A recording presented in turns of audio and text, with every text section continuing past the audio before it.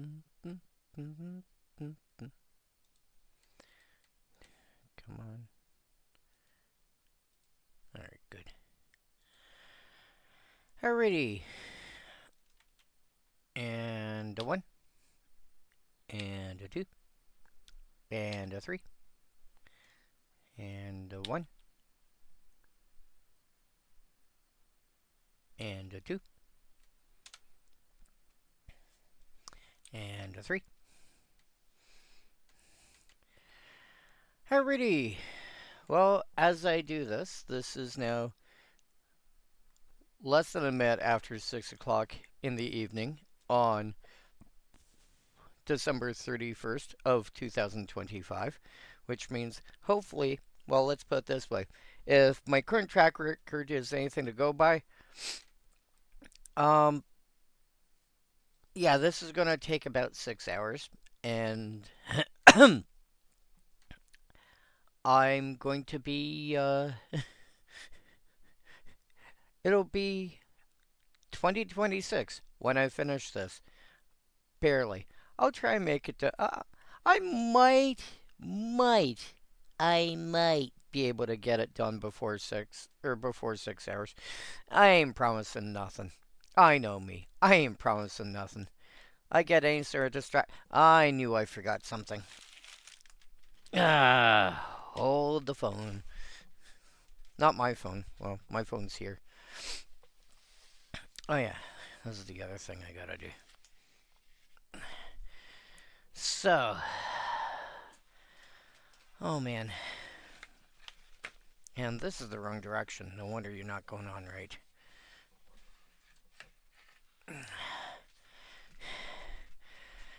Yeah, you can tell what kind of professional I am, right? I never claimed to be a professional. I never claimed to be a professional anything. Even a professional nincompoop.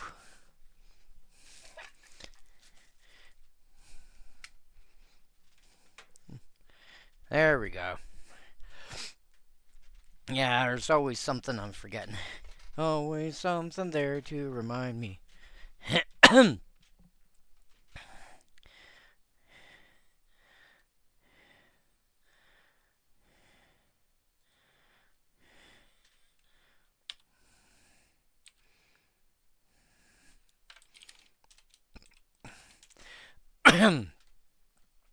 Anywho, so I think this means that for the most part, at least for the monocolors, I get to actually go through all the cards because there's only 15 cards or thereabouts in each monocolor. So I'll be able to actually go through them all rather than, because if I go through my usual 12, that leaves 3. I might as well just do them all. So, we'll start at the beginning. I keep reading this as Loyal Gyrfalcon, and I just realized this is Gyrfalcon. Or Gyrfalcon. I don't know how you want to pronounce it, but anyway. So 4 mana for a 3/3 Flying Defender. Whenever you cast a white spell, loses Defender till end of turn. Realistically, the only reason to play this, as far as I can tell, like, you don't even want it for a bird deck, really, because, well, let's put it this way. For 4 mana, you can get a 3/3 flyer. I mean, I know at rare for you can get a 3/4 flash flyer with abilities.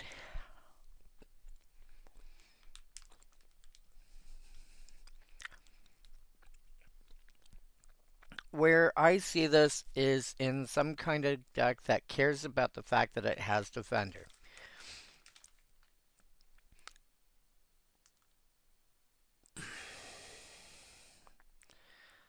So there's 2 different ways to do that. There's, I have Defender, and therefore I get certain abilities. So, for example, oh yeah.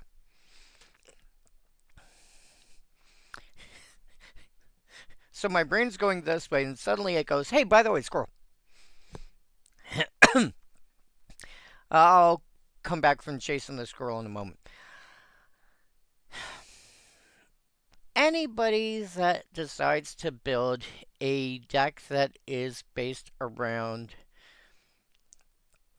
like, there's a term that you'll occasionally hear getting thrown around called tribal tribal.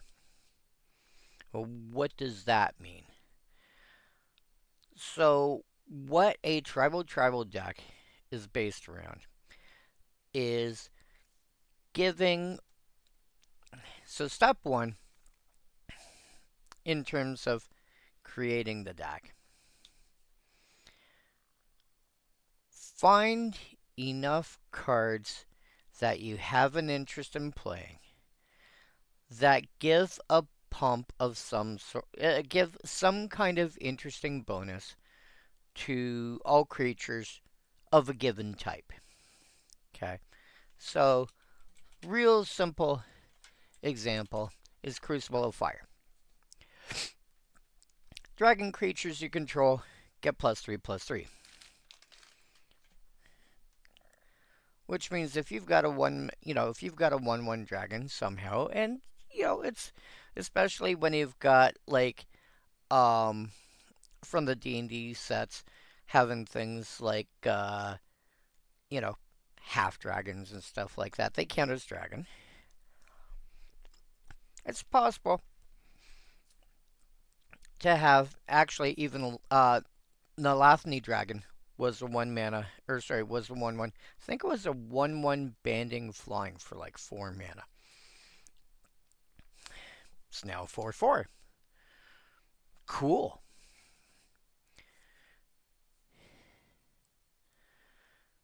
So you find stuff like this that give bonuses to all creatures, some kind of bonus to creatures that have a certain type.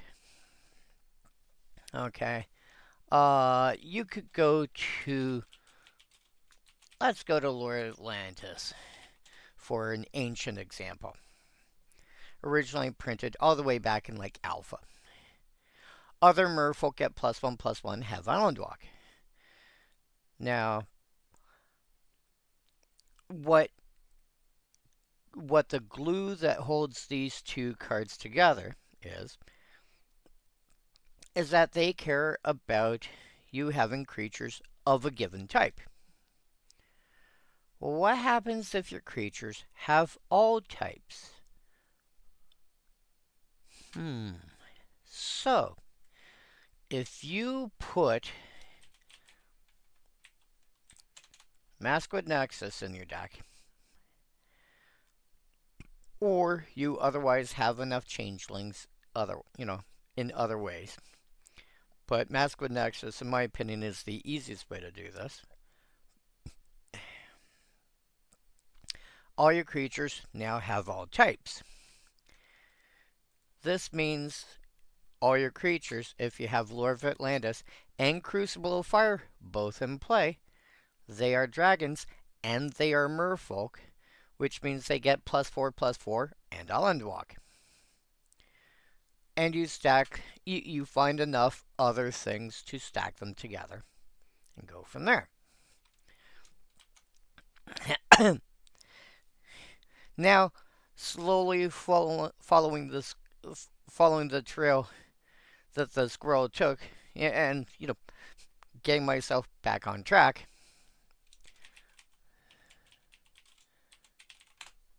There's this cute card called Fortified Area. Wall creatures you control get +1/+0 when you have banding. If all your stuff has all creature types, they are also walls. Which means they get +1 power and banding, which is you can look at the reminder text. The way it was taught when I was learning how to play the game, and this wasn't out yet when I was learning how to play the game, but banding existed. You have an offensive band and you've got a defensive band. Okay? Offensive means I'm attacking. Defensive means I'm blocking. If you're attacking, in the same band, at most, one creature in that band is allowed to not have banding. So it has to be like all of them or all but one have to have banding.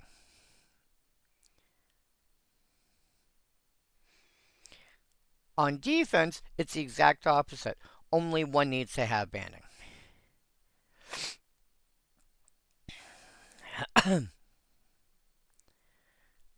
And the band is, the band attacks or blocks as a group. And if you're attacking with it, it is blocked as a group. So anything that blocks one of them can block the entire band. But the key benefit to banding is that when damage is being dealt to the creatures, the controller of the band decides how damage is split amongst their creatures, not whoever they're up against. The controller, so if I attack with a 4/4 and you block with 3 creatures that can you block with like 4 2/2s. And, they've got, and at least one of them's got banding because you're on blocking duty at this point. You're the one that gets to decide how the 4 points damage is being dealt to your creatures. You can assign all 4 damage to one creature. You can assign 2 damage to each of 2 of them. You can assign 1 damage to each. It is your choice.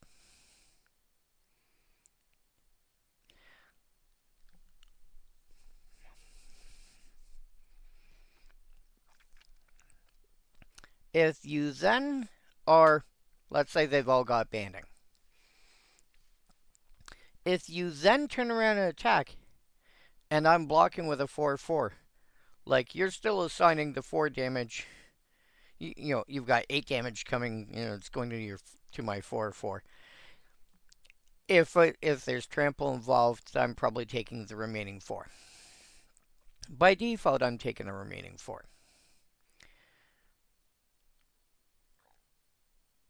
But again, you get to decide. I don't get to say, if they don't have banding, I get to go, well, I'm going to send forfeit at that because I want that to die. Because that is a thorn in my side. If they don't have banding, I get that option. They're your creatures. But I get to make that choice. But if you have banding, you're the one that gets to decide how damage is dealt to your creatures. So you may turn around and say, no, I'm going to put 2 to this. Maybe one of them's a 3/3. So I'll put 2 to this, and then I'll put 1 here and 1 here. And the ones that you want to die, no, that's not getting touched. You go, fine. You know how that goes. And that's basically how banding works. And so if you're playing a tribal deck, Fortified Area gets a lot of interest in a deck like that.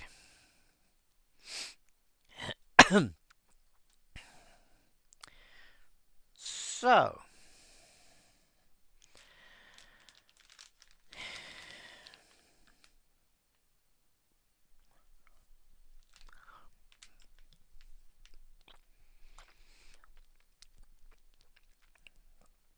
the problem is like a lot of the older cards, that one cards that have got defenders, they're going to be looking at walls because until I believe it was Kamigawa block, nothing had defender. Actually, um,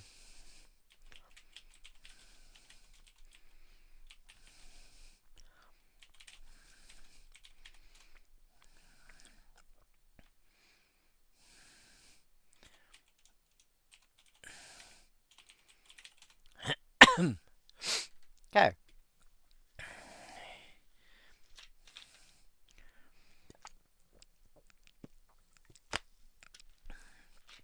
Jungle Patrol made walls with defender. Primal Clay could become a wall with defender. Basalt Golem, when it got sacked from its ability, got a wall. Becomes blocked by a creature that. Oh,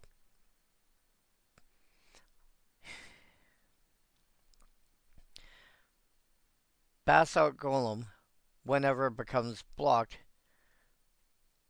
the blocking creature gets sacked at the end of combat and becomes and gets they get a 0/2 wall with defender. So the only creature that actually says nowadays that it has defender that was not a wall is Elder Landworm, which the original wording doesn't say that per se, but it does say that it can't attack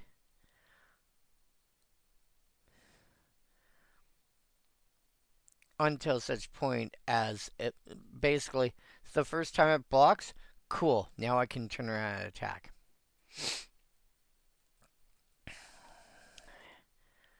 So realistically, the only card before the defender keyword came out that technically had defender would have been Elder Landworm.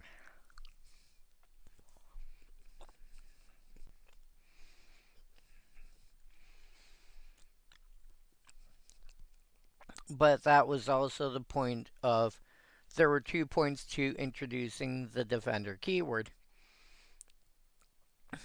Or, well, one was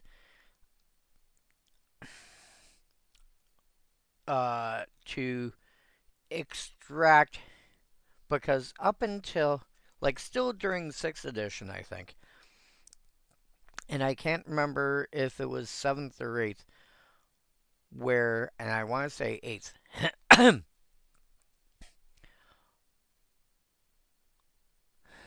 the fact that walls couldn't attack, there were 2 creature types in Magic that the rules for how they worked, like special rules regarding them, were found in the rules as opposed to every other creature type. There weren't any special rules for pixies. There weren't any special rules for goblins. There weren't any special rules for jellyfish. There weren't any special rules for most other creature types that you could come across. There was wall, and there was legend. Because what we now call a legendary creature used to be creature type legend, i.e. legend was the creature type.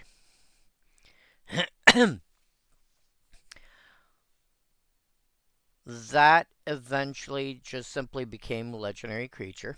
That was an easy fix. We already had the rules for how legendary lands and legendary, I think we had, did we have legendary artifacts yet? I don't remember. but we certainly had the idea for how legendary something else's would work. And so all we did was we turned legendary, you know, legendary creatures. We just we made creature type legend. No, we're just legendary creature, and that fits everything else.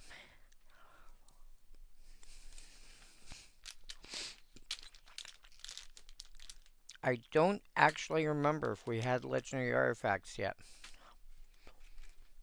I wonder.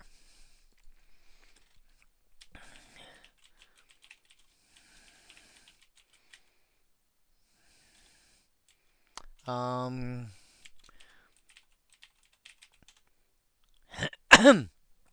Oh, yes, we did.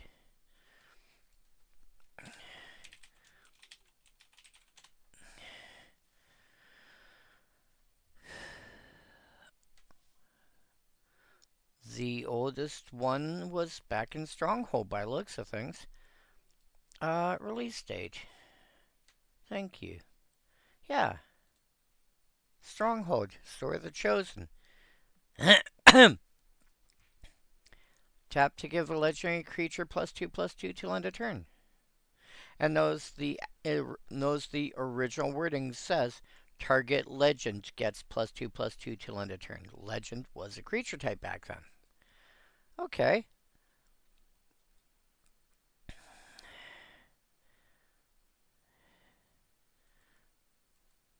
So, yeah. So legend was a thing. And then you also get wall. And the only rule that was relevant for wall was walls can't attack. There basically were no other rules about it.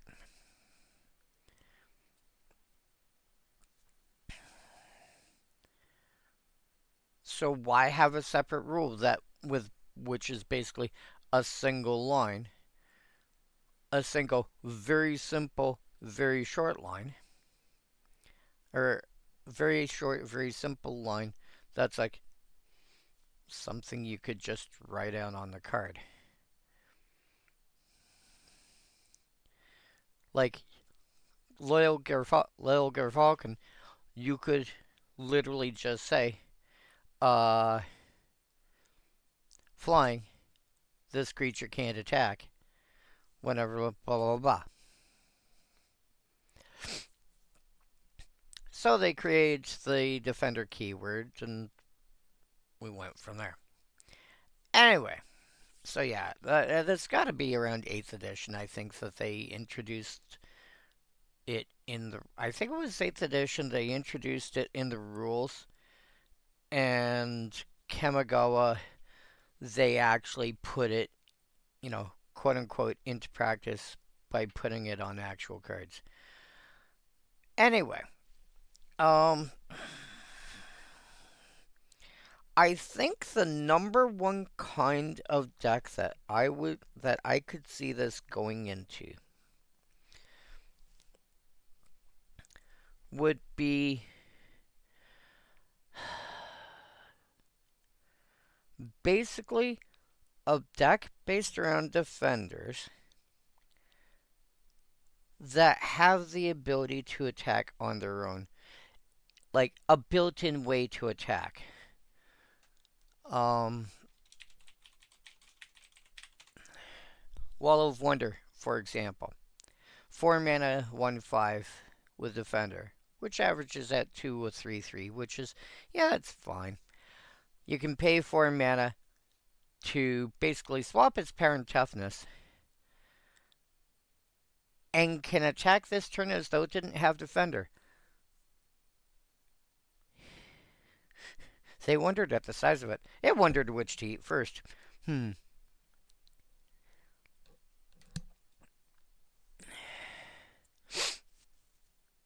Yeah, this is the version I'm more familiar with. So confusing is the wall's appearance that few of its victims even see it move. Yeah.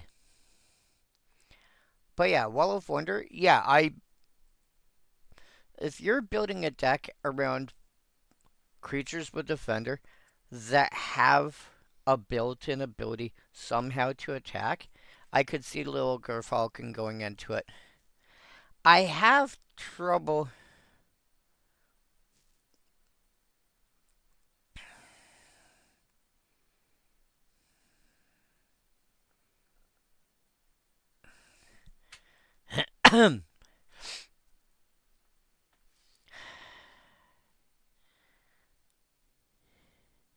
I forget what I was saying now. But it has a way to um it has a way to attack. All you have to do is cast a white spell. Play, play another play another white card that has the ability to attack. For example, Elder Landworm, etc., etc. It's probably the best place because I can't see it going into birds. I can't see it going into like there's a lot of decks where I don't see it because oh good lord.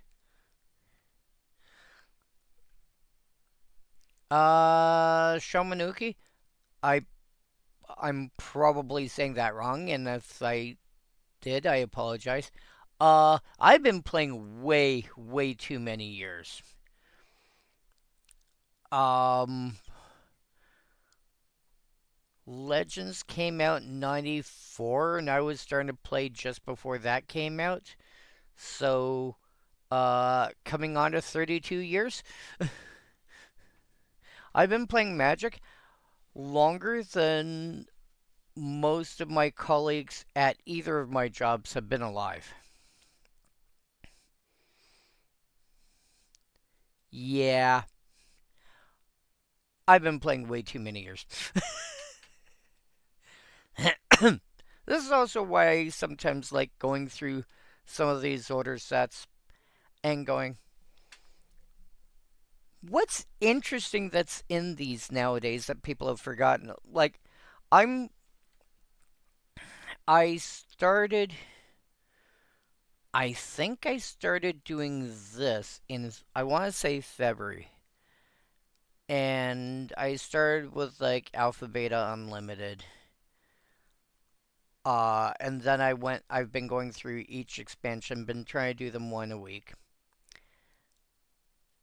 And I have a list on Notepad++.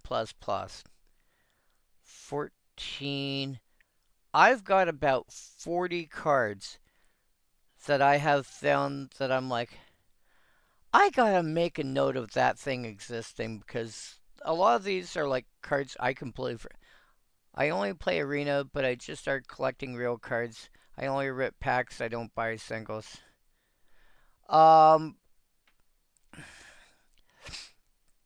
I think part of that might also come from how long you've been playing. If you are really new to the game, like opening up packs is just so much fun. But the big thing about buying the big difference between buying singles versus buying packs, a lot of that comes down to what am I looking for? If I'm looking for a specific card, you're better off buying the singles. It'll end up being less expensive overall. But if you are just like me personally, for example, like I said, I've been playing over 30 years. I can open, because of the kind of player I am, I can open up a pack of anything.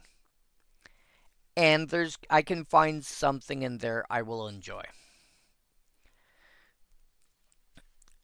Uh, like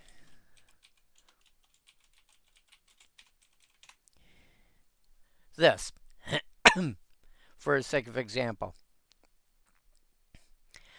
Homelands is considered one of the worst sets in the game. Probably bottom 5. And this game has been around a really long. Like I said, it's been around. It came out in '93.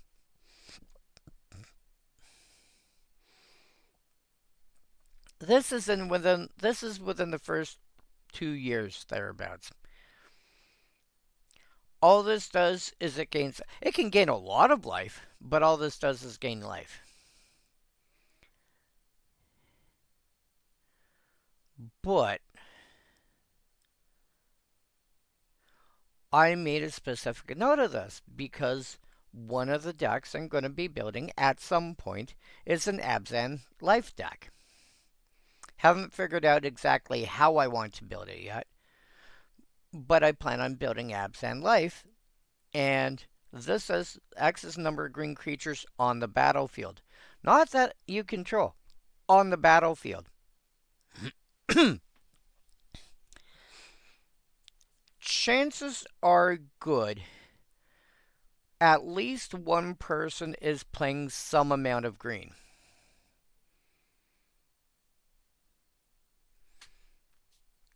Probably 2 people are playing some amount of green, plus you. Well, no, one other person plus you.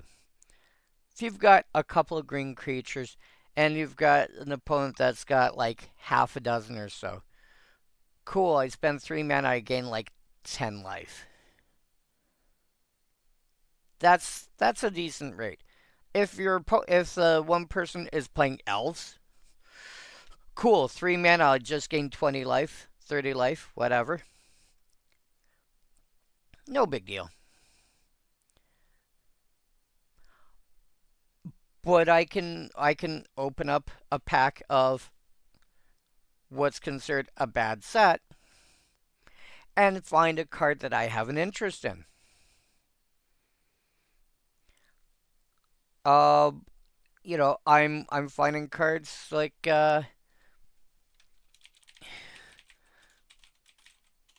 whoops. Slingshot Goblin. Back in Plane Shift. I take a look at it, it's like blue is actually doing really well in Pauper right now. Why are people not playing this in Pauper at this point? You know?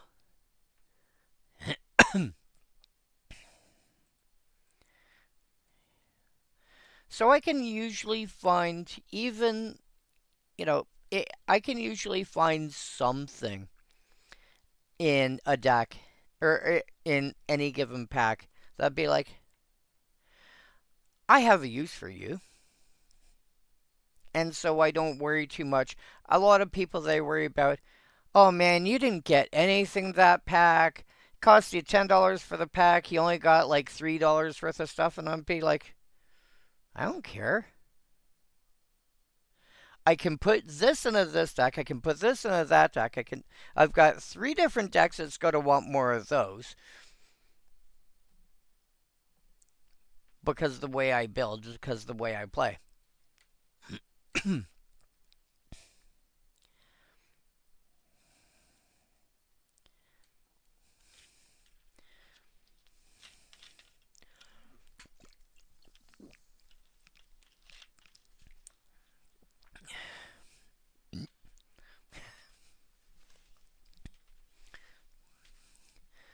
So, it depends.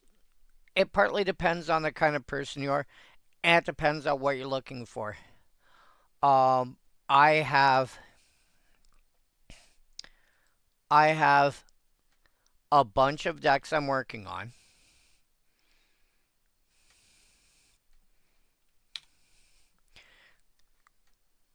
That will get you to this page.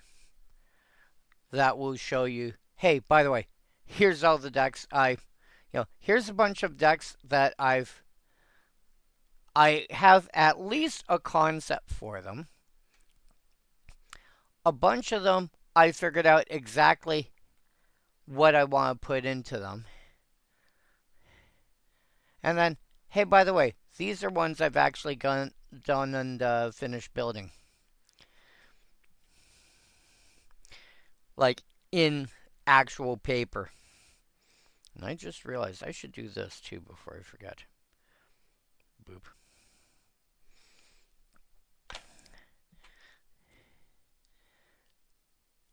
Yeah. Does not hurt to have an idea of what kind of deck you're trying to build before you build it. And some of these are like, I started off with the idea that I wanted to build a deck for every color and color combination. I've been playing a very long time, as I've mentioned, probably 3 times already now.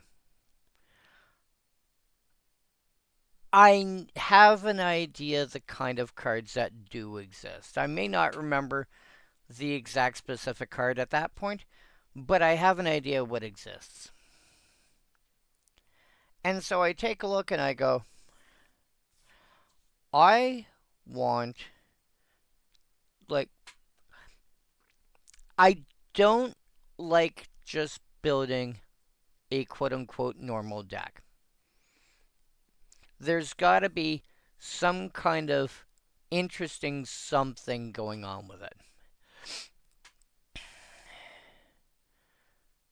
So, for example, if you look down at my Jund list here, it says Alphabet Soup. This is a Jund Reanimator deck.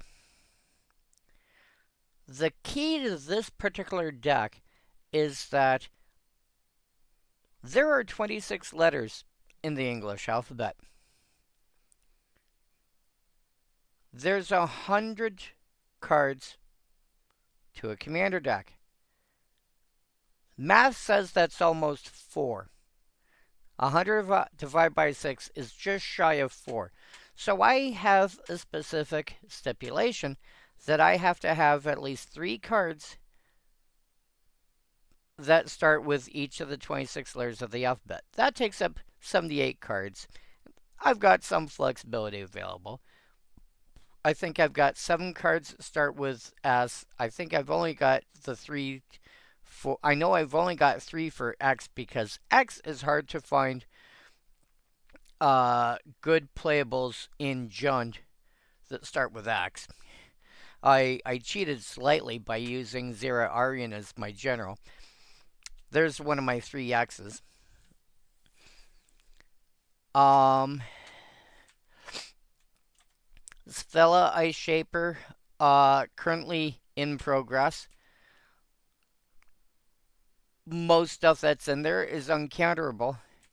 And if you take a look at what Sphella does, boop.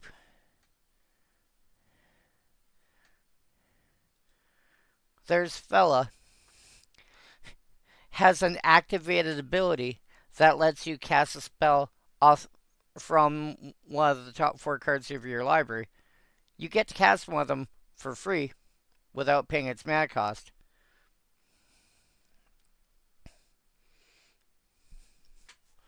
So, harder to counter an activated ability.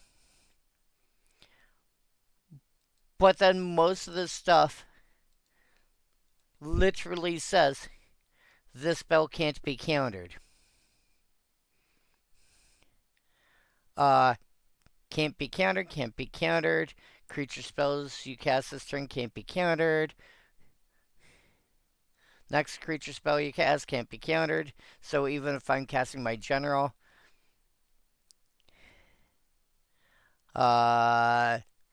some ways to counter stuff on my own.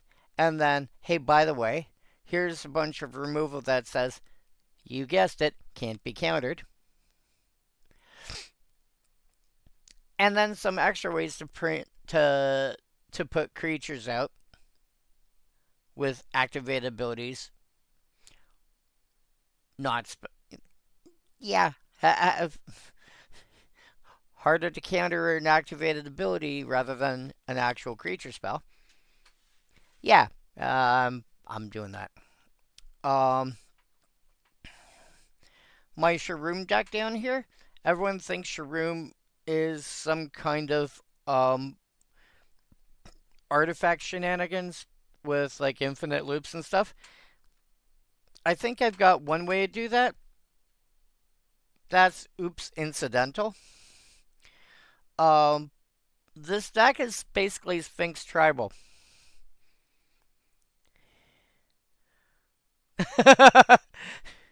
uh, well, again, a lot part of that comes from being in the game for over 30 years, and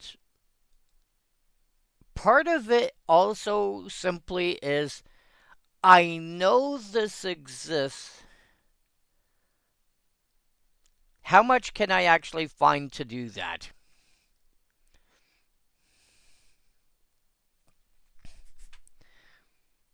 By the way, if you want Sensei, which Sensei are you talking about? Hisoka Minimo Sensei, Sensei Golden Tail, Sensei's Divining Top, or probably Hisoka, or Hisoka or Sensei Golden Tail.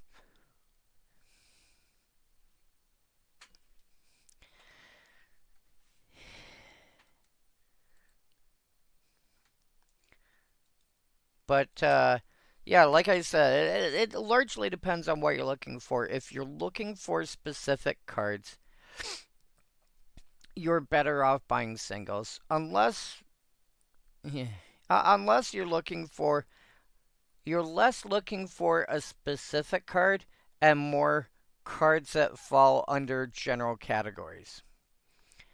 Um, One thing I will point out, so Arena's biggest drawback, in my opinion, is its limited card pool. I know there's a lot of cards on it, but there's so many more. There's over 30,000 cards in the game. And I wish I was exaggerating. It's over 30,000. More than 3 times over 9,000. And so if I'm looking to build a deck, a lot of the time what I'm looking for isn't something that's on Arena. However, a lot of the time it does end up being on, for example, Magic Online.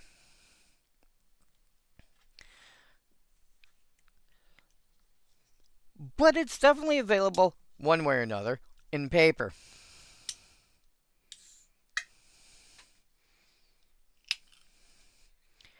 And so there are certain cards that I really, really enjoy.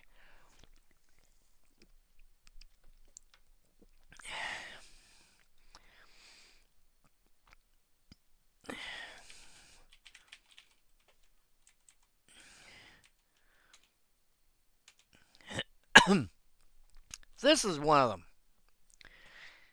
Aftershock, originally printed in Tempest, then got reprinted in Jumpstart 2022, and then the list. I have no idea why I'm doing. I only know. Oh yeah.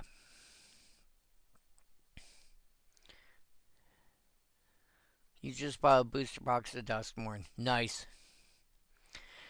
Yeah, Dusk. There are certain groups of people that wish Magic would stay Magic. They don't like the idea of going to they don't like the universes beyond. Yeah, they don't like universes beyond. They don't like um quote unquote real life stuff getting mixed in with the game. Duskmourn, a lot of what comes from there comes out of stuff like Ghostbusters, for example, or the Twilight Zone, haunted TVs, this, that, whatever else.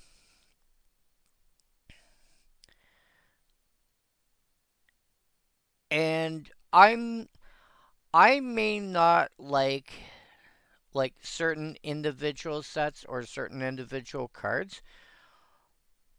But I've been playing the game long enough. Like how many times over the years has somebody turned around and decided what would what would this thing look like as a Magic card?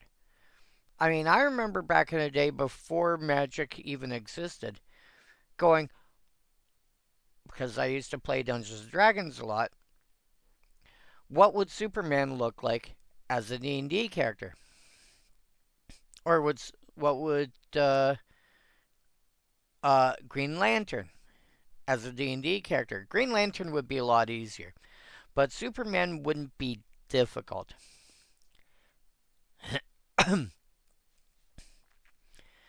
And a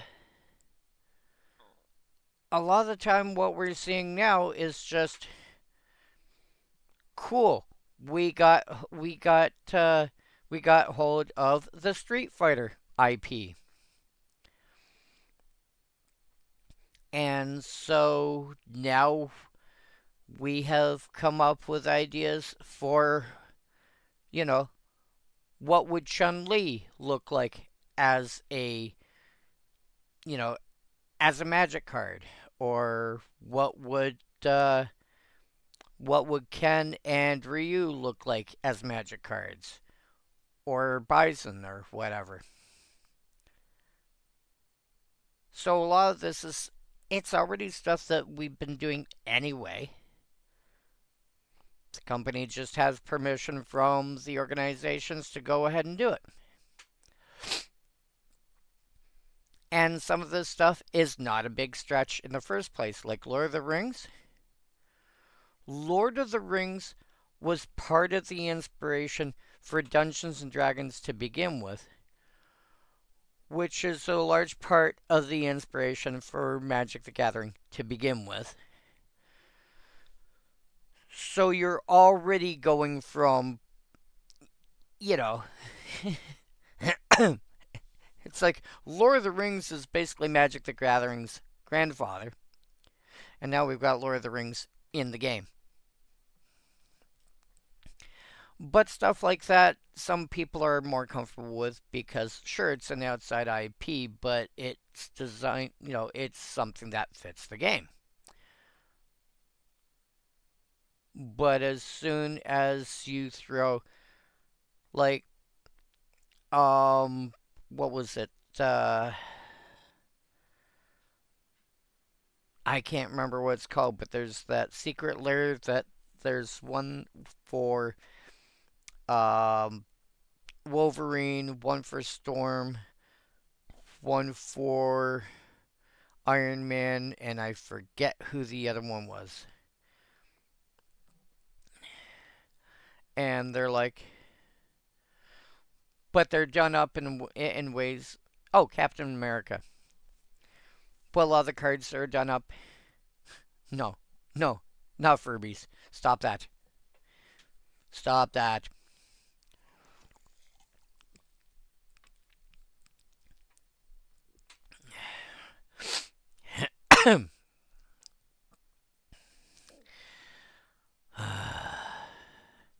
But yeah, like stuff like Ice Storm.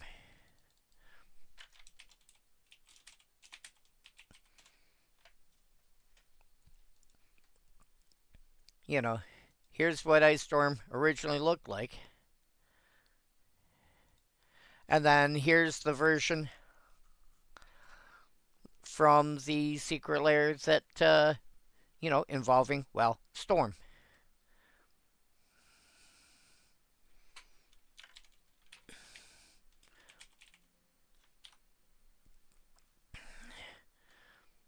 Yeah. So. Oh, they had one for Black Panther as well. Was not. I mean, I think that was one of those things that I knew of and I just forgot. So yeah, Black Panther, Captain America, Iron Man, Storm, Wolverine.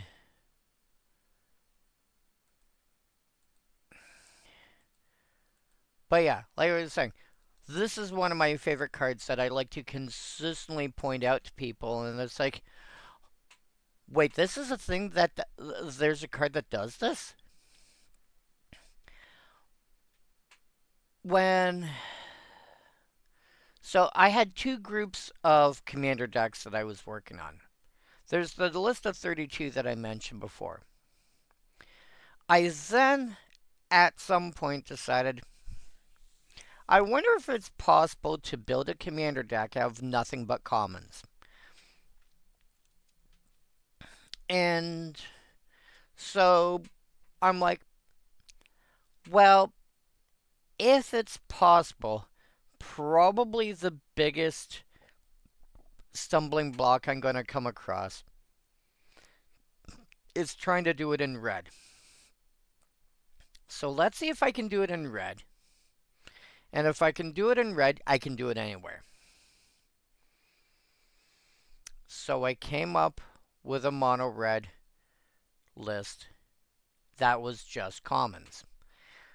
And the first thing that I decided was I wanted to see if there was any way to remove creatures in mono red at common that did not care how big the creature was.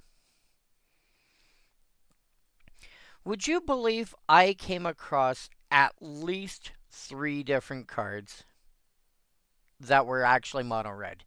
And this is one of them. And this is probably, in my opinion, the best one. Again, this is a card I consistently point out to people. Aftershock, 2 red, 2 other, sorcery. Destroy target artifact, creature, or land. Aftershock deals 3 damage to you.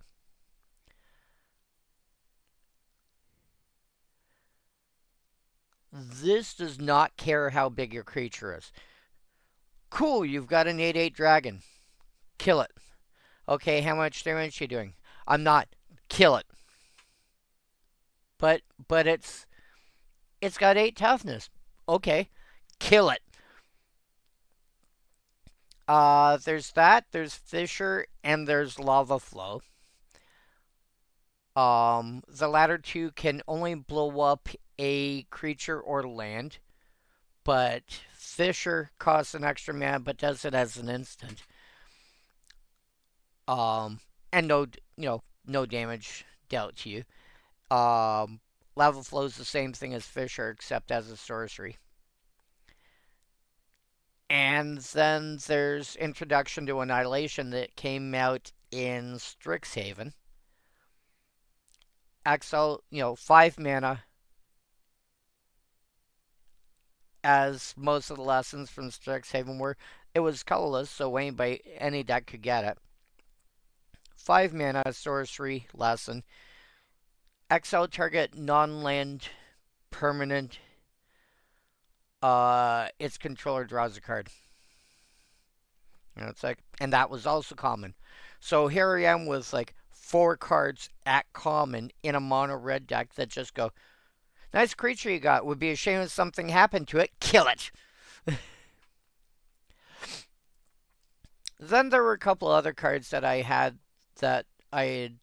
added as to deal with certain kinds of like what was it? Dead Shot? No. Hammerheim Deadeye.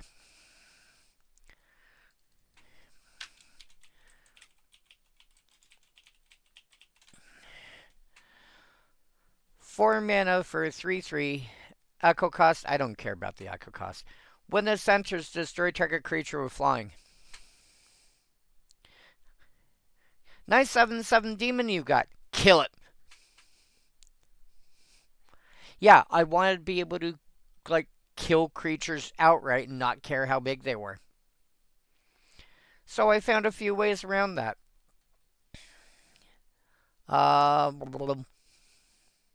Boop.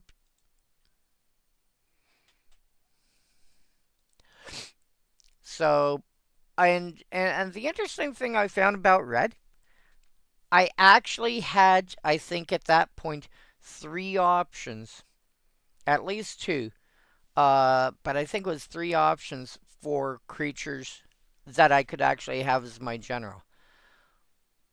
It was hard to come up with generals for any of the other monocolored decks. They literally didn't exist yet. Red, I had Joven and I had Chandler, which has got the same activated ability, like basically same size, same activated ability, except destroy target artifact creature. And I think there was one other, and it might have been Aaron the Relentless, which is just like a 5/2 with haste. And I think it could regenerate. But it didn't suit the kind of deck I was going for. And, you know, handful of creatures that are in there just to be a threat. A bunch of cards that were there that whenever you cast some kind of spell, it does a thing. You know, this one gets +1 counters on it. This one, I can ping stuff, and whenever I cast non-creature, it untaps. This one pings stuff, and I cast a red spell, and it untaps. This one, I cast a non-creature spell, it just 1 damage to each opponent. This, whenever you successfully cast a creature spell, tap target creature. Oh, if you go, like I said, if you go to this link, anything that's here in this first column, I have actually physically built.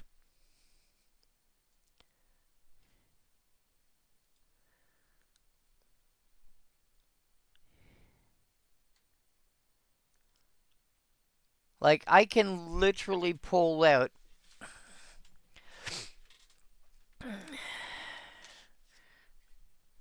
Let's move some stuff. Move that, move that. This can go over. Yeah. This comes down. This comes down. This opens. Alright. So, I think that list said 21 decks. 5, 10. Okay, that one's empty. Alright. So,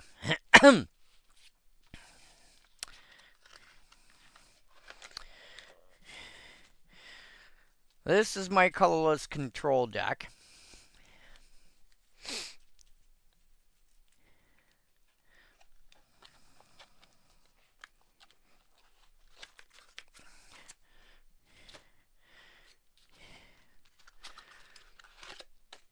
This is my mono white deck with every combo I could think of jammed into the same deck and no way to tutor up individual parts of it. So I might find one piece of one combo, another piece of another combo, and have no way to find the other piece of the appropriate bits. This is my mono blue deck that thinks it's a green deck. It ramps the way a green deck does. It has big creatures. It has landfall triggers. I get +1/+1 counters. I do all sorts of stuff that feels very green, but it's got like 20 basic islands in it.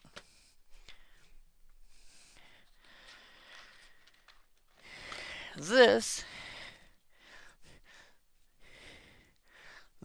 is my mono red deck that is based around throwing auras on a red creature that people never play as an actual creature, just as a convenient card to discard because it keeps coming back every turn.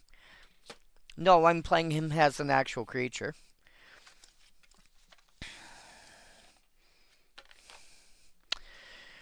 This is my mono green control deck that beats down with flying creatures.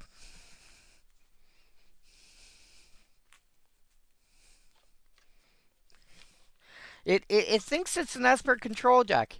but it's mono green. Uh, this is the aforementioned Zera Aryan Alphabet Soup Jund Reanimator deck.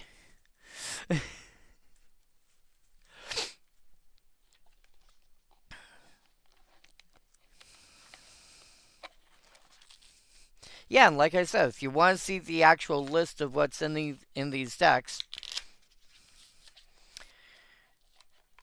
this is my Kalia's Angels deck. This is my first deck that I actually built myself. Like, actually went and figured out what I want to do and built it.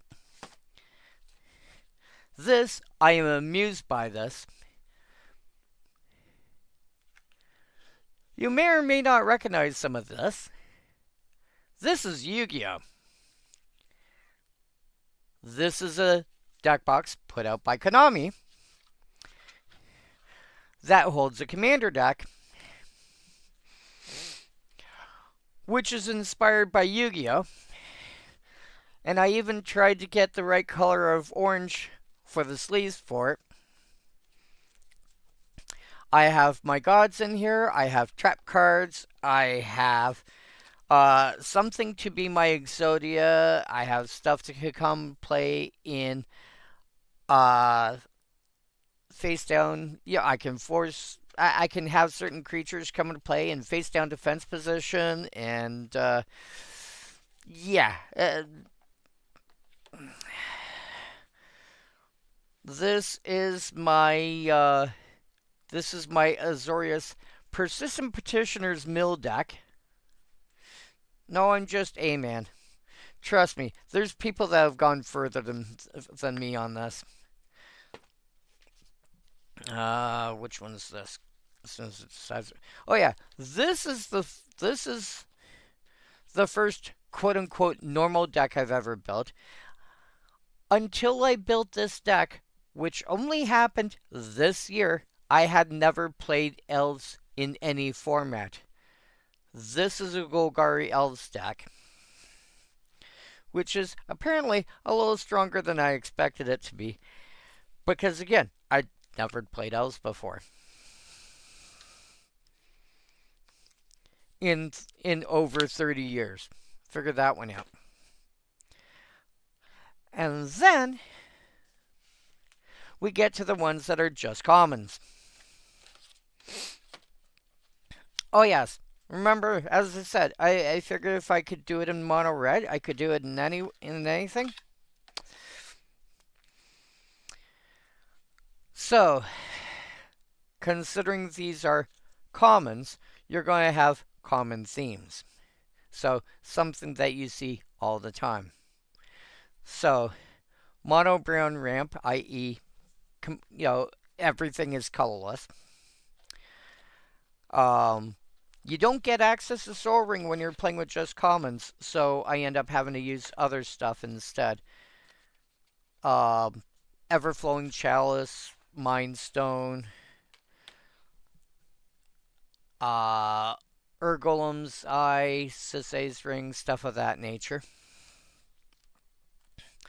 My mono white, you could say it's a token deck. Basically, the concept of this deck is I spend one card, I get at least 2 bodies out of it.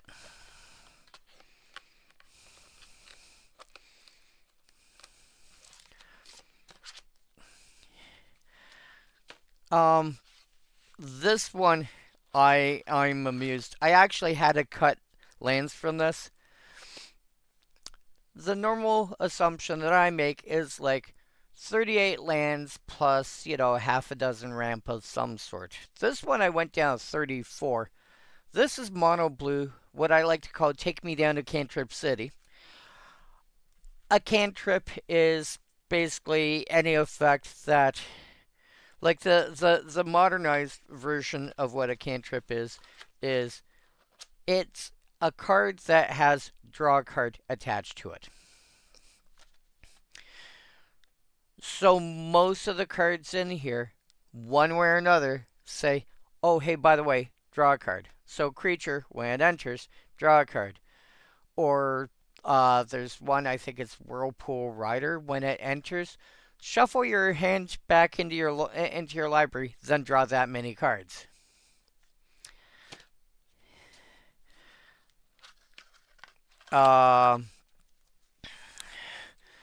Mono black aristocrats, i.e., sacking stuff for fun and profit. And usually killing your opponents in the process. This is the updated version of my mono red deck. I've taken some stuff out and replaced it with more spells, than making it more based on spell triggers.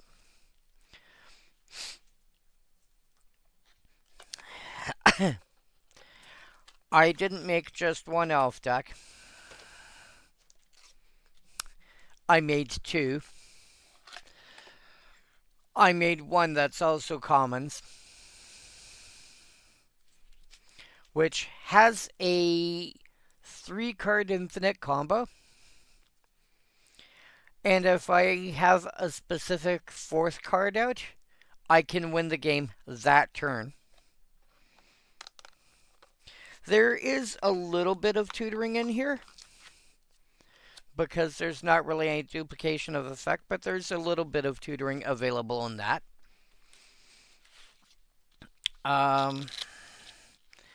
This one, I literally just have to get my hands on a copy of the general for it. But this is Selesnya Poison. Again, just commons. Any way that I can find to poison somebody, and pump spells to go along with it. Because if the creature has, for example, Infect deals damage to a player in terms of poison counters, rather than just dealing damage. Well, if it's got, if it's a 4/4, well, it's going to deal 4 poison. You're not going to take 4 damage. You're going to take 4 poison. This is my... What are you? Gruul? Yeah. You are my... This is my Gruul deck based around big creatures being cast for cheaper than they should be.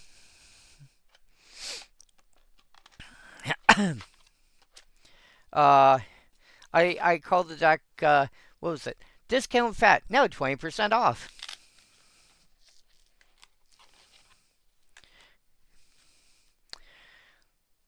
This is my Dungeons and Dragons themed deck.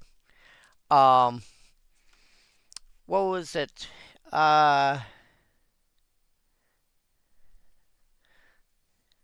What did I actually call you? Oh, yes. Dungeons and Parties and Changelings. Oh, my. Yeah, there's the initiative mechanic in here. There's the party mechanic in here. There's entering into the dungeon as a mechanic in there. This is my Dimir quote-unquote reusable bodies deck. I either have my creatures, I either expect to flicker, or I expect to bring them back from the dead. My general also happens to be A, a pirate, and B, have first strike. So some of the stuff that's in there are pirates, and some of the stuff that's in there deals with first strike. And my last one, which, oh my god, I was so glad when I finally got a chance to actually finish this one off, because do you know what it's like when your deck is almost complete and there's one card that you have to pin down and it's almost impossible, and it's a random janky common, but it's in a set nobody opens, Nobody or people that have it, they don't want to trade it because, it's from a weird set. Even though it's like a 25-cent common or whatever. Yeah,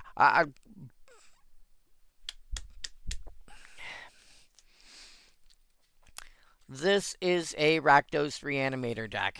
I needed one specific card from it, and it was a pain trying to pin it down. And finally, I'm lucky I've got 3 local game stores, well, 4 technically, within a half-kilometer radius that one of them actually had the card I was looking for, and I was so happy when it's like, oh yeah, we have that. No way. Yeah, here you go. How many do you need? So I grabbed a couple. But yeah, those are the decks I currently have built.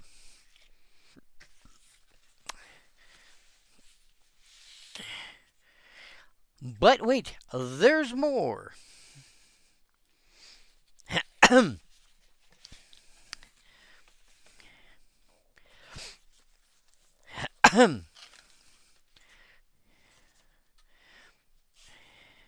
if I can.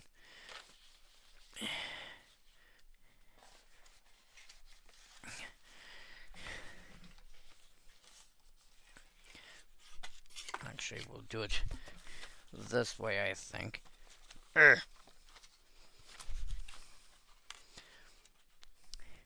So, each of these deck boxes is a deck fragment. I.e., this is a deck that's in progress. And, for example, this one here,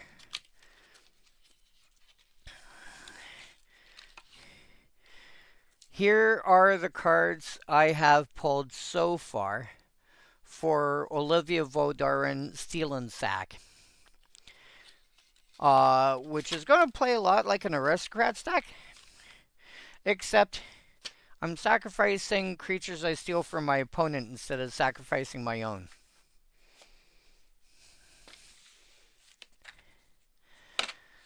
So, yeah. Some might say I have a problem. I'd say I have a hobby. I also say I have something that keeps me out of trouble and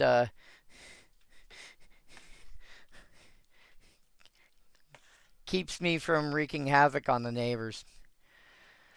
Yeah, I have oh lordy. So according to this, 1, 2, 3, 4, 5, 6, 7, 8, 9, 10. That says 10. I don't think 10 is accurate. Nope, 10 is accurate. Yeah, I have 10 decks in progress. Oh yes, I can finally get her off my list now.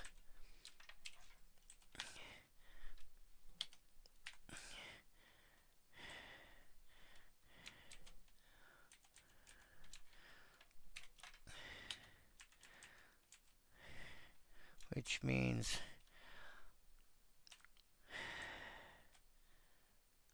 delete column. Boop.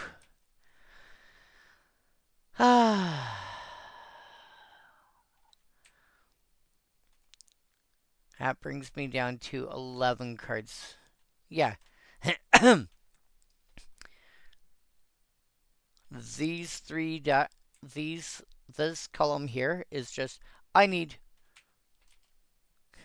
Torsten as my general to finish off that deck.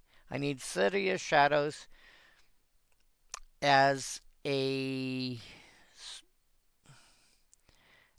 interesting land that can generate lots of mana. for another deck. I need Gift of Doom to finish off my Yu-Gi-Oh! Inspired deck. And those are done. And according to this, I have 11 decks left to go, and I count 10. What's the... Oh, wait. Okay. Nope. That's right. Actually.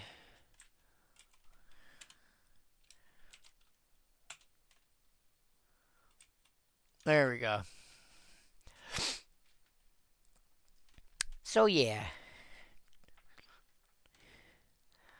And some of these would, like,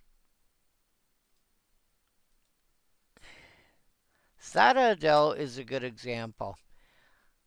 I would not realize that a mono blue ramp deck was even feasible if I hadn't been playing a long time. And when I say I should rephrase that. Mono blue ramp has been buildable for quite a while. The way people think of of a ramp deck for blue is heavily reliant on artifacts and artifact synergies, and you know, tap, add two to your, add 2 mana, spend this mana only to cast artifacts or something of that nature. I wanted to build it in a way that felt green. I wanted ways to find lands and put them into play in some way or another.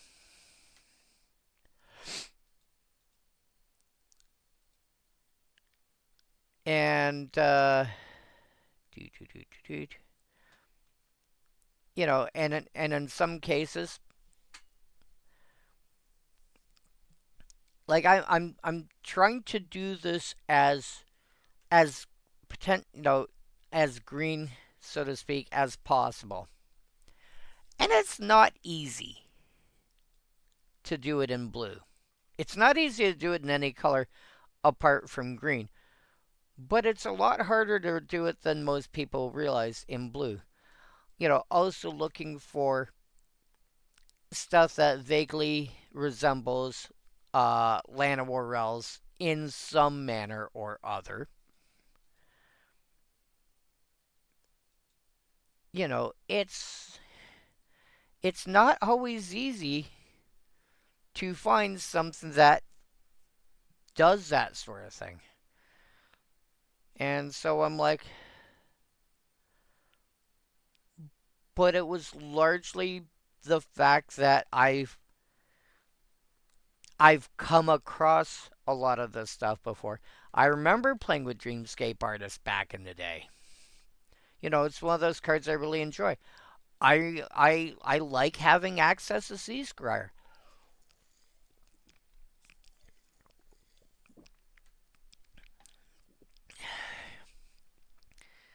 A lot of these cards, nobody's even heard of them before.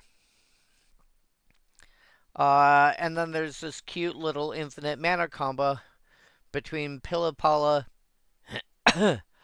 and Grand Architect, which generates 1 mana of any color. Usually you're creating blue. Every iteration. And then it's like actually the impetus for this deck specifically. See if I can find it here.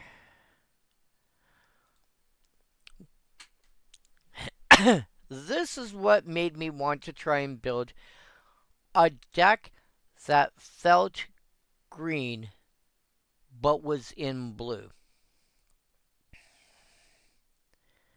Sphinx of Mogosi. 3 blue plus 3 for a 6/6 flyer. Blue plus 2, colon. Draw a card, then put a +1/+1 counter on it. Wait, what? Yeah.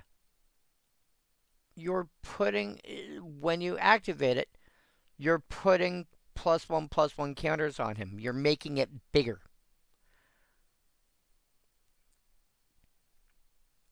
That's not something that you normally see in blue, but it's something that you can see in green. This could easily get color shifted over to green as far as I'm concerned. It might not be, might not have flying, but the rest of it, sure. I did have to cheat slightly though. The easiest way to find lands in your deck when you're playing blue, let's just go back here, is stuff like Trinket Mage. Search for an artifact card with mana value 1 or less. Reveal it and put it in your hand. I am running every artifact land I legally can.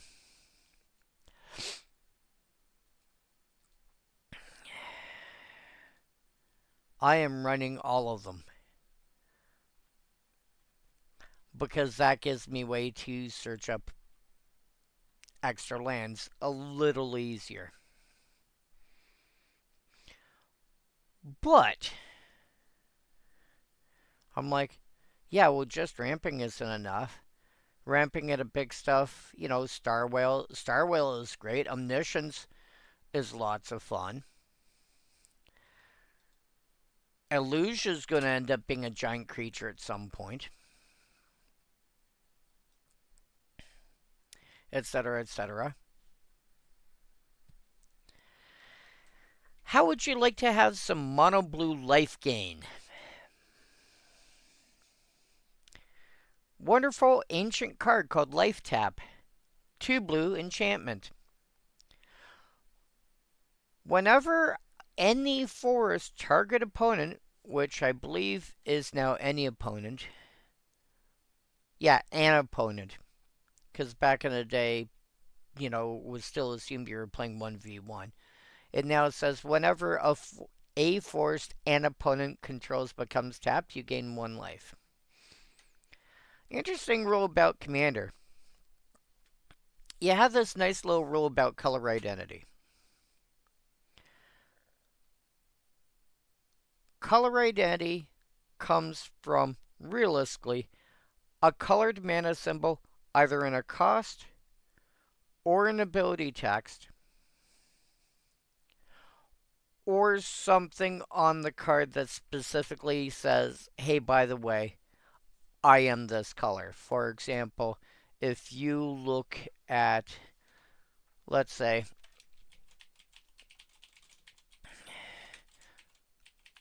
Kobold Zakir Keep.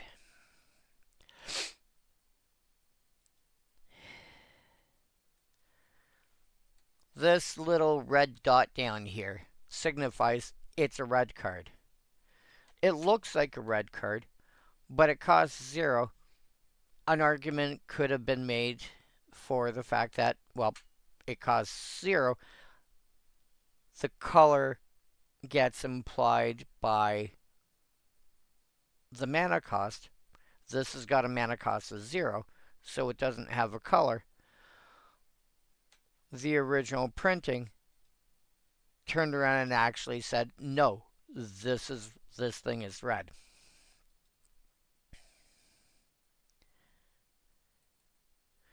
So they gave it the red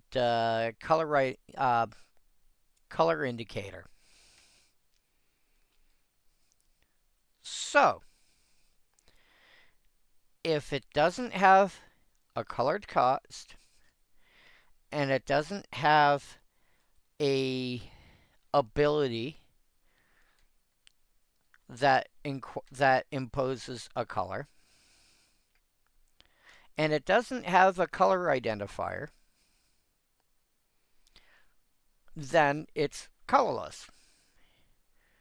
This means that lands, by default, are colorless unless they fall into one of the one of the aforementioned categories. So, for example, if we go to my mono blue ramp deck again for a sec, you know, Phalanite Temple has a blue color identity. It's got blue mana symbols on it. Volcanic Eruption has got blue Lance cost, so it's got a blue color identity. Raven Form, it's got a blue ability. It's got a blue color identity, etc., etc. What doesn't have a blue color identity, and in fact has no color identity, is Yavimaya Cradle of Growth. You can legally play this in a mono blue deck. You can also, by the same token, play Urborg Tomb of Yawgmoth in a mono blue deck or mono green deck or whatever. Well, why would I play Yavimaya Cradle of Growth in a mono blue deck? Life tap. I play that. Everybody's lands are now a force. I just pulled everywhere. It's a land that says it's all lands. Everywhere.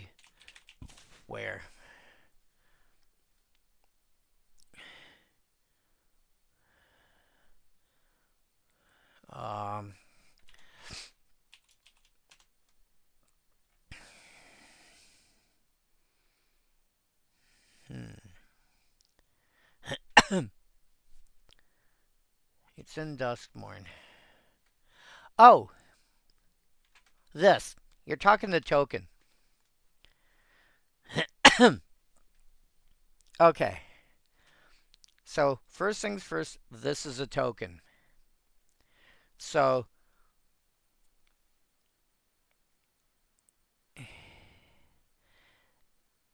it is the token that is used, is the token that's generated from Overlord of the Hauntwoods, which says whenever it attacks, create a tap colorless land token named Everywhere. That is every basic land type.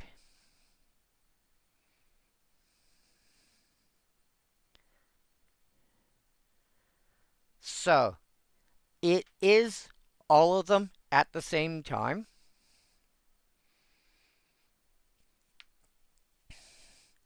Keep in mind, this isn't, this is a token. This isn't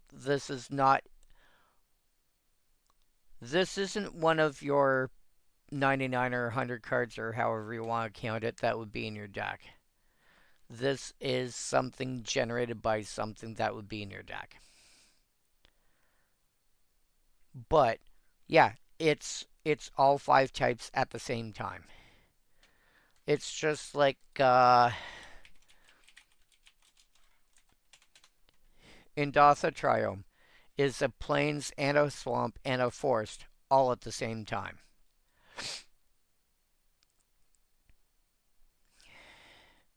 So, the Everywhere land is a little bit like the Indatha Triome and Zagoth Triome and I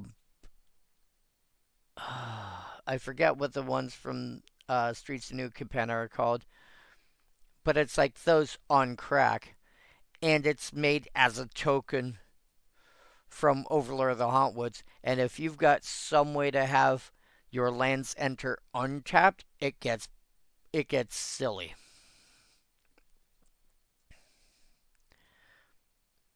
But yeah. Yeah. So, like I said, you can't put the Everywhere token in your deck. But you would if you have Overlord of the Hauntwoods. You might want to put a few of them in your deck box along with it. And again, this is one of those times when, cool, I've got like 4 of these everywhere tokens. I'm going to see if I can pick up a copy of Overlord of the Hauntwoods for a reasonable price and go from there. Cool, now I have one. Now I can put in my deck, and now I have use for these tokens. But, yeah, again, I've been playing way too many years. And I wouldn't be able to come up with, like, I wouldn't be able to even conceive of some of these ideas if I hadn't been playing a long time, or hadn't been around people that have been playing a long time that would be able to guide me to, hey, by the way, you know this is a thing you can do. Wait, what? Yeah, do you know this is a thing you can do? What? Um, like a colorless control deck, I wouldn't have thought was the thing I could do. Uh, my my mono white, I call it multi balls based on the idea of like, if you have any familiarity at all with pinball, uh, once you do a certain thing, like once you do a certain thing in pinball game, you release all 3 balls. Oh, thank you.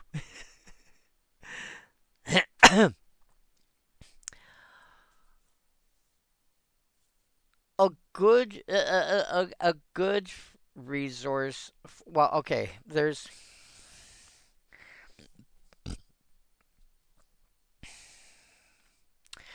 a couple of places I would direct you to, um in terms of like learning about, even if you're not, like, some of it is if you're looking for specific cards, and some of it is if you're looking for ideas. One is MTG Goldfish on YouTube. Their Commander Clash series. Pretty much every week there's a new, hey, let's play Commander, but here's the stipulation. And the last one I saw, the first person to 69 lands wins. There were some interesting ways to get around that. Some people were like, hey, let's make a bunch of land tokens. Or like you could have mechanized production on an artifact land, and every upkeep you get a new token that's a copy of it. Or, you know, also Card Market also occasionally does Commander videos. And they had one where it's like everyone starts off with 1,000,000 life. And that one ended with the game coming down to attacking for lethal with relatively small creatures.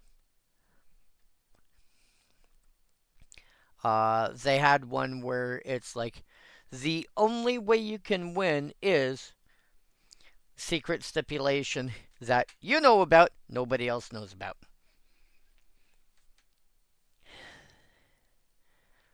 So those would be a couple of interesting places to find interesting ideas for deck building.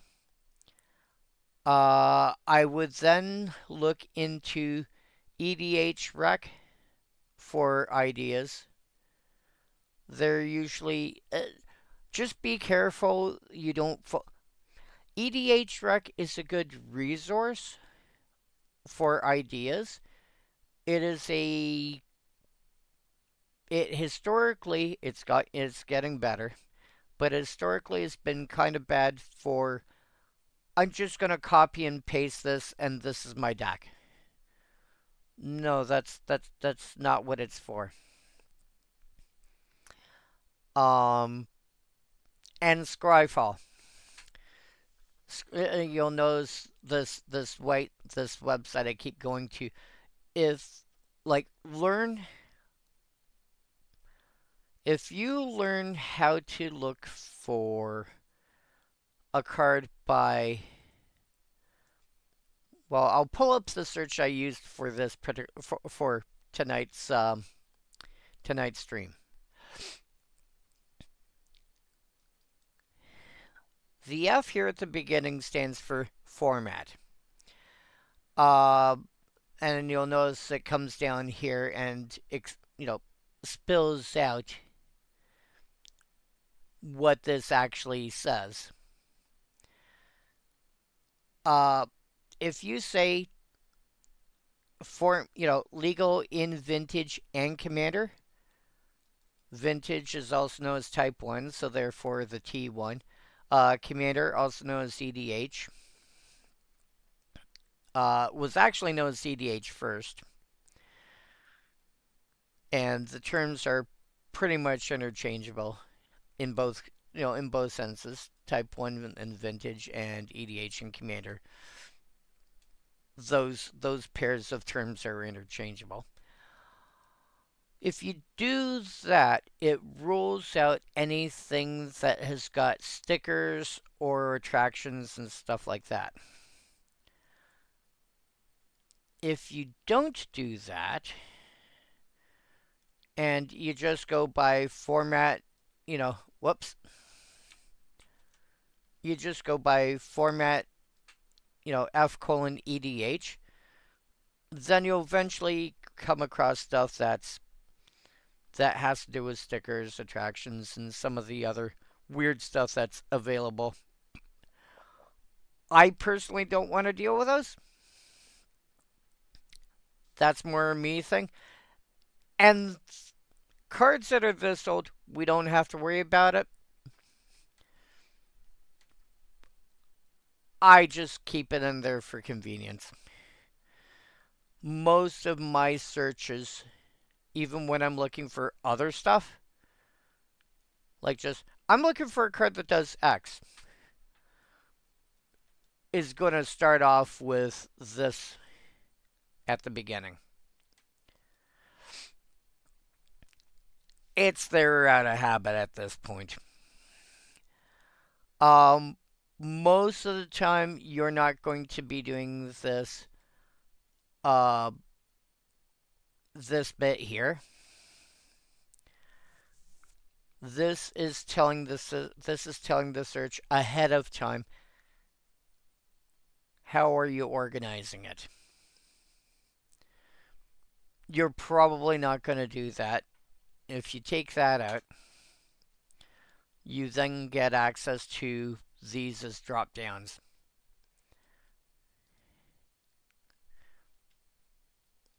And you get to do it that way.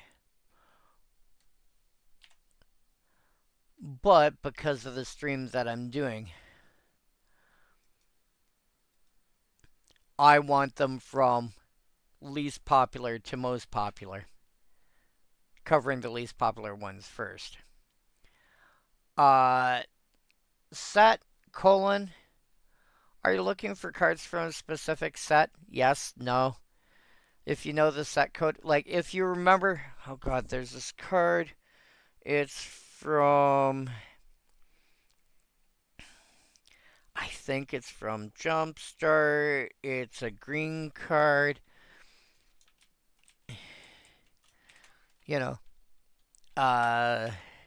It's from Jumpstart. It's a green card. It's got power greater than, it's a mid-sized creature, I think. Okay, well, here's the cards that are at least green. No, it's exactly green. It's not multicolored, it's exactly green. Oh, okay.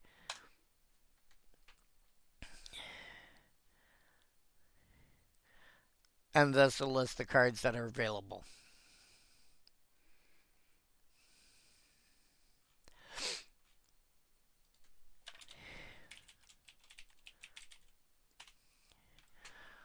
Well, it's not a reprint. Oh, okay. That's got to be this thing then.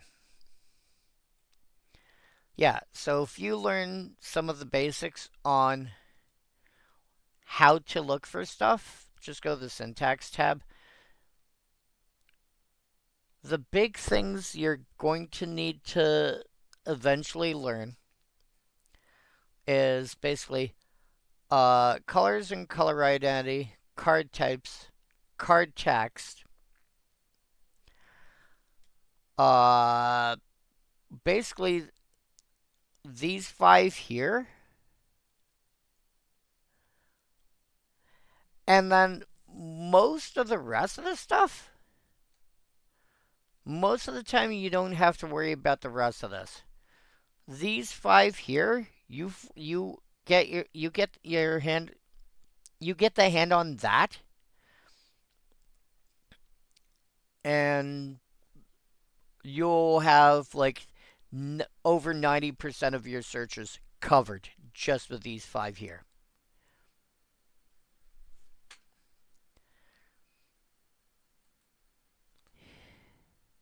In fact, most of the time, if I'm not using one of these five, um,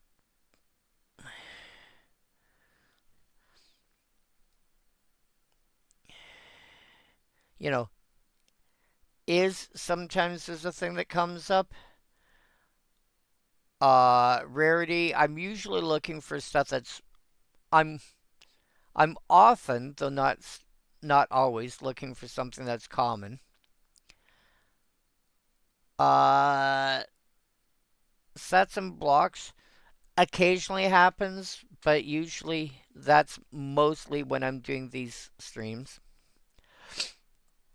Format legality. Sometimes I'm looking for something that's in standard, also known as type 2. Um,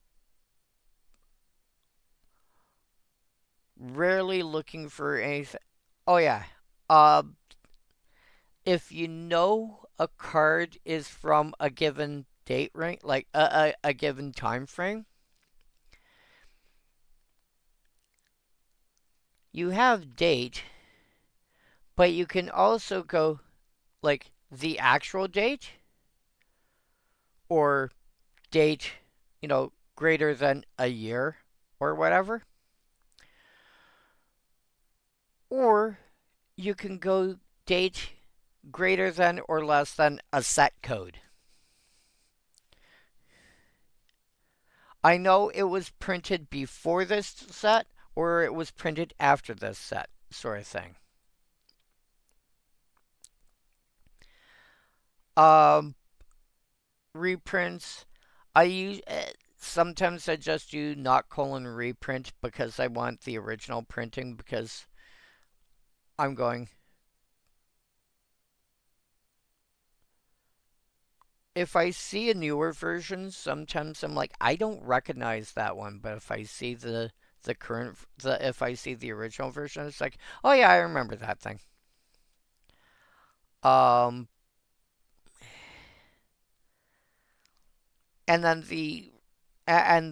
nesting condition, basically knowing to use brackets.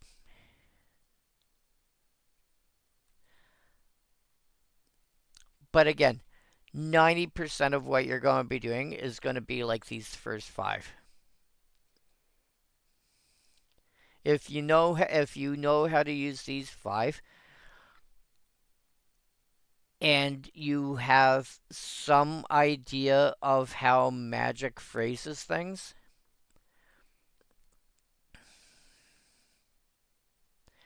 and for example, Kithkin Zealot, the cards I started talking about when you showed up, or tried starting to talk about.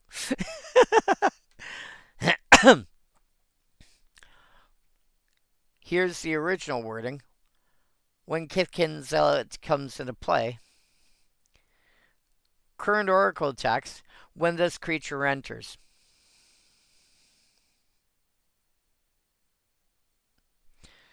So it helps if you know how to convert what it did say to what it does say. And then you can find the card easier. So,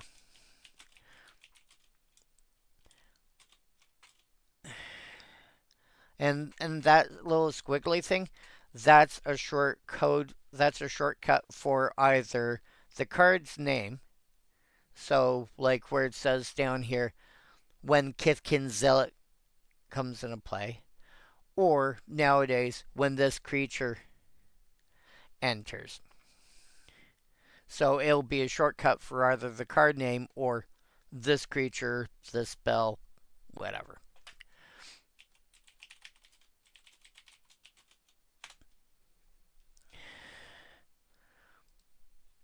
Oh yeah, the other thing, game colon paper. If you want ones that actually physically exist on in paper. If you want ones that are on Arena, uh, and there's Magic Online.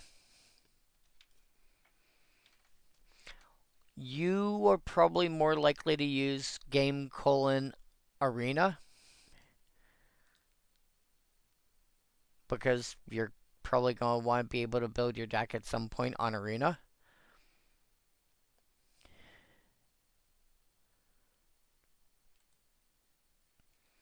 I'm more likely to want game colon paper because I'm going to want to be able to create my deck, you know, actually create my deck in paper.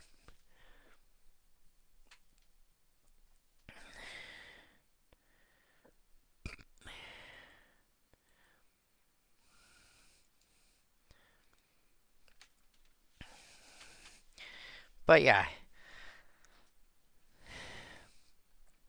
hopefully I've given you some. I may have given you a little more than food for thought. Maybe just a little bit, just a little bit, a little bit, a little bit.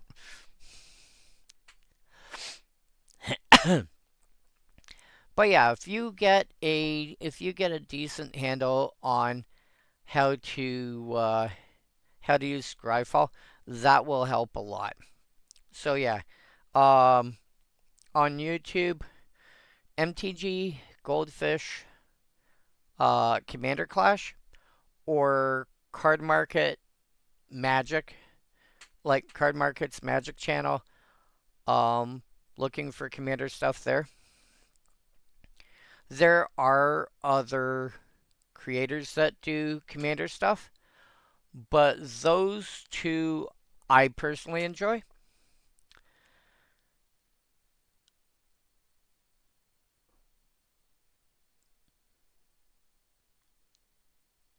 EDH Rec is a good place if you're is a good site for getting ideas, and then Scryfall for just simply learning how to search for cards that do a thing.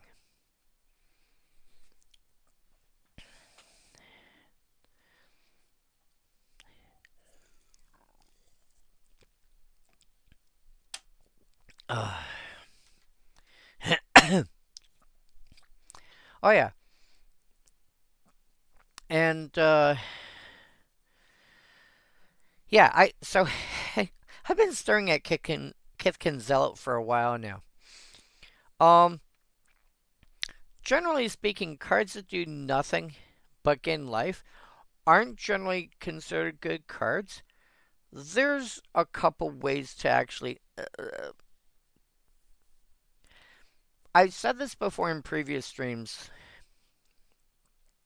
There are two different big categories for life gain. And it basically boils down to what kind of deck are you building. And like I said, there's two big categories. There's, let's say you were to gain 10 life. Does your deck want you to, A, have 10 instances of I gain 1 life, or B, one instance of I gain 10 life? And depending on what kind of deck, what the answer is, will determine more how you build your deck. Kithkin Zealot, kind of like the Enhava I pointed out earlier, can gain you a bunch of life in one shot. It cares about black and or red permanents. So if somebody's playing a dragon deck, well, they're going to have a lot of permanents. If somebody's playing zombies, they're going to have a lot of permanents. If somebody's playing goblins, somebody's playing vampires or whatever, they're going to have a lot of permanents, and they're going to be red and or black. And maybe they're both. And so for 2 mana, you get a 1/3, and you just take a look and go, you've got a bunch, you've got not enough for me to worry about.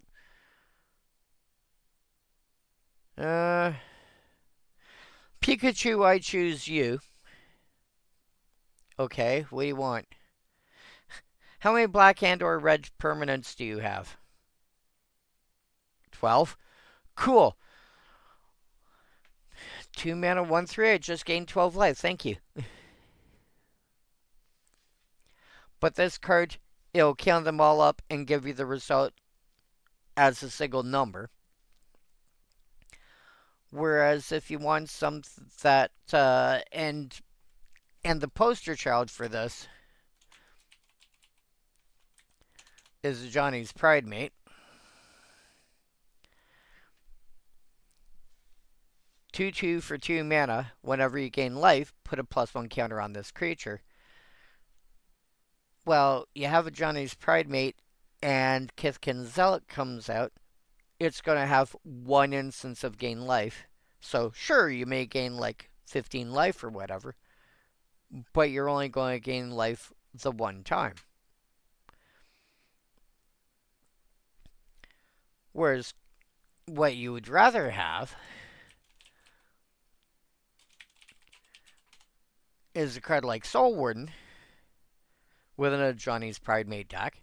Whenever another creature enters, you gain 1 life. Cool, so for those, 13 zombies that just came in off of Army of the Damned. Cool, I just gained 13 life, thank you.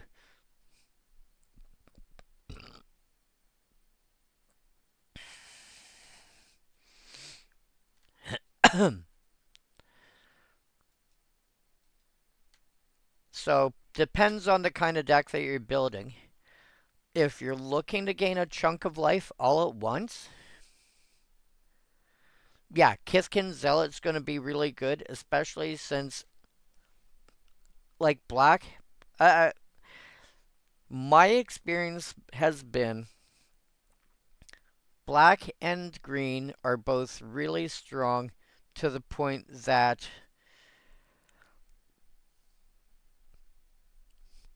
there's a lot of ways to build them as monocolored. They're really good in 2-color decks. They're really good in 3-color decks, especially if you're playing black and green with or without something else. Like Lateral Elves is just silly, but that might partly be due to the fact that it's also elves. Black and green are just like, they're up here. Red has got a couple of ways to build it, realistically, that most people care about. And after that, it's like, it's a supplemental color.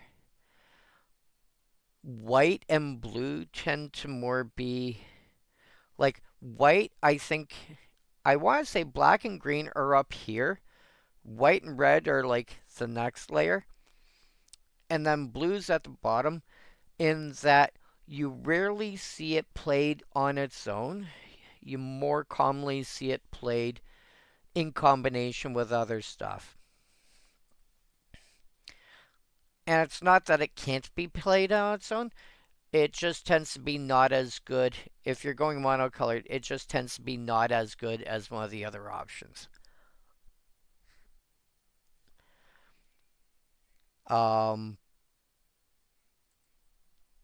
That's how I see things. But Kithkin Zealot, yeah, like if you suddenly need to gain a bunch of life for whatever reason, a 2 mana for 1/3 is about right. And just suddenly being able to gain like 10 life out of nowhere can put you from I'm kind of having trouble here to okay, now I can breathe. I might actually be able to survive another turn. Endure. The biggest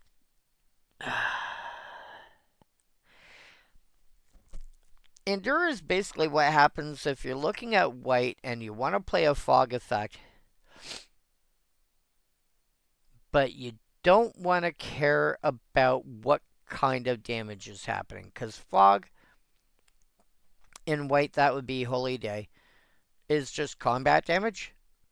This is all damage, period. So, people playing Chain Reaction, for example.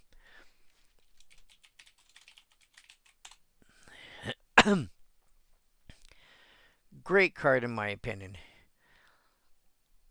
If everybody has 2 creatures in play, this deals 8 to everything on the board. For 4 mana.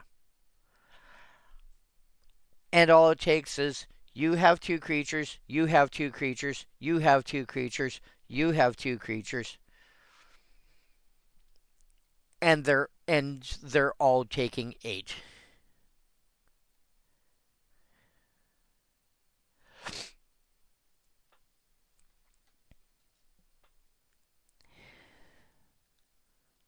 It really doesn't take much for that thing to get out of hand.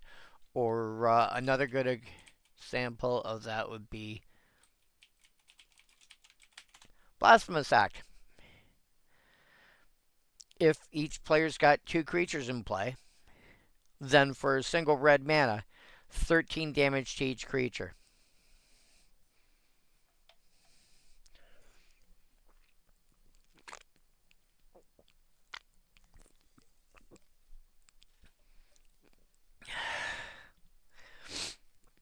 That is going to kill most things. If it's not indestructible and doesn't have protection from red, that is going to kill. Yeah, exactly. Couple other really solid board wipes.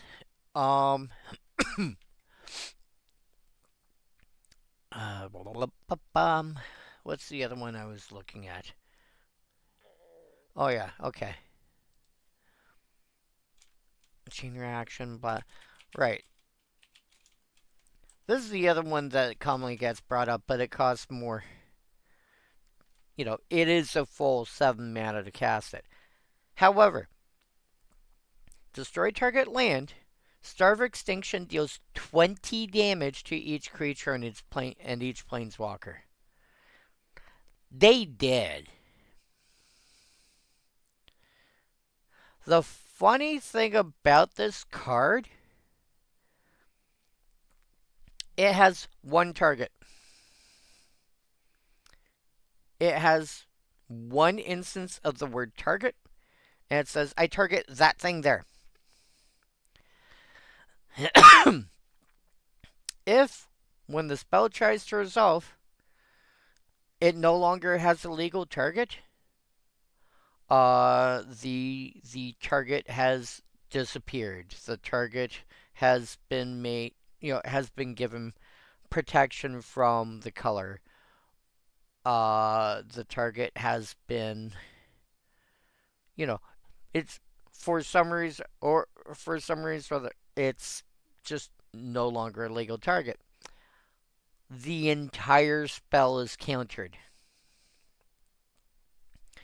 So, I mentioned Fisher a while ago. I never actually pulled up the card.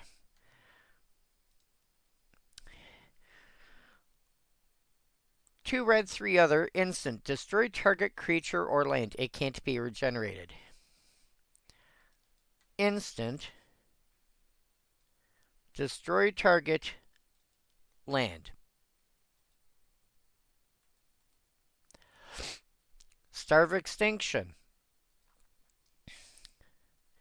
7 mana sorcery. Destroy target land. 20 damage to each creature and each planeswalker.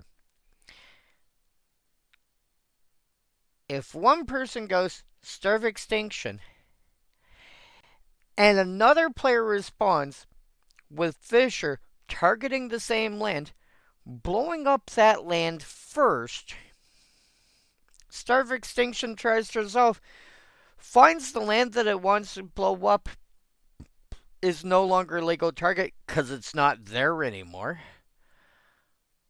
The meteors are thrown off course. The land doesn't get blown up, and everything on the planet survives. AKA, no damage dealt to the creatures, no damage dealt to the planeswalkers.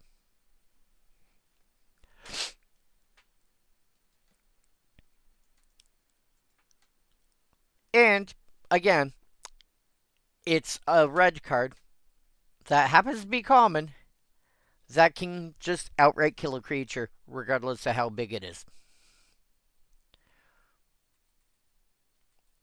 It's a little expensive for a card like Murder, but you're playing it in red.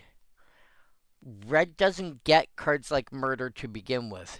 Red gets, deals 7 damage to target creature or planeswalker or whatever. Red does not get... Yeah.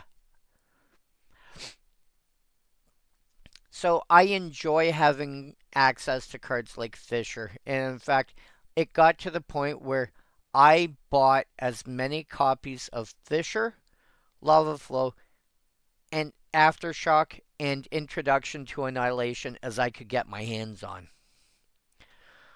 Because I'm like, I'm going to want them in almost every deck that runs red. Commons or not, I'm going to want them. That being said, you go Endure. You go Starve Extinction. Cool. In response, Endure. My stuff lives. I don't know about yours. My stuff lives. Oh. That's a problem. I thought you said you were going for a board reset. I think you failed.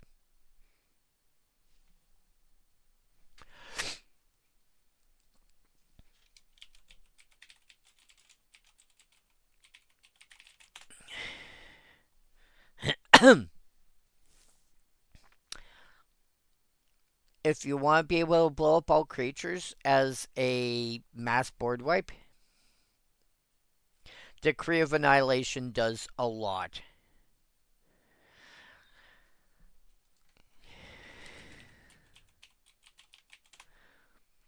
Although you might want to start off with Jawcall Hops instead.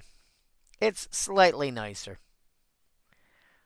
It does blow up all lands in the process, but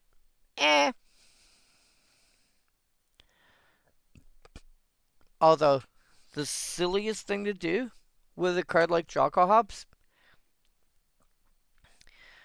play it in a deck that's got a bunch of Earthbent lands. Wait, what?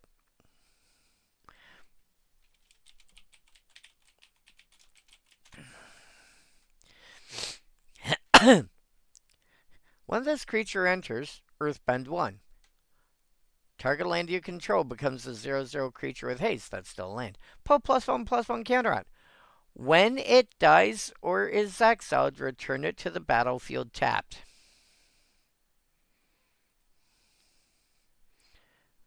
Well, I just blew up all lands in the process. Oh. But this, and this, and this are all going to come back to me tapped. So on my next turn, I'll have 4 lands. The rest of you will have had 1, maybe. I'm not apologizing.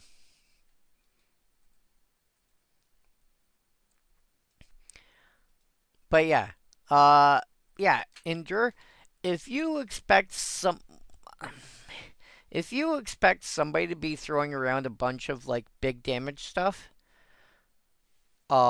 Inferno's another good example.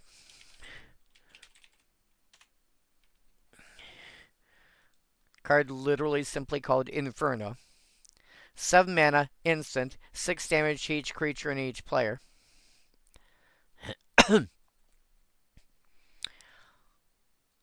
You got somebody that's throwing around stuff like that, and you're like, yeah, okay, that's nice.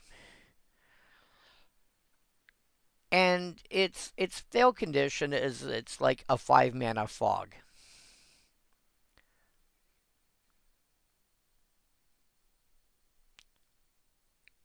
Prevent all damage to be dealt to you and permanents you control this turn. It's going to prevent damage to your creatures. It's also going to prevent damage from being dealt to your planeswalkers.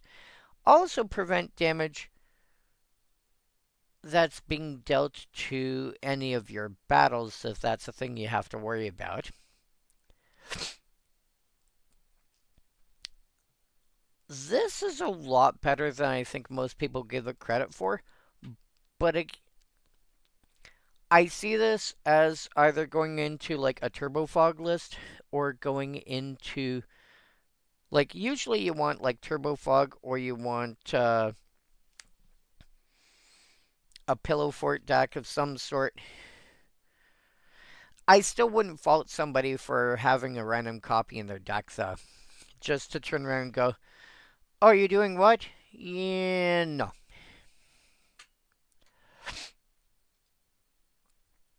Sun's Enlistment. Oh, Retrace. Retrace is hilarious. So, Retrace is basically a twist on Flashback.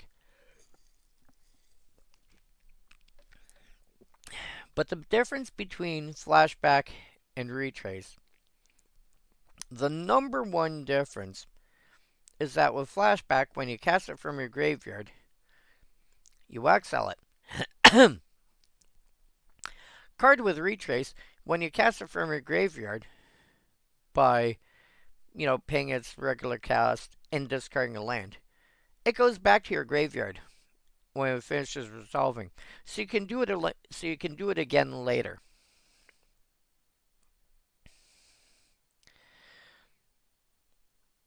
That means that this one card, cool.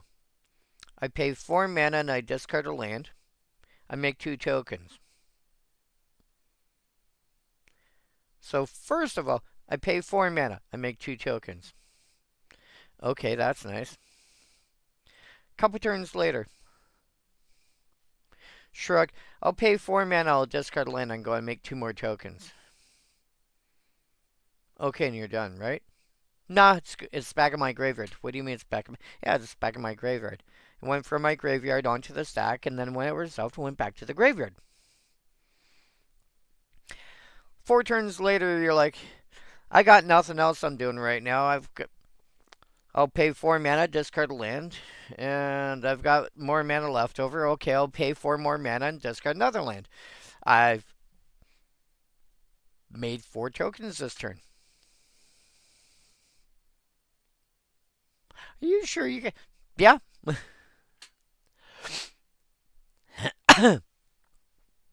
You don't exile a card with Retrace when you cast it from your graveyard unless you're giving it Flashback or something instead. But, with its own ability, yeah, no, it stays.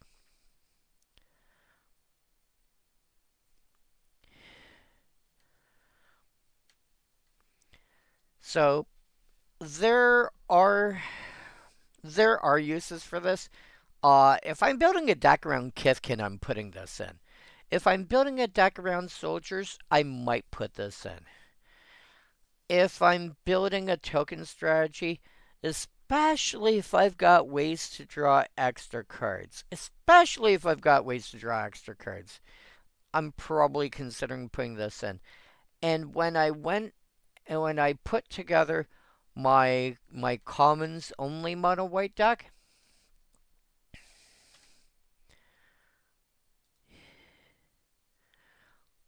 It only makes 2 creatures. So you look at it, 2 bodies, it's like, yeah, I don't see it there. It's because it's not there. It's under 3 plus. Why is it under 3 plus? Because you've got it, because you can easily cast it more than once. It's not unreasonable to be able to cast this like 3, 4, 5 times during the course of the game. And every time you're getting 2 bodies of it. So if I cast it 3 times, I've netted 6 bodies. I cast it twice. Yeah, exactly. Again, that's the entire point of this particular deck. Recruit the Worthy, same idea. I pay 4 mana. I make 1/1 token, but the Recruit the Worthy is back in my hand. Which means I can cast it. I can pay another 4, make another. If I can spend 12 mana a single turn, I make 3 tokens, and I still have the Recruit back in my hand. That's why I organized this this list the way I did. Icatian Crier did eventually get cut. My life into pieces. Sorry, what was I saying? Yeah, Icatian Crier did eventually get cut. It didn't end up doing what I was looking for. It was nice on paper, so to speak, but it didn't end up doing what I was looking for.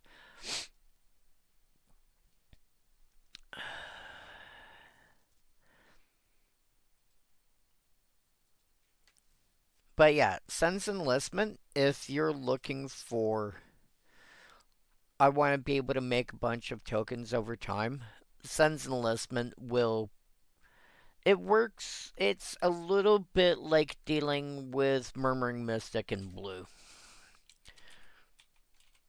Which is, I would say it's underrated, but if you ever get into playing Pauper, this thing is brutal.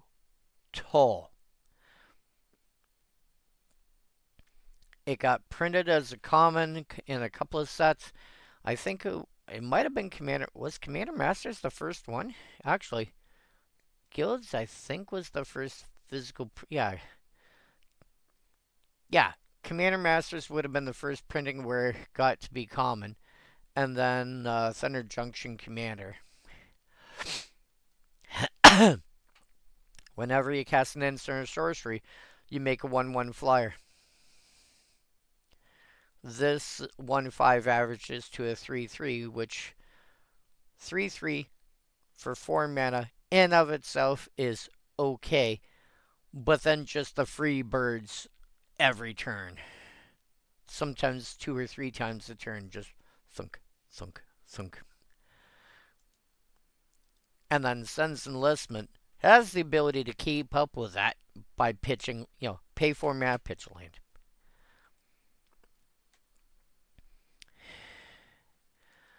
Light from Within. This is our first card with Chroma. Chroma is the progenitor to Devotion. Cards with Chroma are not necessarily permanents. Cards with Devotion generally are permanents. Light from Within. Each creature you control gets +1/+1 for each white mana symbol in its mana cost.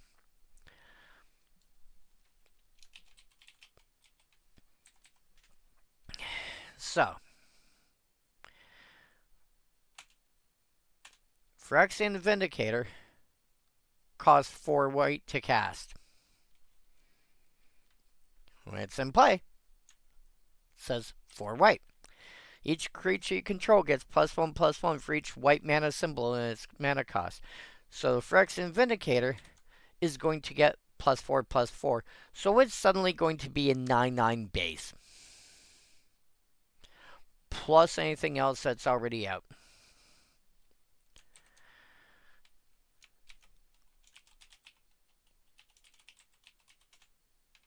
Anti-Venom costs 5 white, which is going to make it a 10/10.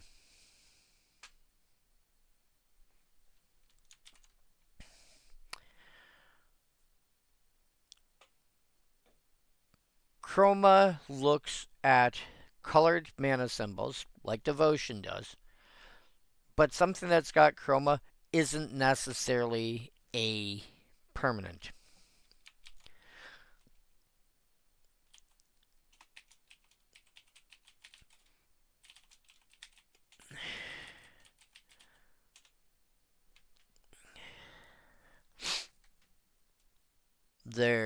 Okay.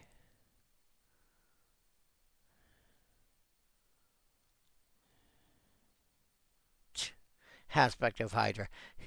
Even alone, I outnumber you.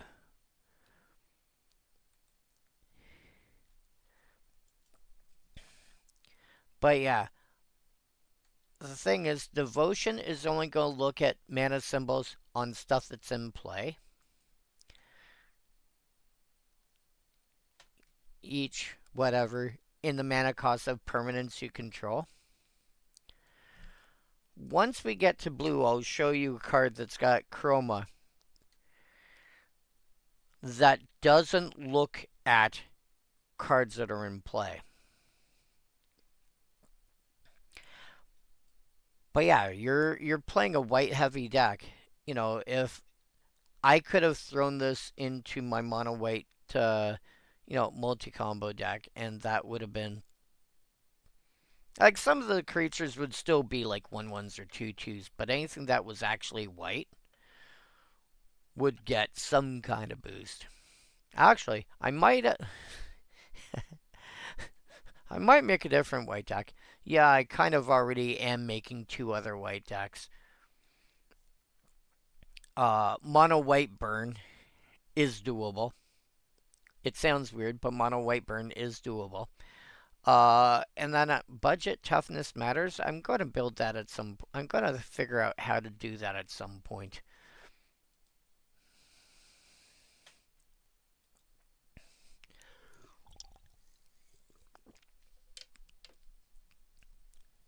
I'm going to try and keep the dollar value as low as I can with that one and see where it goes. But yeah, stuff with Chroma. If you're looking at stuff that's got Devotion, don't forget to look into Chroma as well. It's very similar. It's got a very similar effect. Kithkin Spellduster. This is a card that I think a lot of people are going to forget how good this can actually be. Because a lot of decks play enchantments. They don't have to play a lot of enchantments, but I think most decks run some number of enchantments.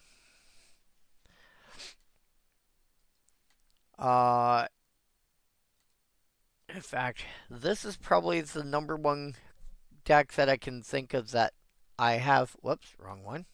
Get back here. I don't think this one does. No, this one does not. My mono white does. Blue does. Black, I think it's going to at some point. My red one, yes. Green, yes. Azorius, I don't remember that one actually. I think it does. Details, boop. Yep, Radiant Destiny. Literally just the one. But again, you might not find a lot of targets, but most decks are going to have targets. Yu-Gi-Oh, yes. Steel and Sack, yes. The Uncounterable Smashy McSmash Face.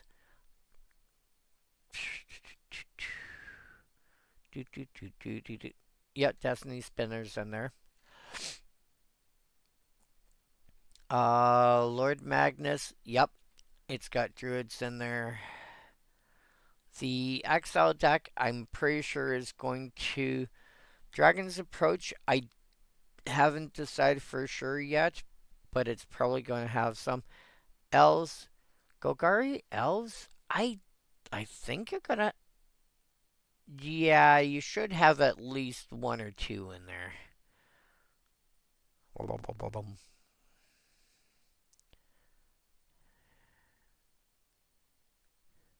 Master Chef counts. Overwhelming Instinct. Yep. Which one's Overwhelming Instinct? Whenever you attack with three or more creatures, draw a card. Okay.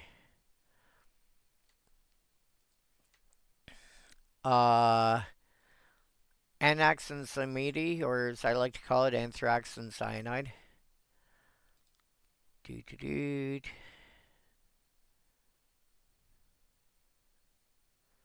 Yep. Okay, it's got it. Oh yeah, it's got a couple of gods in here too. So yes.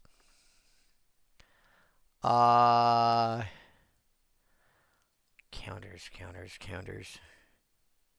Yes. Sphinx bidding, yes. Curses, yes. Alphabet soup. Any enchantments in my Jund Reanimator deck? I do not recall.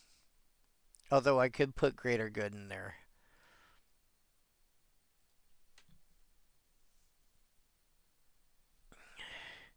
Journey to Eternity. Yep. Gravebreaker Lamia is an enchantment creature. Interesting. Nylea's Forerunner. Nylea Keen-Eyed. Okay, yep. It's got some. Dino Ramp? I do not remember Dino Ramp having any. But yeah, like, okay, it's also got Nylea.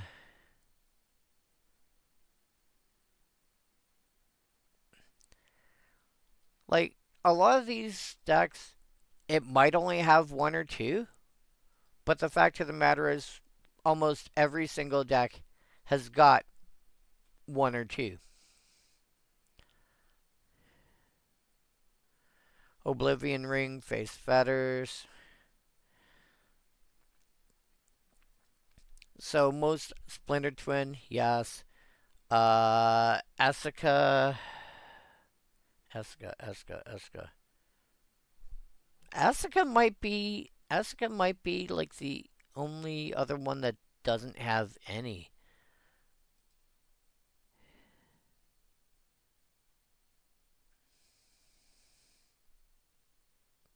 Yeah, no.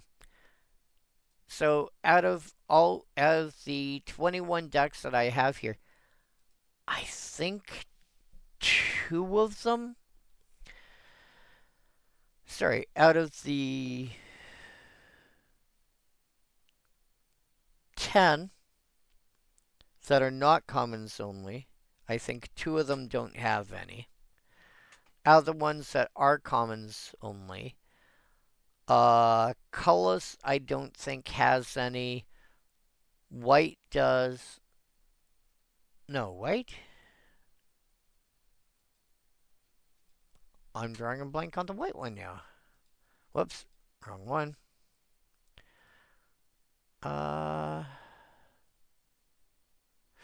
Yes, it does. So white does. Blue, nope, blue does. Black does. Red does. Green does. Dungeons, Parties, and Changelings. Don't recall.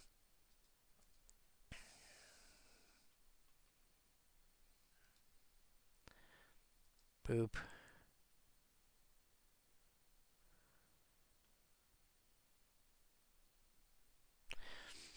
Nope, D&D deck doesn't look like it has any.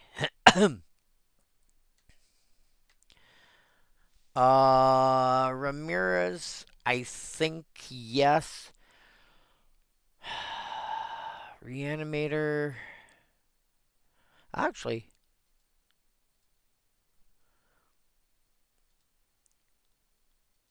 boop. Yeah, so Flicker does. There's. Okay, so you do Reanimator. Yeah, so probably at least 3/4 of the decks at this point.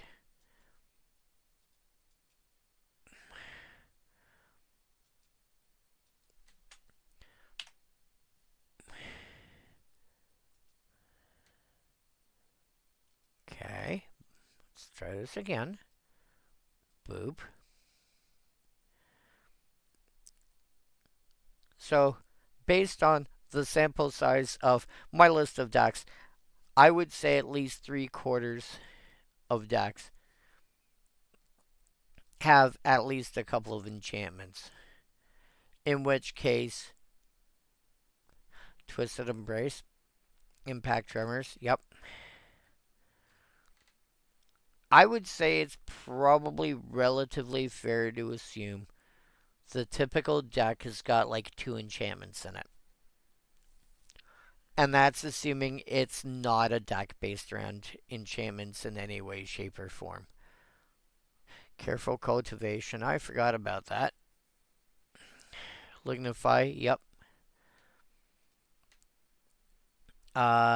Yes.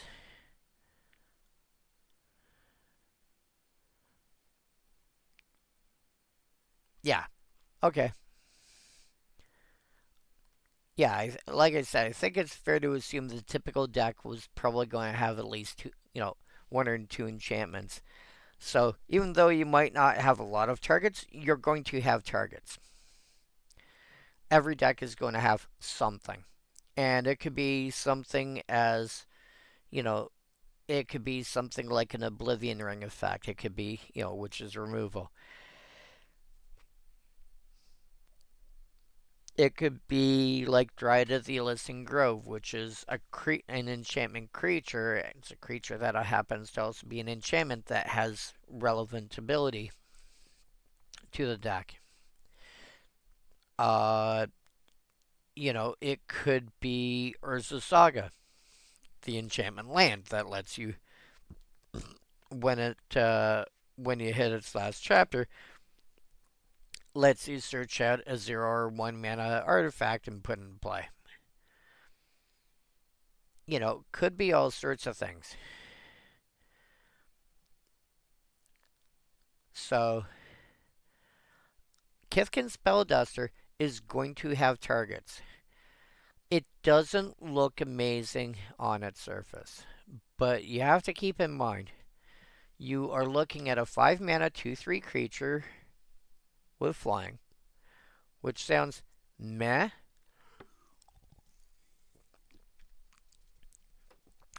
But when you sack it to blow up an enchantment, it comes back slightly smaller, but it comes back, and now you've got a 1/2 flyer. So you're basically paying for 2 creatures, both that you can sack to blow up an enchantment.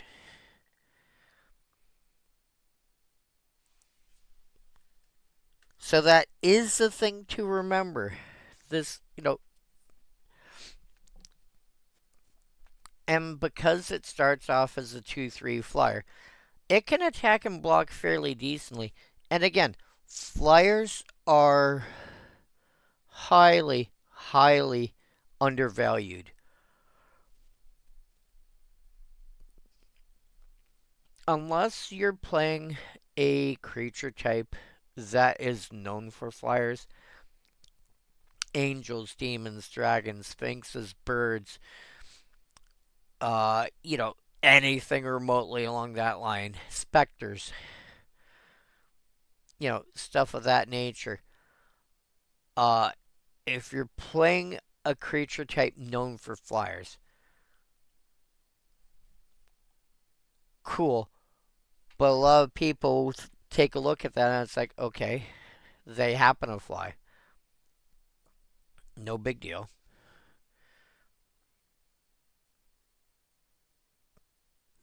But they're able to get in for damage when most people can't. Cool, there's a ground stall. That's fine. I've got like 3 flyers in play. Flap over at you. Flap over at you. Flap over at you. Flap over at...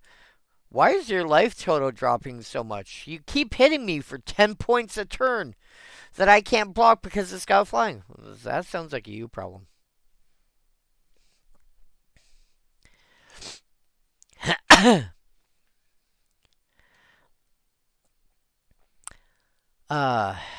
Recumbent Bliss. This is the kind of card... yeah. So especially if you're not that familiar with Magic, like if you don't play a lot of Commander, make sure you've got a way to make sure you've either got a flyer in your deck, which I'll be very honest, it's something I forget a lot about with a lot of my decks because it's not a thing I think of. Make sure you've either got a way to deal with flyers or you have flyers. Ideally, both. Recumbent Bliss is one more mana than Pacifism. And Pacifism was an okay card. It's been kicked to the curb a couple of times recently. See if I can remember what it's called. Planar Disruption. Pacifism kicked to the curb so hard, it's feeling it in the next universe. Because pacifism is enchant creature, and this first section here for this cost. Player Disruption turns around and goes, nice try. How about you also can't activate your abilities, and not only that, you can also enchant an artifact or a planeswalker.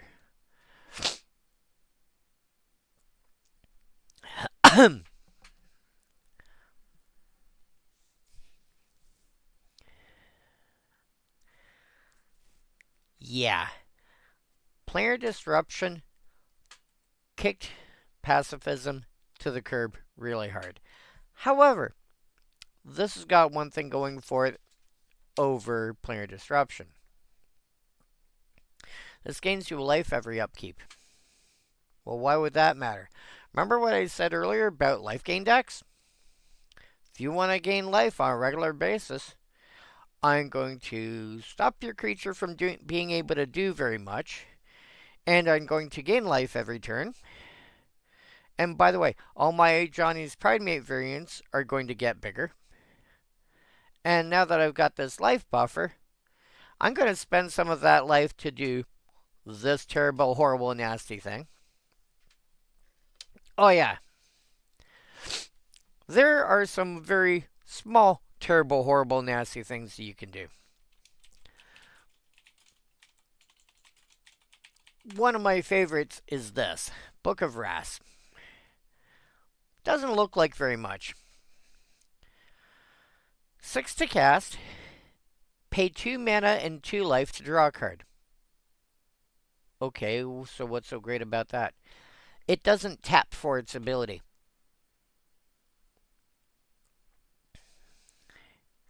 It's like a 50 cent, maybe $1 rare, depending on where you are and what your local store does.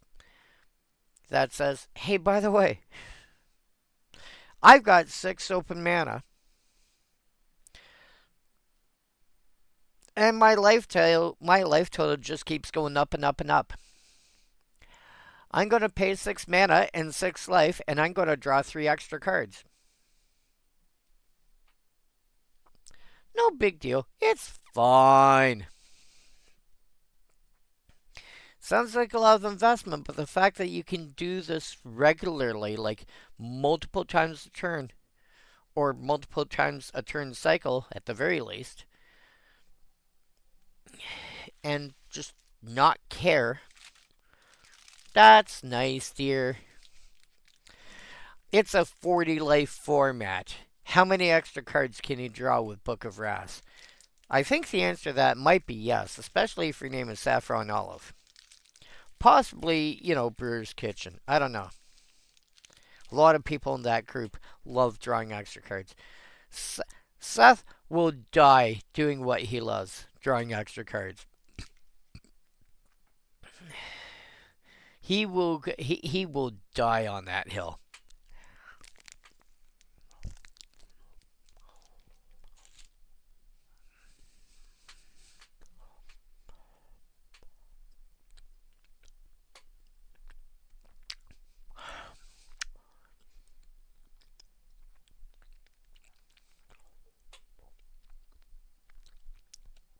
But for a deck that is looking to gain life for a reason,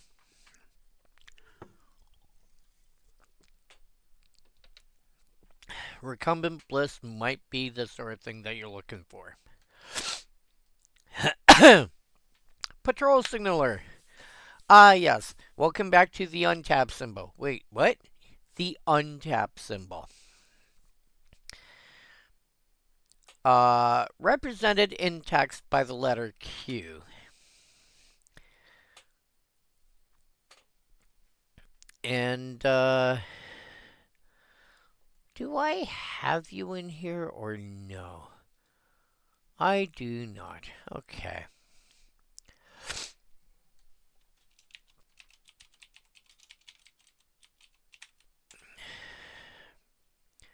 So I will copy and paste this to the other chat.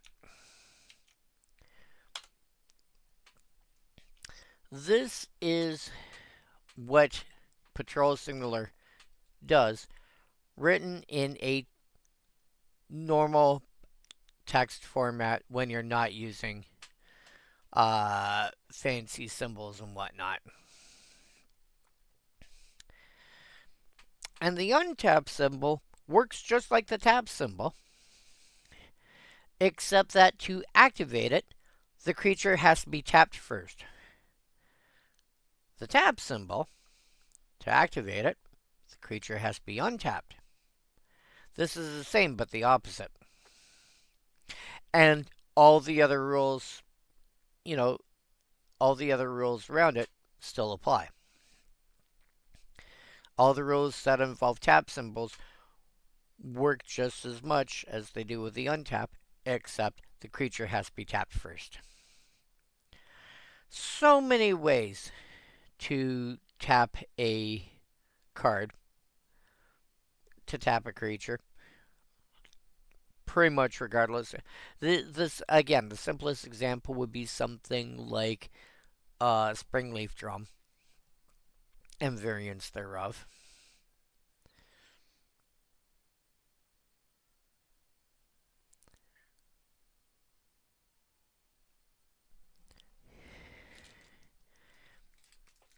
Patrol Signaler, pay 2 and untap it, make a 1/1 soldier token.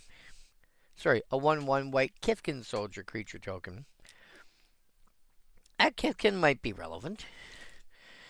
Although, I still think it's hilarious that, given what we were saying before, that Lord of the Rings was a heavy influence on Dungeons & Dragons, and Dungeons & Dragons was a heavily influence on Magic the Gathering. Dungeons & Dragons created halflings because they weren't allowed to use hobbits because of trademark concerns.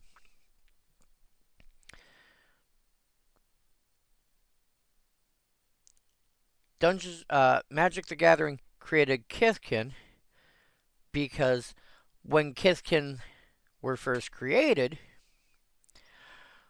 Wizards of the Coast only owned Magic the Gathering and maybe like a handful of other games.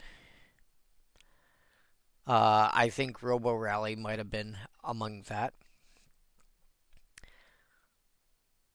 but hadn't got big enough to buy Dungeons and Dragons from a floundering TSR yet.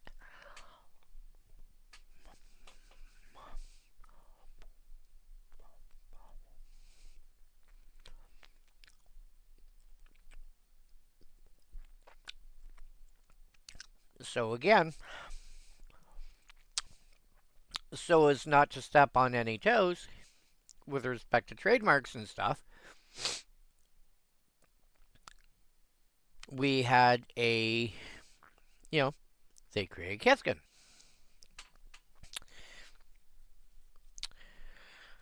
Roughly 25 to 30 years later, roughly 25, 30 years later, Magic has gotten big enough that Wizards of the Coast now owns Dungeons and Dragons and has also been able to get Lord of the Rings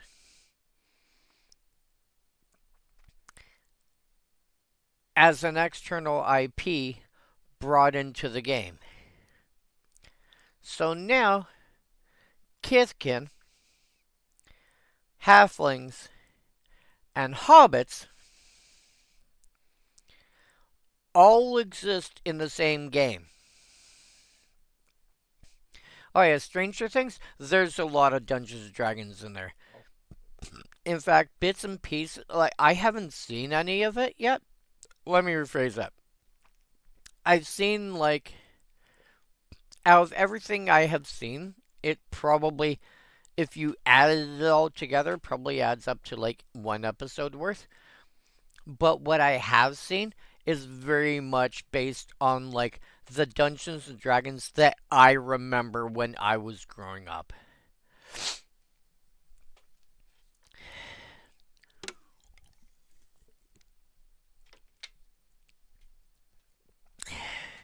Yeah, well, I mean, they say that, but then it'll run in syndication and stuff like that. It'll be like Star Trek.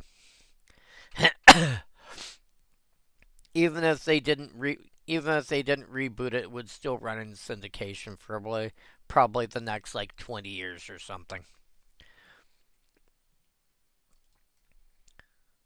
But yeah, Patrol Signaler. Like if this was a common, I would probably find a way to put it into my mono white commons deck because being able to generate another token every turn just and half the cost would be getting paid by tapping it with something like Springleaf Drum. Okay, now I've generated the white mana and the creature's tapped. I'll spend that white mana and one more and make a 1/1 token. But yeah, again, being able to tap your creatures initially, like the worst case scenario is having to attack with it, and like that's not a way that you want to have to do it. That you don't want to have to do it that way, but it's not unreasonable. It is a 2-mana creature. If you get it out early, it's it's perfectly viable to attack with it and make a couple of extra tokens in the process.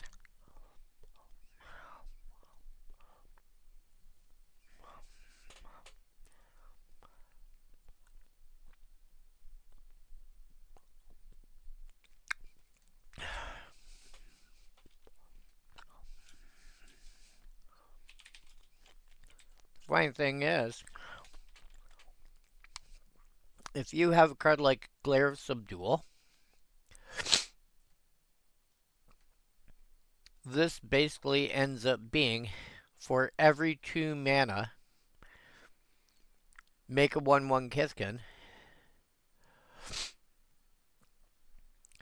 And by the way,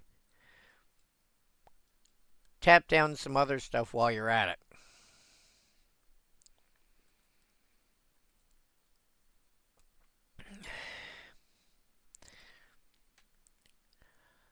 So now we're going to start getting to, very shortly, we're going to get to the stuff that people commonly play or regularly play. Ballynock Trapper, I feel like this is mostly like a Kithkin deck or a Soldier deck thing. It's fine. It's 4 mana for a 2/2. Tap target creature whenever you cast a white spell, and this is a phrase you're going to see a fair bit in this set. Whenever you cast a whatever color this card is spell, you may untap this creature.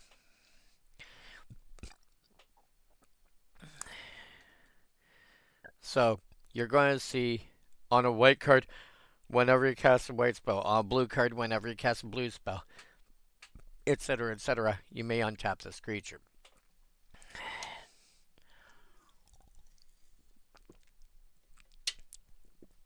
I think it's fine.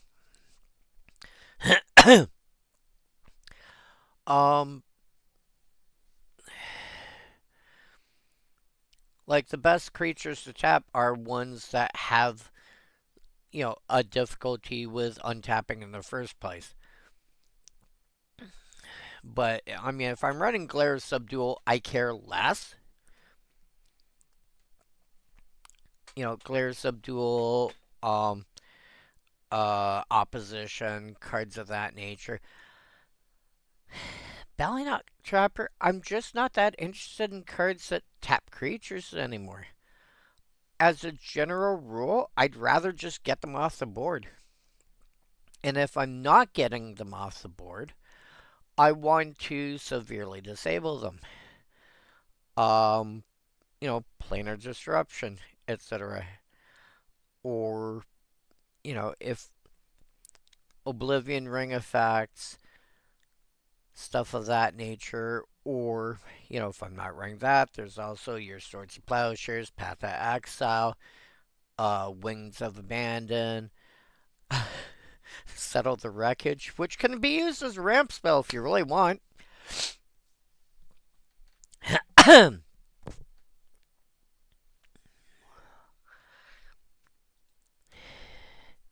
Springjack Shepherd. This is basically when the centers create a 0/1 goat. Create a number of 0/1 goat tokens equal to your devotion of weight. It doesn't say devotion. You're looking at devotion in this one.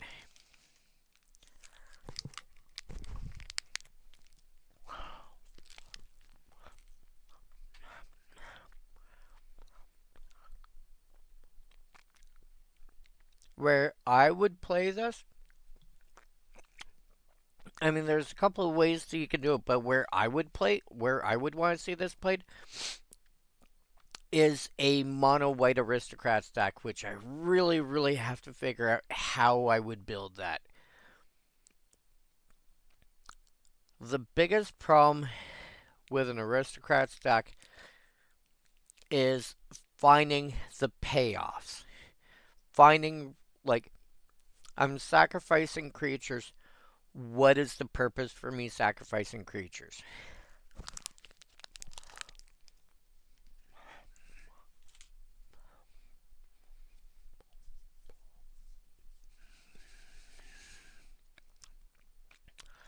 Your black ones will let you draw cards, will let you scry through your deck, will drain your opponent's life total, will make your creatures bigger, etc., etc. And worst case scenario, some have got a healthy cost reduction if another creature has died this turn. And this isn't even counting stuff that, if it dies, is not that big a deal, because there's other stuff behind. There's, creatures that when they die, leave behind more bodies. Or creatures that come into play make extra bodies. Springjack Shepherd would be that kind of card. But that's less the payoff and more just the kind of body that you want to be able to sacrifice. So, but yeah, finding, and I'm not saying they don't exist. I'm saying I haven't looked for them yet.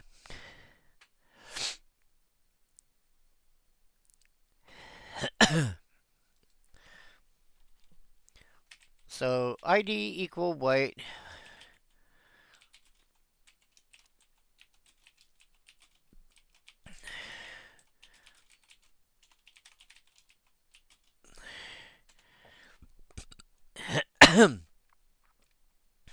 uh,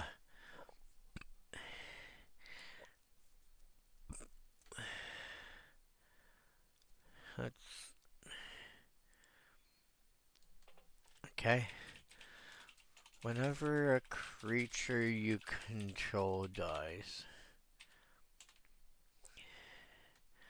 Battle of Hoover Dam. At the beginning of your... Whenever a creature you control dies, put 2... Okay, Battle of Hoover Dam would count. Northern Spellstring I could see. At the beginning of...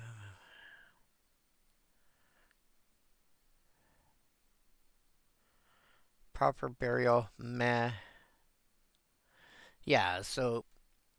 whenever a creature... How about whenever a creature dies?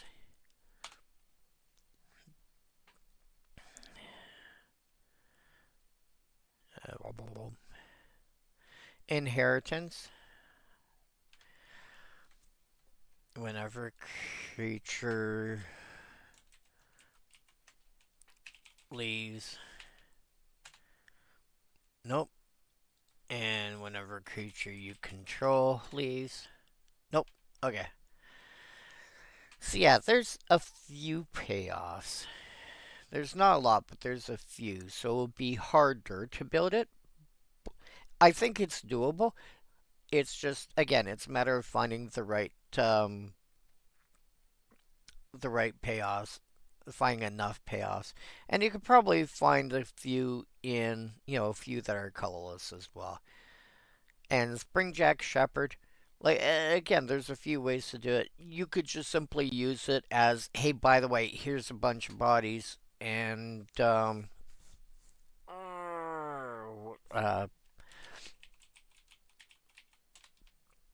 Moonshaker Cavalry. Cool, I've got, I've got the Shepherd and, 6 goats. Cool. Next turn, Moonshaker Cavalry. Alright, so 6, 7, plus this now makes 8. So now the cavalry and the goats all get +8/+8 and have flying till end of turn. So swing for 750, swing for 57 at least. Do you have a way to deal with flyers? If you don't, that's one person knocked out. Archon of Justice. Do you know where Archon of Justice is scariest? Archon of Justice is scariest when you can continuously recur it. It does say exile target permanent. What if it exiles a land? What if it exiles a land every turn? What? So,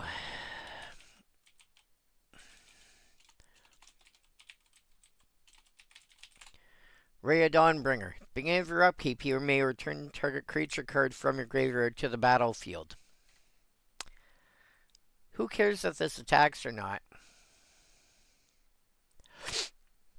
And then some kind of sacrifice outlet. Any kind of sacrifice outlet.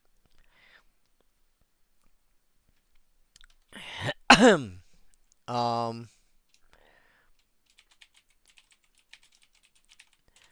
just because I know it exists. It's a sacrifice outlet. It doesn't matter. All I care about is I can sacrifice it to an effect. And that means the next upkeep, I get this back. And when it died, hey, cool. Exile that. Do that turn after turn after turn. Yeah. Spirit of the Hearth. 6 mana for 4/5 flying. You have hexproof. What? Now, if you give this thing hexproof, it is really hard to kill you. It is, well, it's not hard to kill you. You can still be attacked, but you just can't be targeted. Yeah.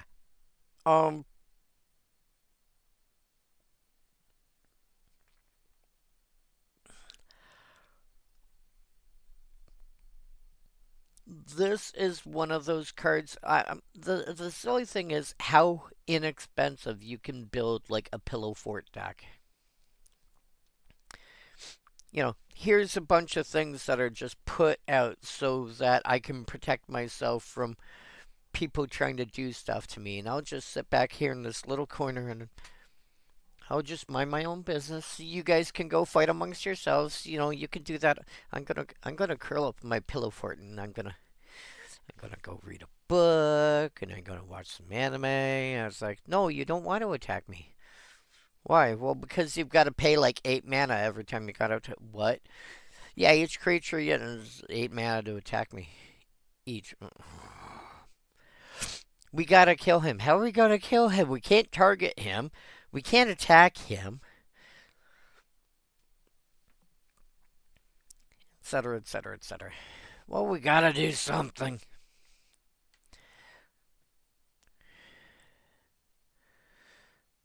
Yeah, all the layers of protection you can throw onto a pillow fort deck. And it doesn't have to be expensive. Like, this thing you can pick up for less than 50, for like 50 cents.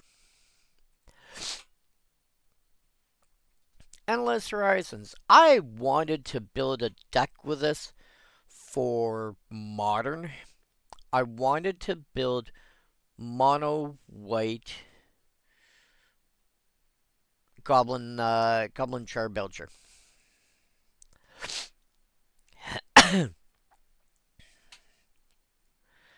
Back in the day, there was a Goblin Charbelcher deck that used, I can't remember what the name of the card was. Well, it was like a 2 mana instant or sorcery, I forget which was like search your library for any number of cards and exile them, then shuffle.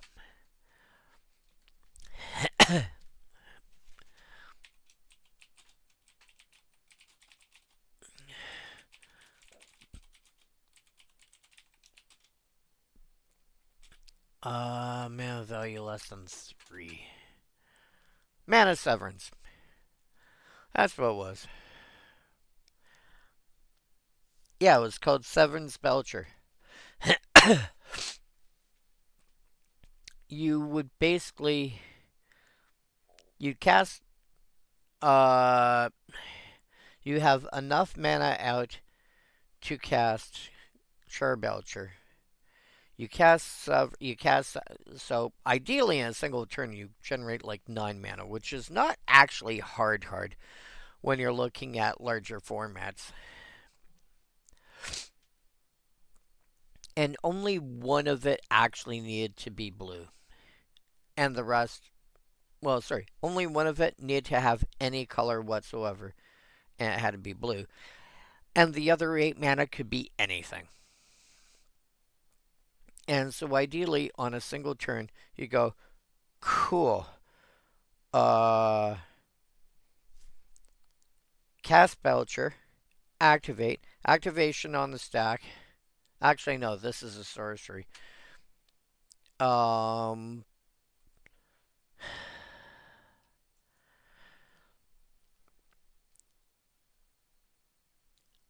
Cast Belcher, cast Mana Severance, search for all remaining lands in my deck, exile them, activate Belcher, win the game because I'm going to mill you. I'm going to hit you for like 30, 30 something. I wanted to do that for modern and play Endless Horizons as my Belcher.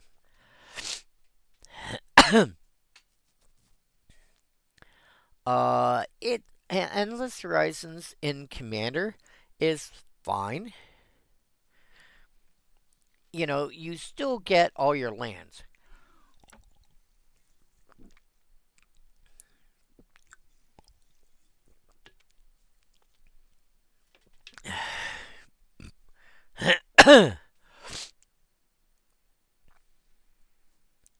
The funny thing about Endless Horizons is they have to be planes. They don't have to be basic planes.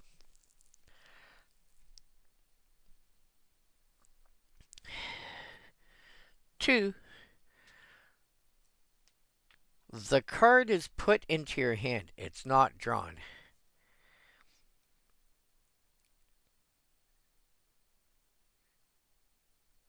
Tres,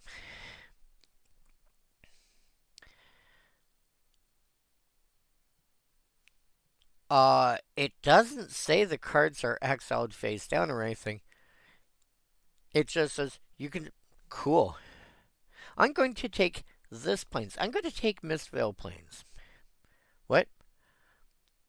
Or I'm going to take this Triome. Or the Shockland. Or, anything else that's got the planes type.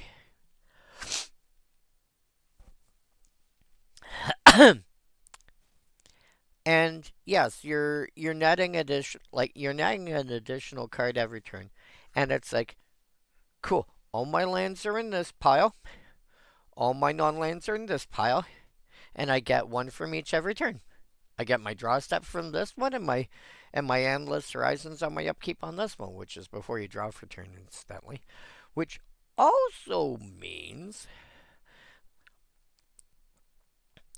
that Endless Horizons gives you a way to still keep. Oh, wow. I just realized Endless Horizons gives you a way to keep. What do you call it? Solitary confinement fed. Wow.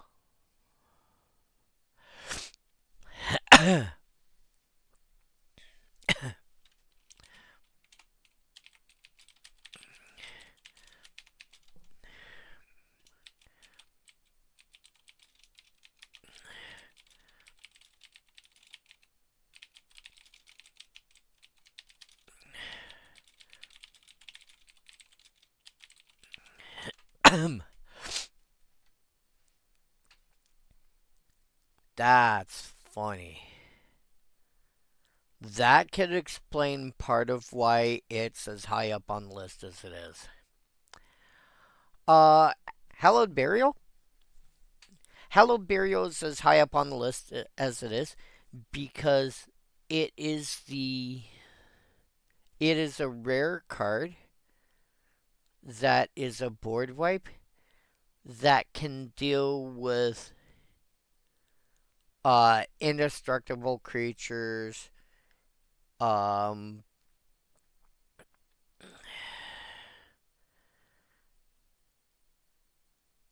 creatures that are creatures that are hard to deal with in the first place. Hallowed Burial puts them on the bottom of Voter's Library. Okay. But I have this ability, I have that, don't care. And it's, if they don't get destroyed, they're not they can't regenerate from this. They don't have, indestructible doesn't help, etc., etc., etc.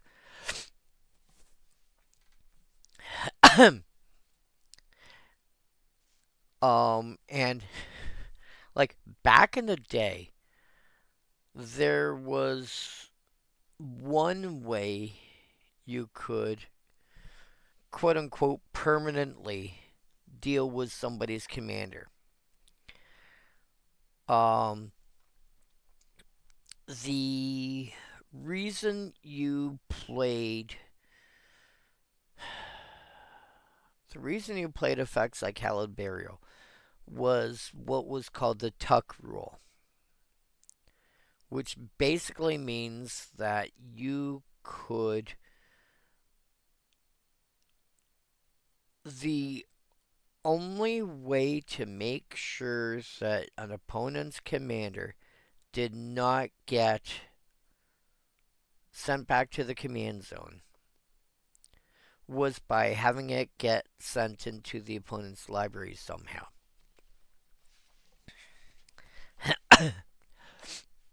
And so if you did not want to deal with your opponent, your opponent had a frustrating commander. I mean, one card that I really don't like personally, and this is I'm well aware this is a me problem. I don't like Oloro. I don't like Oloro in the fact that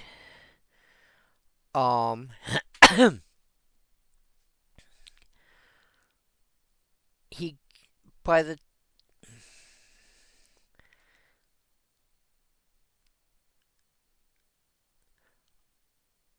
I'd probably care less about Oloro if his ability didn't also work for the command zone. I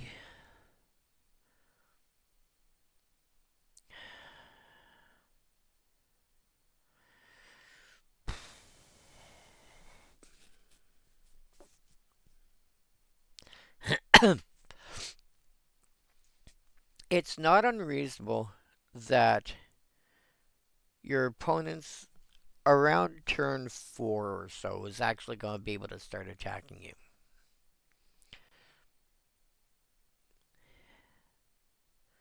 By that point, you've gained an extra few points of life.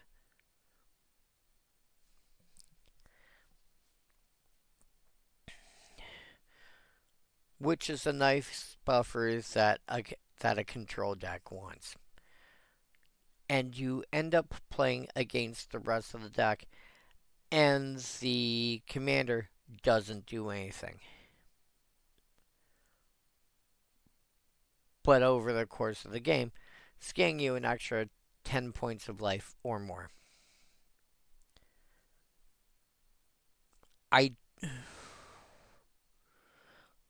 I'm less the thing is, I'm less bothered by Edgar Markov because he progresses the game. Oloro just ends up sitting in the command zone, being exactly what a control deck wants. And I think does he draw you cards too? Yeah.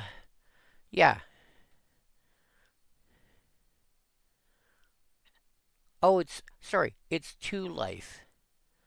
So by the time somebody actually starts being able to attack you, you've gained 8 life.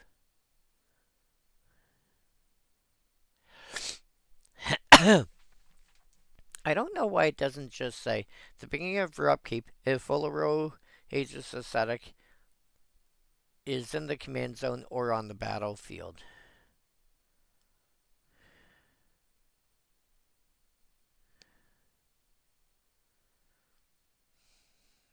I don't know why they didn't just print it as like a single ability.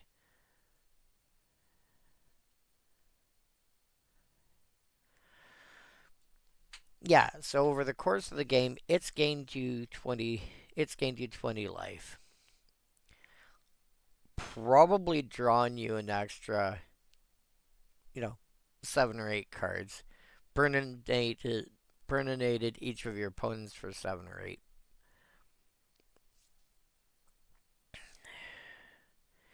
And again, you're playing against the rest of the deck and still getting your face and still getting your face like it's I just never liked it.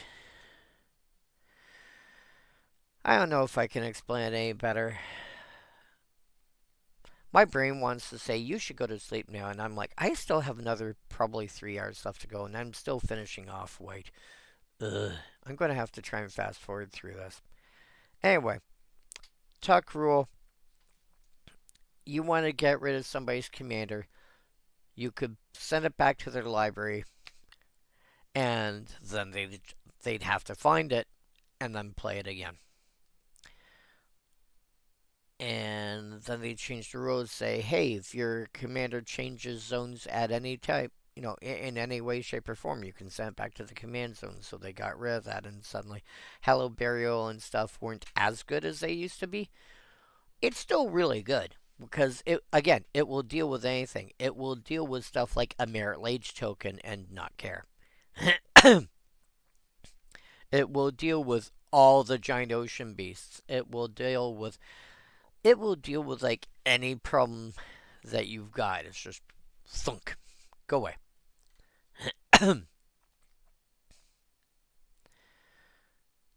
Here opponent's got like 37,000 tokens. Cool. They can all go in the bottom of the library. Oh. Flicker Wisp. Our first time that we see Flicker Wisp. We do not really get much in terms of flicker ability up until this point. We get some. Like, it does pop up here and there. But Flicker Wisp was like, it's, man, it's this thing. I mean, I'm sure people will say this all over the place. If this thing had flash, this would have been insane. It's a 3 mana, 3 power flyer. When it enters, exile another target permanent. Return that to the battlefield under its owner's control at the beginning of the next end step. I'm going to exile your land, and then I'll come back. Oh, did it say it enters tapped? Sorry.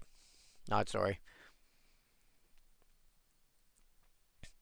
I mean, to be fair, this is also how you can do things like reset a gemstone mine, amongst other things.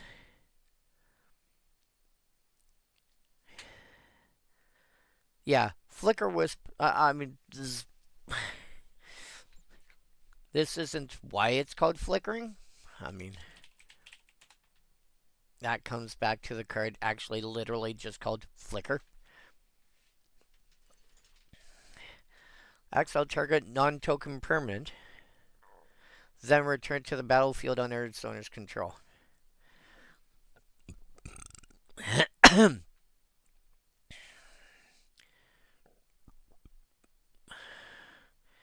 But almost anything that has the word flicker in its name is going to do something like that. And Flicker Wisp, I mean,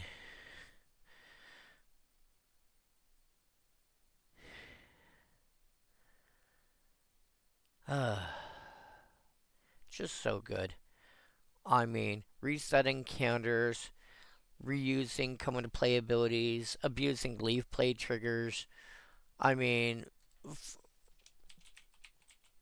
one of the most fun things back in the day to flicker would be something like Thragtusk. Cool. You flicker the Thragtusk. It leaves the battlefield. You make a 3/3 beast. Comes back. You gain another 5 life. Wee. nowadays you combine that with something like Yorion and do all the flickering. Oh, it's so good. Yeah, of course that's Etsy's play. Of course people love it. Who wouldn't? Blue cards. Wilderness Hypnotist. Again, I think this because wow, such a weird looking card.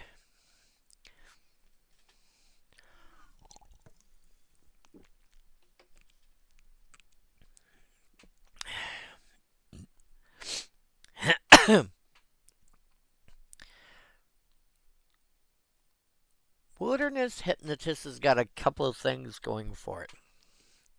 One, green sees a fair amount of play. Reducing a creature's power by 2 does a lot.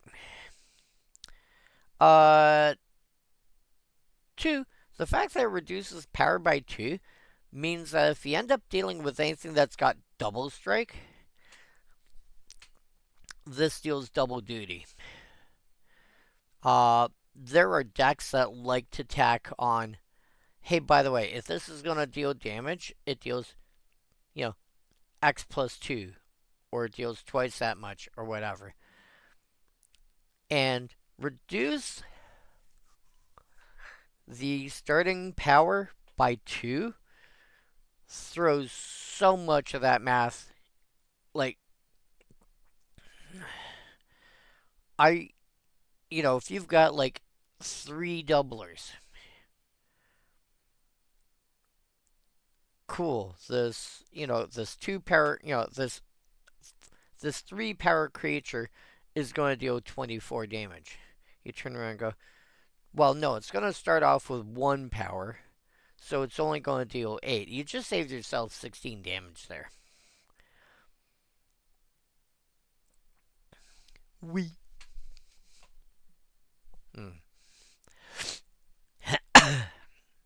So yeah, like the amount of damage that you can prevent from this, from stuff that's got double strike, stuff that's got trample, saving that couple of extra points coming over can make a difference. And again, green being such a big color to see play, and then red being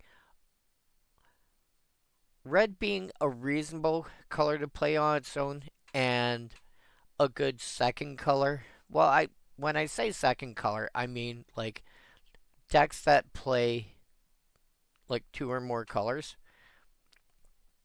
Red is commonly fairly up there as one of the, like, if you're playing,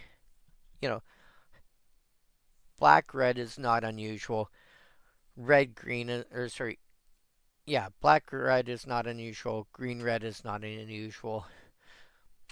Jund as a whole is pretty good, partly on the back of black and green, but red helps a lot there too.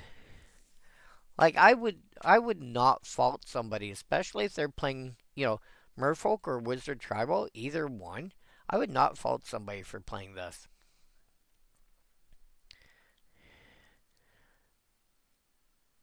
Hey, Smite!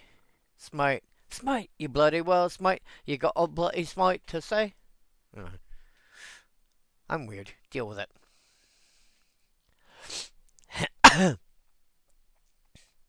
Razor for an Abolisher. 3 mana for a 2/2. Pay 2 and tap it. Return target creature with a counter on it to its owner's hand. The theory is you're using this on persist creatures so you can recast them and get more uses out of them. Yeah, you can also bounce creatures that have got, and the thing is, it says with 8 counter. It could have 8 counters on it for all you care. As long as it's got at least 1, you're good. Or at least neutral. We'll get back to you on that one. And, yeah, so as long as it's got at least 1 counter on it,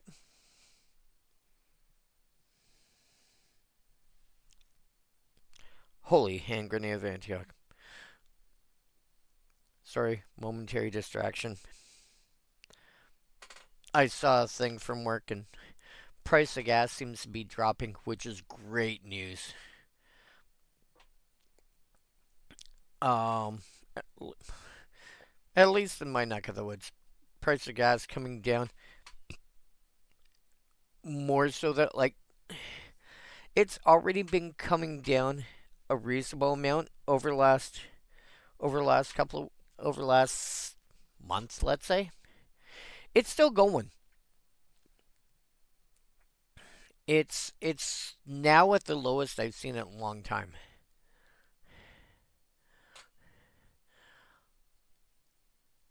He has returned. God, that sounded horrible. I blame him. Yeah, that one. No, not that one. That one. Anyway, yeah. So Razor Fan Abolisher, you can find a bunch. Like it could have a bunch of counters. It could be charge counters. It could be, +1 counters. It could be stun counters. It could be, death touch counters.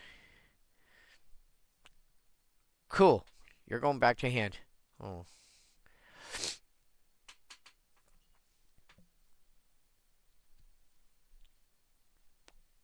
Where you normal again, and I think I think it's not unreasonable to find, like I said before, with that flyer. I'm drawing a blank on the name right now. Where was it? Kithkin Spell Duster. You're able to play that because because my assumption is the average deck is going to have like 2 enchantments in it. And that's not even assuming the deck is heavily based on enchantments. It's just not unreasonable for a deck to have, a couple of enchantments in it. They might be enchantment creatures, they could be an enchantment land, they could be a legendary enchantment artifact, whatever.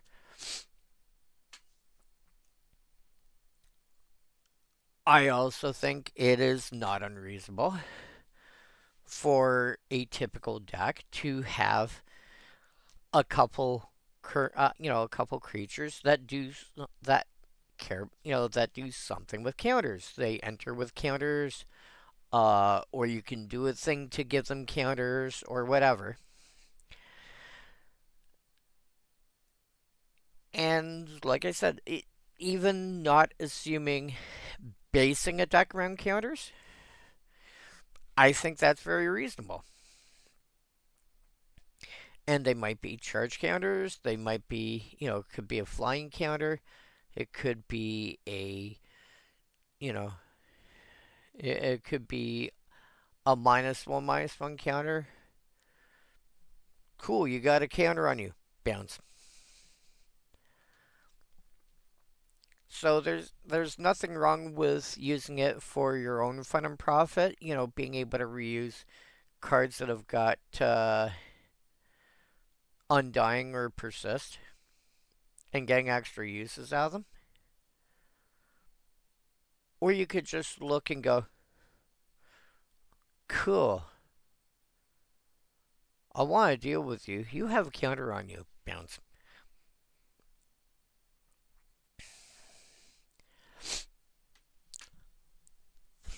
Idle thoughts.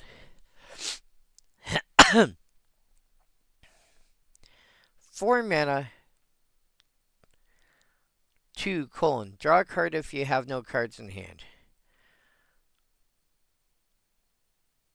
This is not draw a card. Activate only if you have no cards in hand.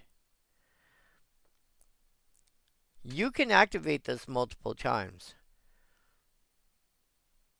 But after the first one resolves, if you don't get rid of that card first, the second one to try and resolve will turn around and go, oh, you've got a card in hand. You're not drawing a card.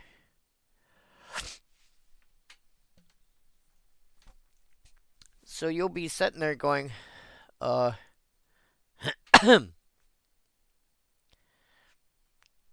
yeah, you'll be sitting there going, okay. I spent, 8 mana and I drew 1 card. This is one of those times, again, like I said before, I prefer Book of Wrath over something like that. Sure, it costs you 6 to cast instead of blue +3, and it's 2/2 life, but it's just draw a card.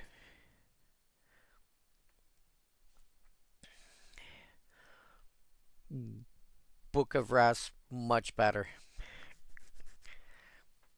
Unless you are regularly playing with like an empty hand or something. Yeah, give me Book of Wrath instead. Cash Raiders. 5 mana for 4/4 Merfolk Rogue. At the beginning of your upkeep, return a permanent you control to its owner's hand. If you cannot figure out a way to do something with this, you must be doing something wrong. I bounce a token. This is the same idea as the Razorfin Abolisher, but more flexible. I return a creature with a come into play ability I care about back to my hand. I reset a land. I take a. Oh man, I take a. I bounce the Sun-Scorched Desert back to my hand. Replay it. Cool. I burn you again. I bounce a creature with Persist or Undying back to hand so I can reuse it again. My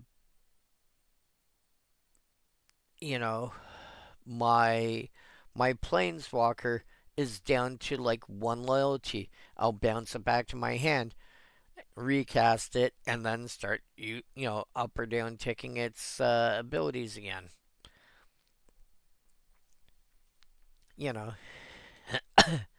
If you can't find a use for this, I don't think you're trying. Indigo Fury.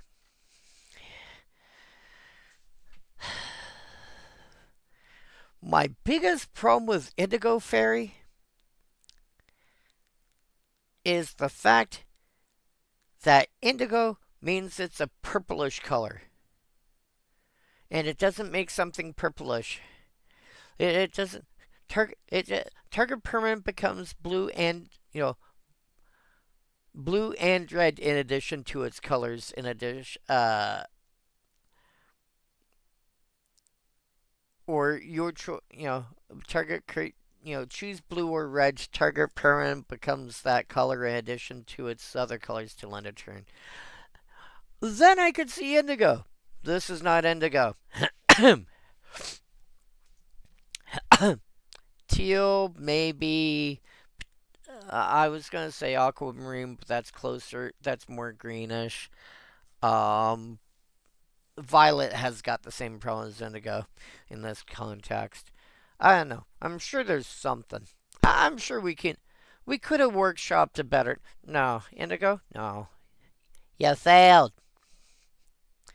That being said, 2 mana for a 1/1 flyer with a cheap activate ability. Does making something blue become relevant? If you've got ways to be like protection from blue,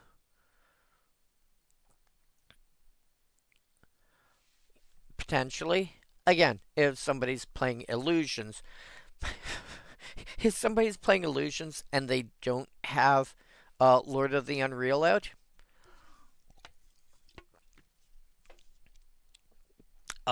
Indigo Fairy is just gonna have a field day.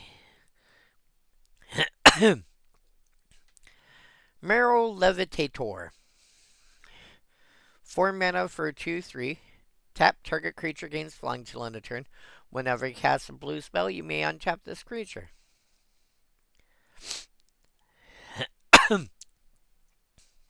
He fancies himself a bastard thief, claiming to steal the ground from his victims.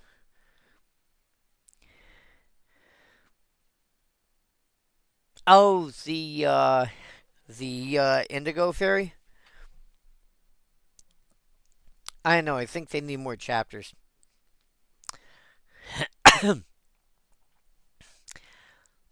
yeah, Levitator, I could see. Again, this is what I was saying before. You're going to see this cycle a lot. Whenever you cast a spell that is the same color as this card, you may untap this creature. I think there's at least one for every color. I think there might only be one for every color.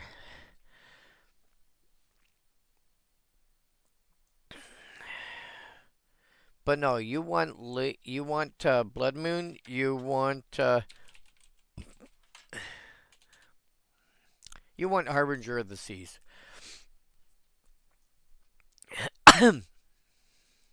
Which, you know, it's only a couple of bucks too, which is great.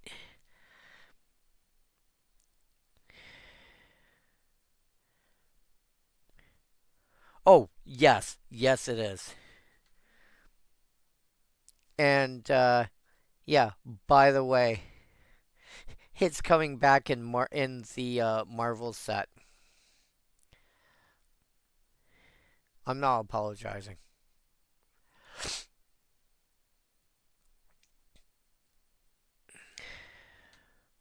Although I prefer, I prefer this, but yeah. But no, Marrow Levitator, it's not bad. No, not Aquaman. Namor, I think his name is. Um, Scryfall Tagger. Yeah, Namor.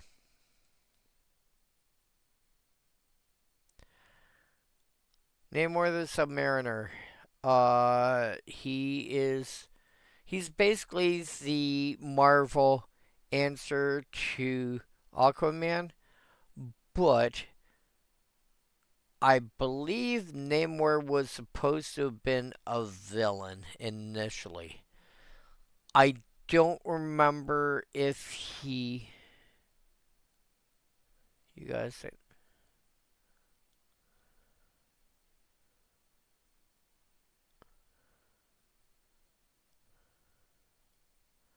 I am Aquaman.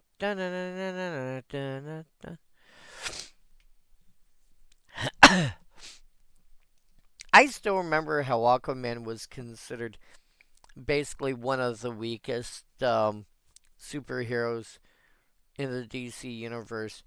And then people decided to go, well, the human body is like, you know, at least 3/4 water, right? Yeah. Aquaman controls water. Yeah.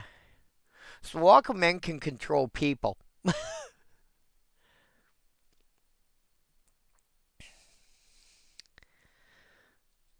Yeah.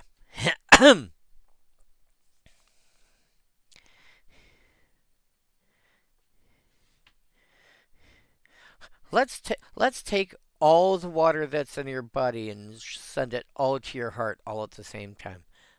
Ew. That's a problem. Or let's have it leave your body all at once. Ew.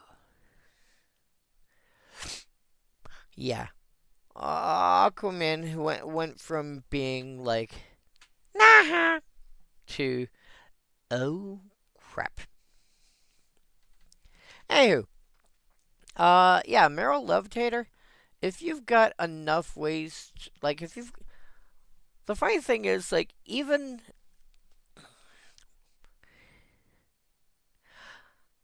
in general, the best blue spells can be played on somebody else's turn. So being able to go, you know, I'm going to tap this to give the Levitator flying until end of turn. Okay. I'll cast Opt. In response, untap. Now I'll resolve Opt. Oh, cool, I drew into this. I'll tap it again. Give this thing flying till end of turn. Unsummon that.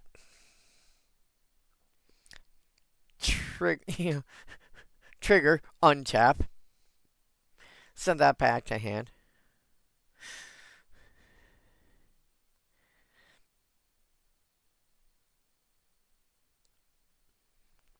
Cryptic command to bounce and draw.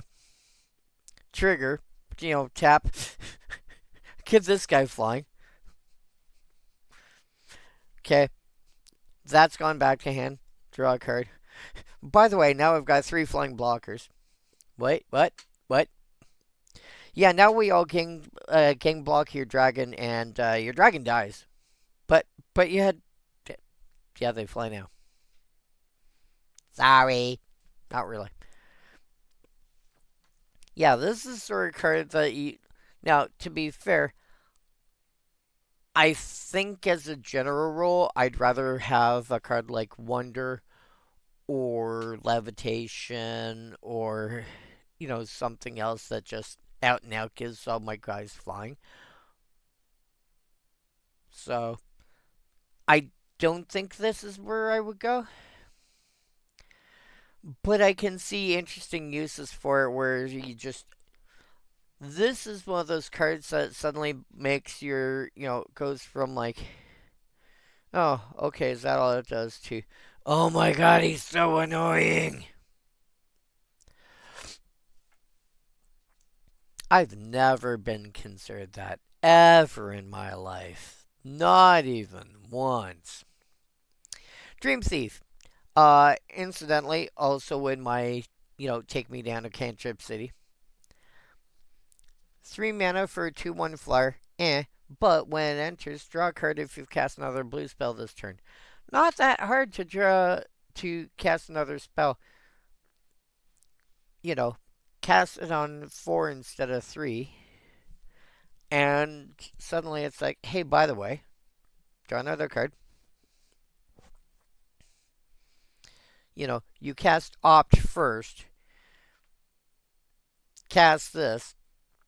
You've drawn a card after scrying 1 with Opt. And now you're drawing another card off of Dream Thief. No big deal. It's fine.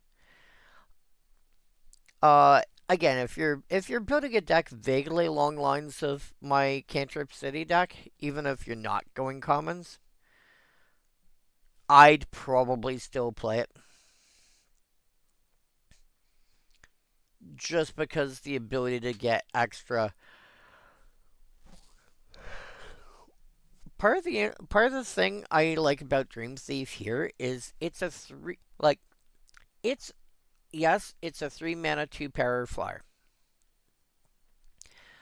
But it's also a card that you're relatively happy to draw later on. And then, you play something else and then you play this. And again, if you're playing a Cantrip City style deck, then you're just drawing extra cards. I play a card draw spell, into another card draw spell, into Dream Thief, which draws me a card, into another card draw spell. You've got like 8 mana or whatever by that point. It's like, yeah, whatever. I think I can afford to draw some extra cards. And by the way, I think I'm going to draw some more extra cards. By the way, did I draw some extra? Here, I'm going to draw some extra cards now.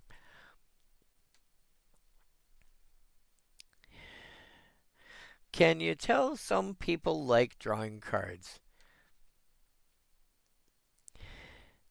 Blue is sometimes more evil than black.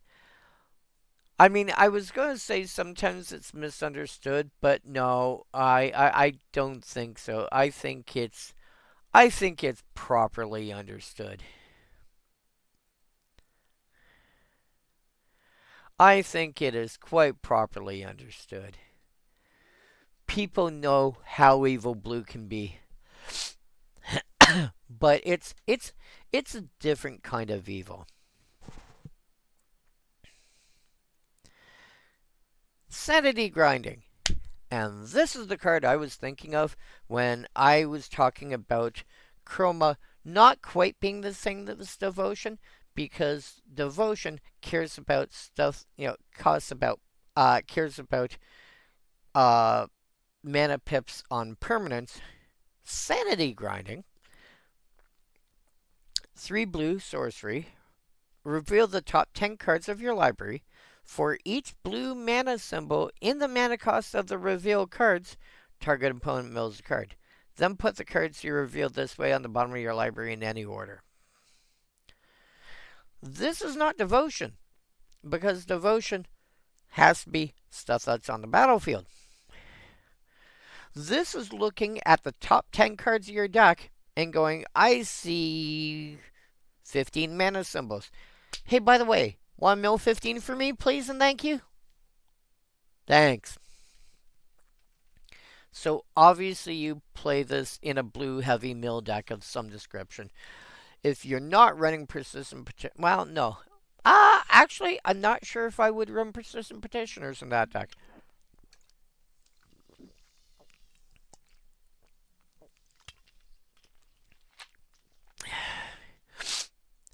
And the reason I'm saying I'm not sure I would run them, I commonly find if you are allowed to run as many copies of a given card as you want, persistent petitioners, Dragon's Approach, Rat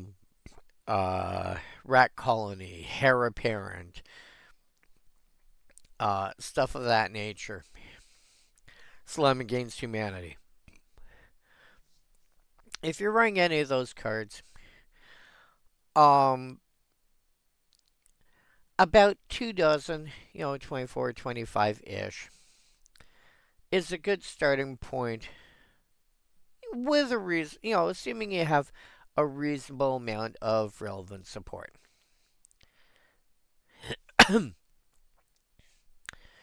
Persistent petitioners, regardless of whatever else it says, is 2 mana for 1/3.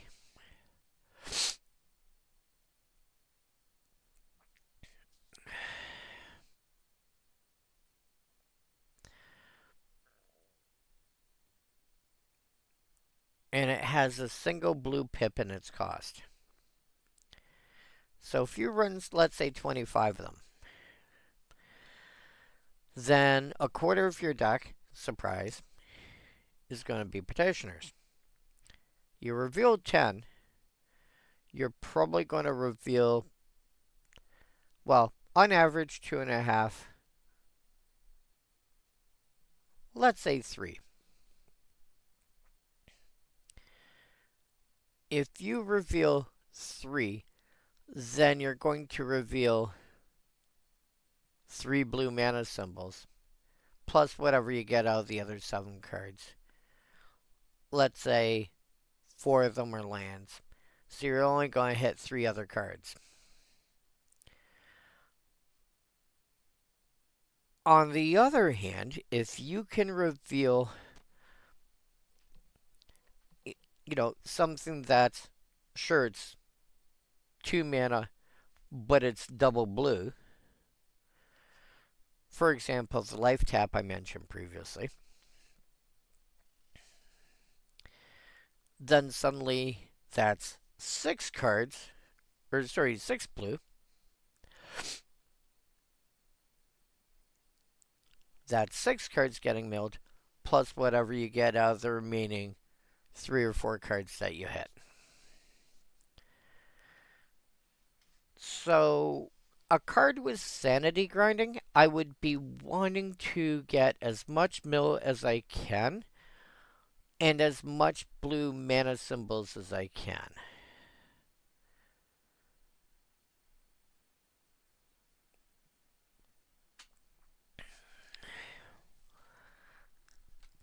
In my opinion, that's the ideal way to build it.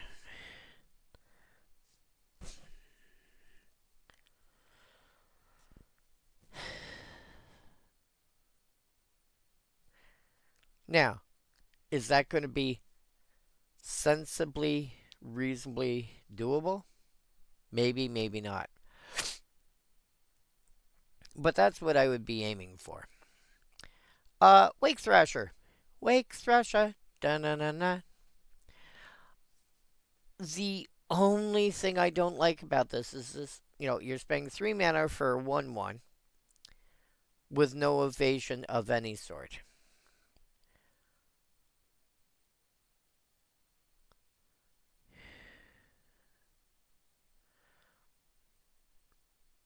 Now, yes, it's not going to be a 1/1. Whenever your permanent you control becomes untapped, this gets +1/+1 till end of turn.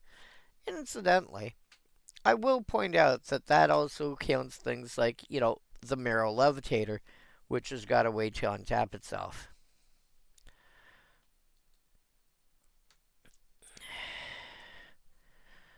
But yeah, Wake Thrasher is going to sit there and be like, cool, you untap 5 lands and 2 creatures. Cool, I'm an 8/8 till end of turn. This card really wants some kind of way to make sure damage gets through. This card wants to have flying, it wants to have trample, it wants to have unblockable, it wants to have something to make sure damage can get through.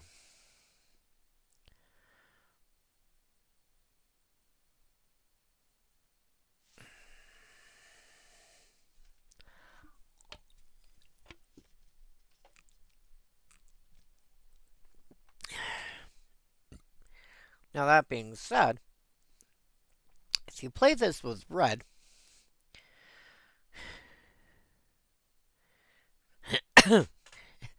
that being said, if you play this with red,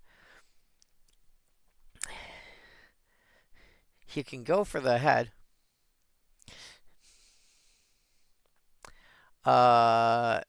Escape tunnel and they're dead.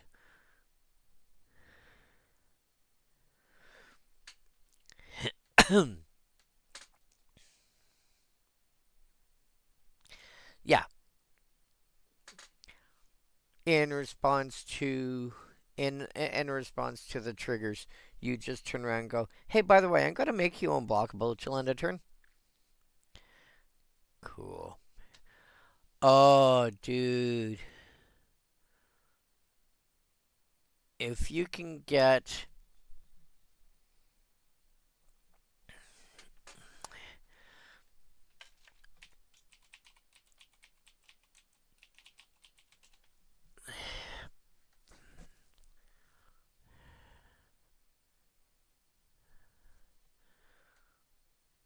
Okay, I think I'm looking at Breaking Wave.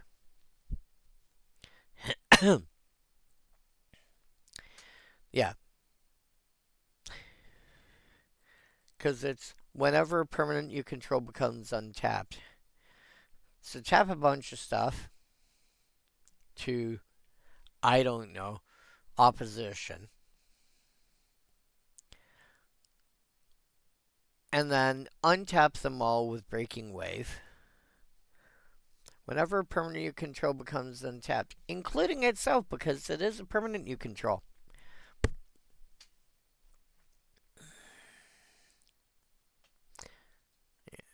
Una's Grace. I've never liked Una's Grace. There's a couple draw cards I just never been a big fan of. Una's Grace and Think Twice are the biggest offenders. Again, this is a me thing. I don't know how good Una's Grace. I think Una's Grace would be a lot more interesting. Well, maybe less interesting. I don't know. But it would definitely be different if it was.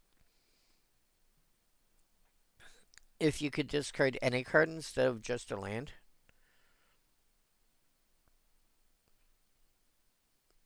because then you could use it in like some kind of reanimator sort of shell. But that might have been too good. That might have been too good.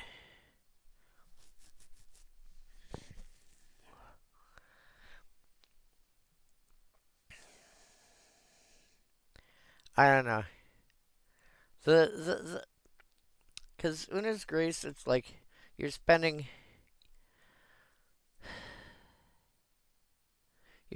3 mana and a card for target player to draw a card. Will help you bring back the lands from a graveyard. Tevel. Boop. Ack! Excuse you. Excuse you? Thank you.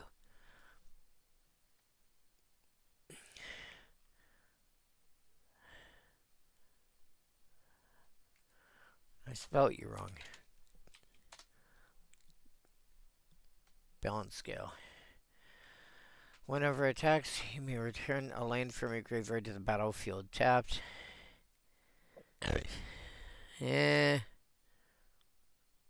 Maybe.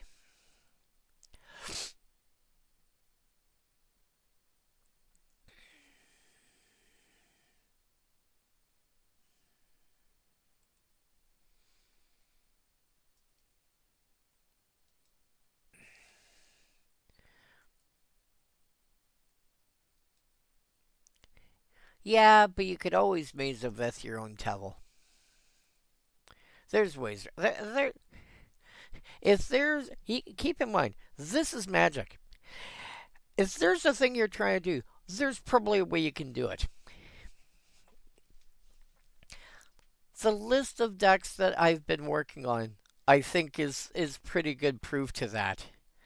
You know, having blue ways to gain life, and of course, then you jump down the bottom and it's like, hey, by the way, did I mention I've got an is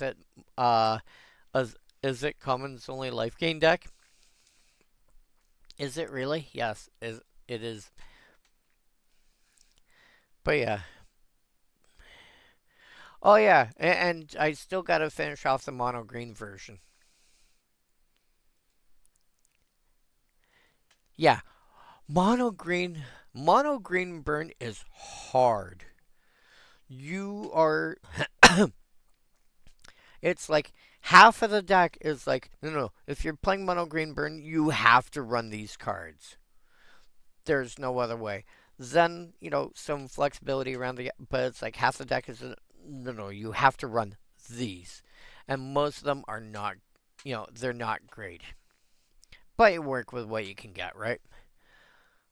But yeah, Una's Grace, just the fact that you're like it's always 3 mana and a card for target player to draw a card.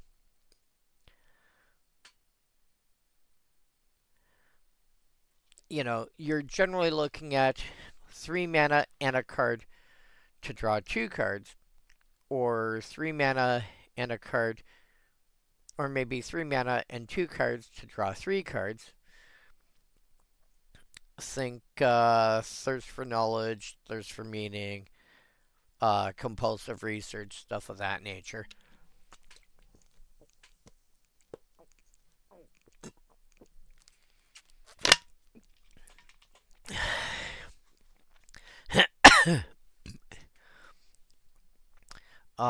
Then of course you also get, if you've got City's Blessing, there's also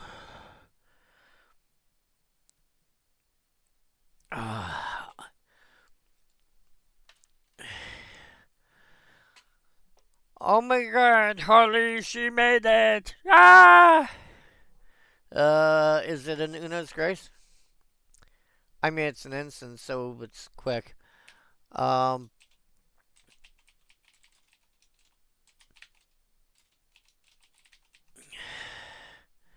Secrets of the Golden City. That's what I was thinking of.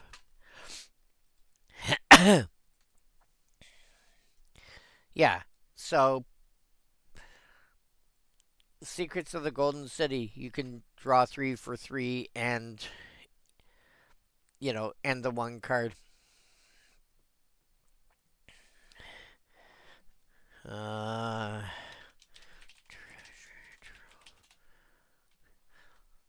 you mean that? My brain knows too many things. What is it?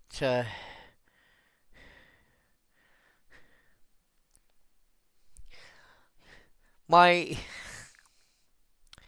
my brother, my brother and I, we used to have this thing back in the day where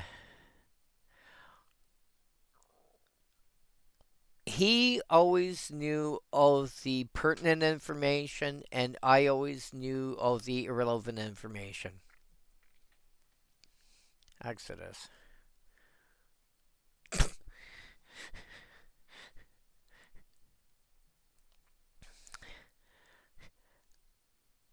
Hannah looks like she has no ideas what's going on. But yeah, uh, yeah, Una's Grace. I just don't really, yeah, exactly. I just don't really see a use for it. Um, Glamour die, replacing color words. So we're talking about things like, uh, protection from black becomes protection from green. Glamour die isn't bad. It's um never understood why this ability is rare. I think part of the reason why it like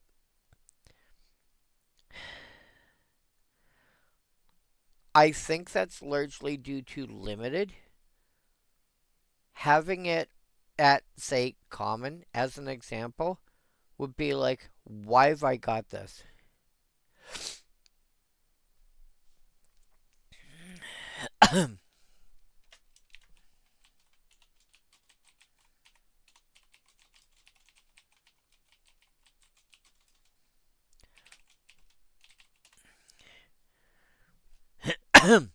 Oh, poor Nahiri. Uh, yeah, you don't want this servability showing up regularly in limited. It's just it's not a useful effect unless it's actually relevant to the format as opposed to the floor mat.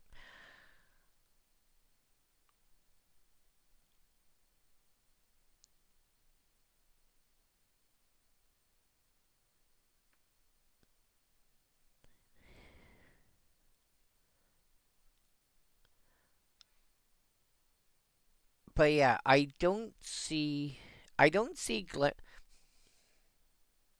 was gonna say I don't see a real use for Glamour Die, but there are some creatures that want to be targeted by something.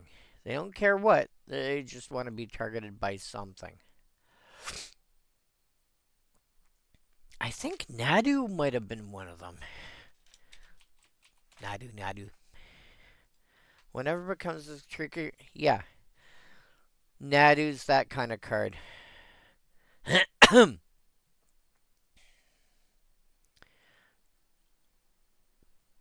And if you can reduce the cost of your green or blue spells by one, which wouldn't be a difficult ask to begin with. Oh yeah, Abandoned Commander. Again, that's assuming that you care about the ban list for Commander in the first place. Okay. Pasta la pizza. Shomanuchi, I'm not sure. I want to say Shomanuki.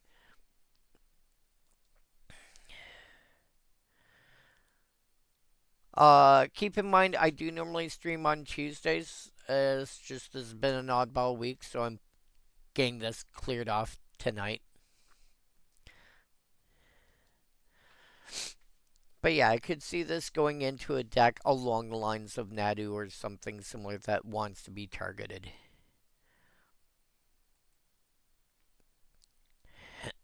Inundate?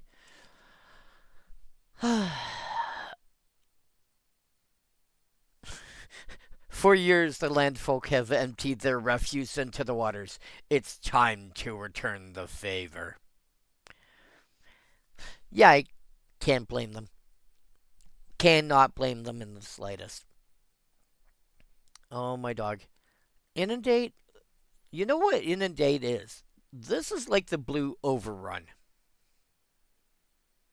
If you're playing mono blue, this is basically overrun. Blockers? What blockers? You don't have any blockers. Go away. Yeah. You want to push through damage? You're playing, you're playing mono. You're looking at triple blue and you want to return non-blue. You're pushing through. You're playing like a Sphinx tribal deck, or you're playing Merfolk, or you're playing uh not the violin. Anything but the violin.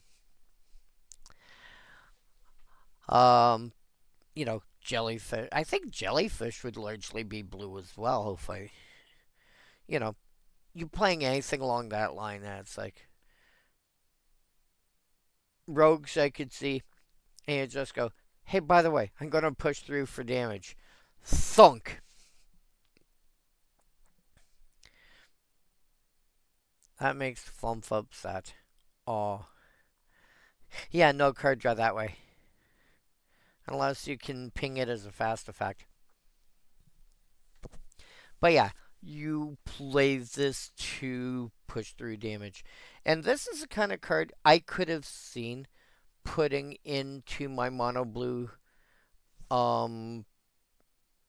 ramp deck. Except this is a bounce spell, and I wanted my removal in that deck to be. Oh, you like that, did you, Holly?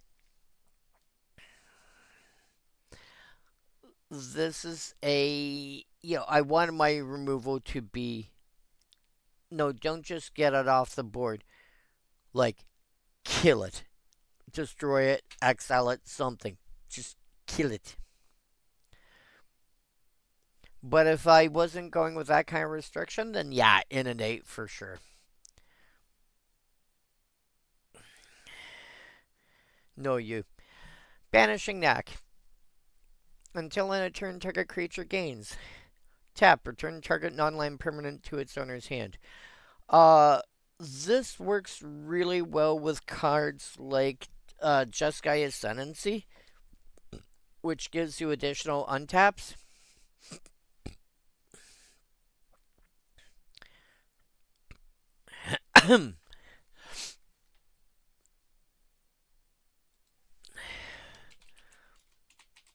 Ascendancy. You were had by Ascendancy. Whenever you cast a non-creature spell, creatures you control get +1/+1 till end of turn. Untap those creatures. You run cards like Banishing Knack, etc., and yeah, yeah. Dream Fracture. This is the card I decided to use for the thumbnail for this set because one thing I keep wanting to do for my thumbnails is a card that really says this is a card for Commander. And it's you pretty much only see it from this, like it is from this set. And so I went with Dream Fracture because like it's only got a couple of other printings, but those are much less common cards, much less common sets. Conspiracy, almost nobody knows about that realistically. Commander Legends, Baldur's Gate, too big a set for people to keep track of everything that's in there. And yeah, reminds me of Arcane Denial. Yeah, that's there's that, and there's Arcane Denial, Dream Fracture, Vex has got a.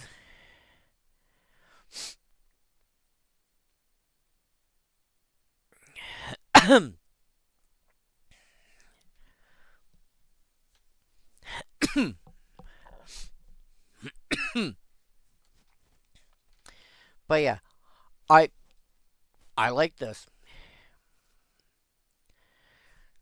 It's I like being able to.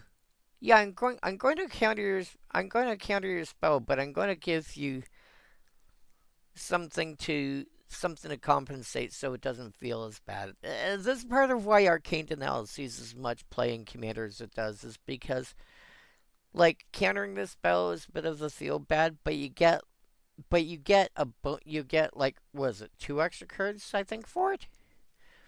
I think. Yeah. They get two cards and you get an extra card, but they get two cards to compensate, which is kind of a big deal. Glenda Lender Archmage used to be a really big deal in Modern back in the day. I could see this still seeing some Modern play, but nowadays it's kind of meh. That doesn't mean it's bad per se. It just means like it's people don't. Oh, that's adorable. It's just not the kind of card people play anymore. It's not really in relevant decks anymore. It's still a really good card.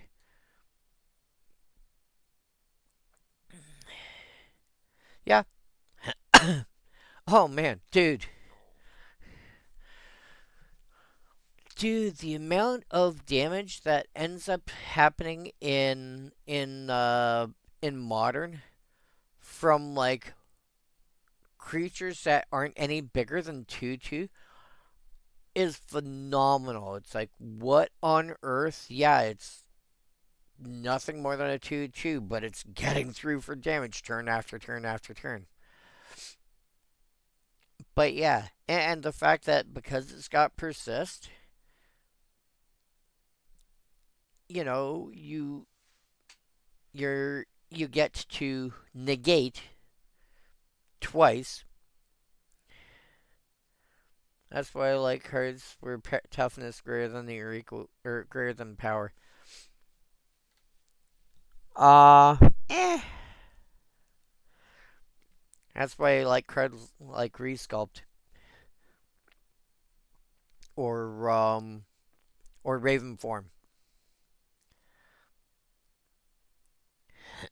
Oh man, I like me some really odd cards. When we get to Zendikar, oh my god. Oh oh my god. What were you called?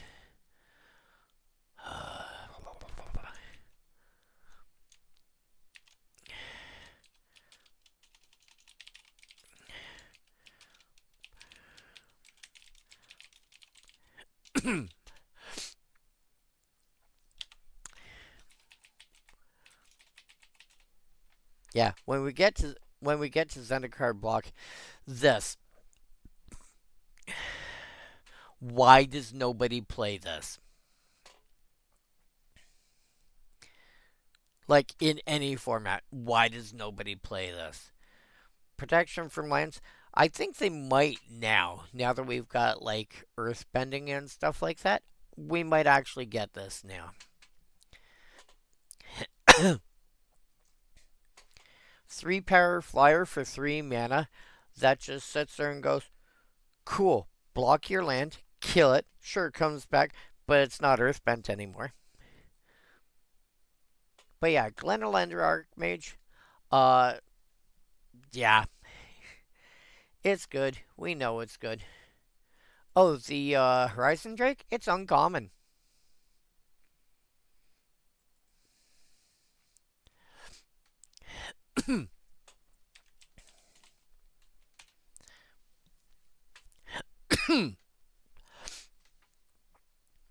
Talara's Bane.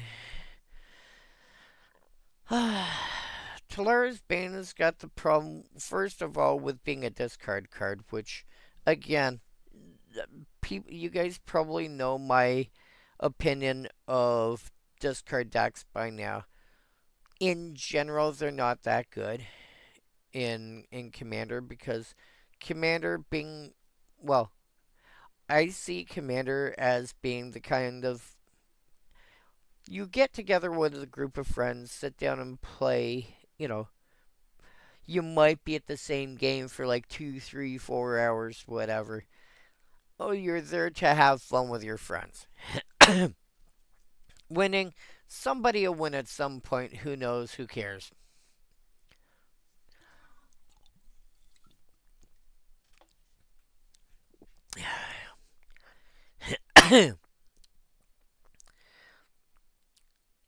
Discard decks are very much, um, in my opinion, discard decks are very much the kind of,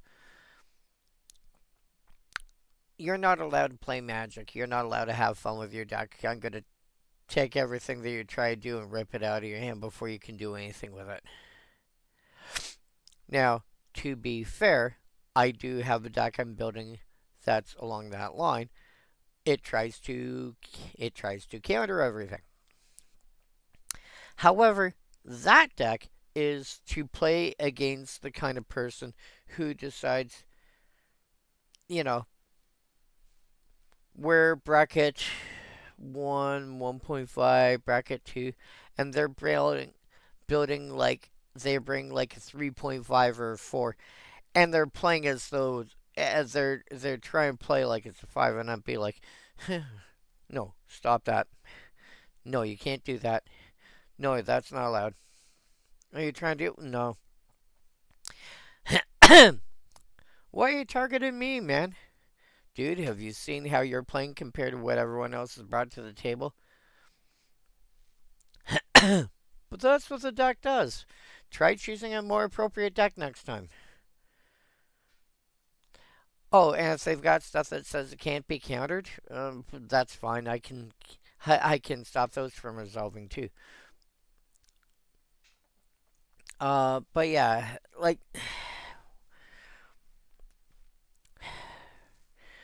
I, the best discard spells, in my opinion, are ones that hit everybody. Like you really want, in my opinion, you really want to get probably like 2 for 1 is iffy. 3 for 1 is what you really want to be getting, and it doesn't have to be 3 from the same person. It can be each opponent discards a card. You know, that's not so bad. But I mean, it's just you got to be careful with how you build it in such a way that doesn't make people feel like either like they're getting targeted or you want them to feel like they can still play. They just might be a little lighter on resources, but you don't want them to feel like they can't play because that's not a fun time and people will just I've seen myself just I'm not having fun. I'm sorry, I scoop.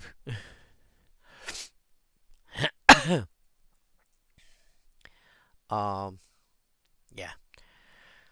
Soul Reap. Destroy target non-green creature. Its controller loses 3 life if you cast another black spell this turn.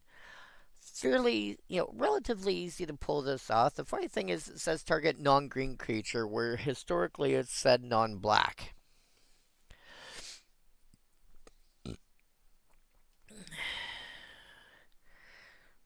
This you really want to be putting into some kind of burn deck, in my opinion. it's still okay as just a as just a removal spell. There's other stuff I would prefer to play, like maybe Ultimate Price, Cast Down probably. Uh, Even considering we're looking at a 2 mana sorcery, probably even Fell out of Bloomburrow, I think it is.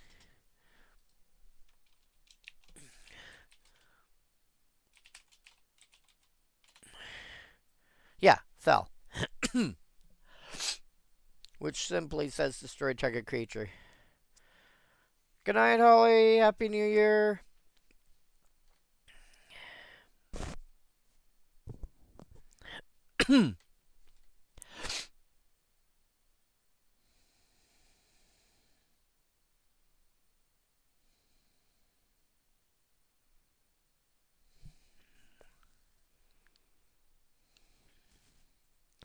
So, if you're playing Soul Reap, you're probably playing it to burn. Give me a sec here.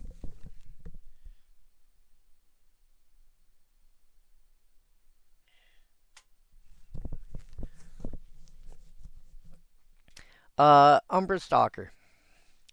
Again, this feels like devotion. It's not devotion, but it feels like devotion. you know it's 7 mana, which realistically you're not paying 7 mana for this. You're reanimating it somehow. Parent toughness each equal the number of black mana symbols in the mana cost of cards in your graveyard. You don't have to play mono black for this. You can. You don't have to. Playing it. Oh god, in Sir Gonrad. I can't not say his name that way. Sir Gonrad. Um.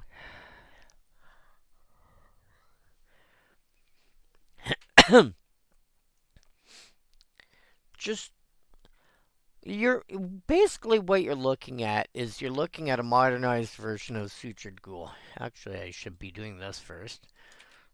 Sutured Ghoul. Yeah, mana cost is identical. Sutured Ghoul has trample. As it enters, exile a number of creature cards from your graveyard.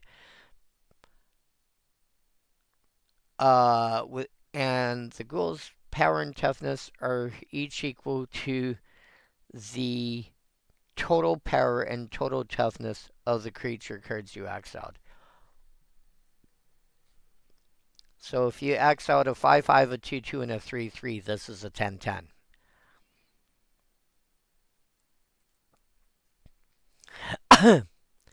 This is similar idea, except A, you don't have to exile anything.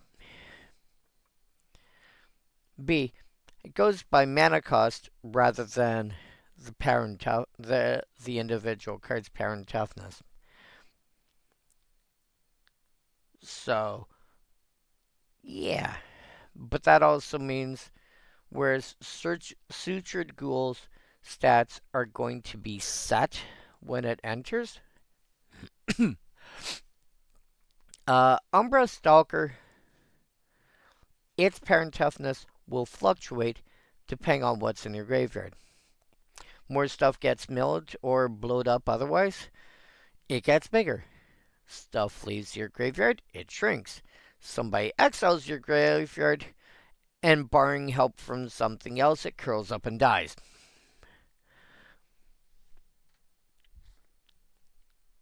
That being said, I could see this in some kind of dredge deck. Based on the idea of dredge from back in the day. You know, where you still had cards with dredge.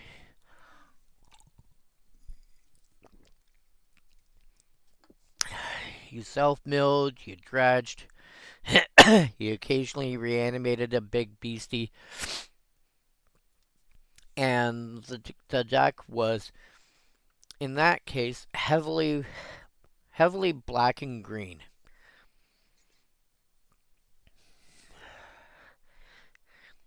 So if I were to try and recreate some kind of dredge-ish thing for Commander, this would probably go there. Siphon Life, dun dun dun dun. Dun. Siphon Life, dun dun dun dun. Dun.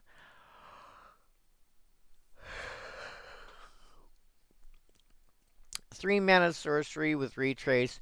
Target player loses 2 life and you gain 2 life. I don't have a problem with this card. I see this in a couple of different directions. It's a burn spell. It's a life gain spell. I have a couple of different ways I can play it.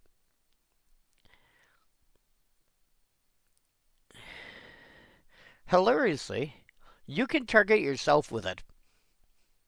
I don't know how useful that's going to be. Probably not very. But you can target yourself with it.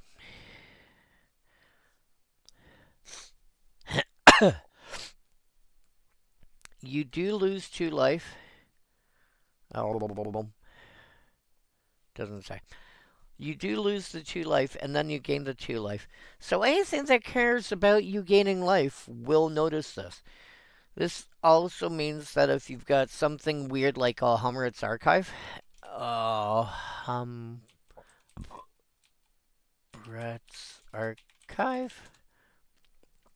Oh my dog, I spelt it right. If you gain life, you gain twice that much life instead. You could target yourself with this to net result, just gain 2 life with an All Helmer's Archive out. And what's the card draw? Oh yeah. If you would draw a card except the first one you draw in each your draw steps, draw 2 cards instead. Oh. That means any of those... Any of these kind of cards, as an additional cost, yada yada. Draw 2 cards and create a treasure token, or in just the draw 2 cards bit. Or even just like Knight's Whisper. Draw 2, lose 2.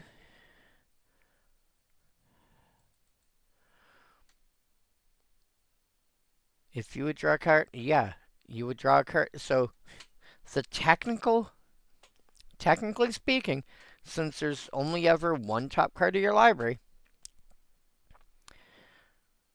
the rules say that draw 2 cards is exactly equal to draw a card, draw a card. Rules, there's no difference between them.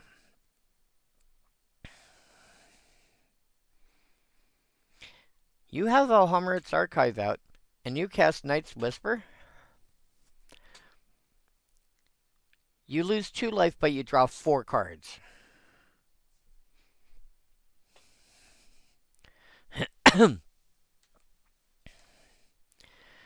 Yeah. Yeah, that's the thing you can do.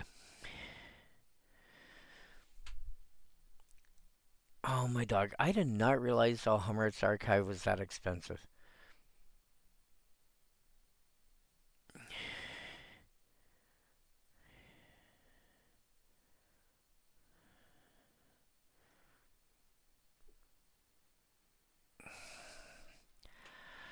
So, yeah. But yeah, I largely see this. I mean, I primarily see this as a burn spell. It has life gain shenanigans going on top of it. So you can use it either way. And yeah, the fact that you gain life suddenly means that, cool, anything that cares about you gaining life is going to notice this, gaining you life, regardless of whether you target yourself or not. Enjoy. And again, it's got Retrace, which makes it better. Smoldering Butcher. 4-2 for 4 mana with Wither.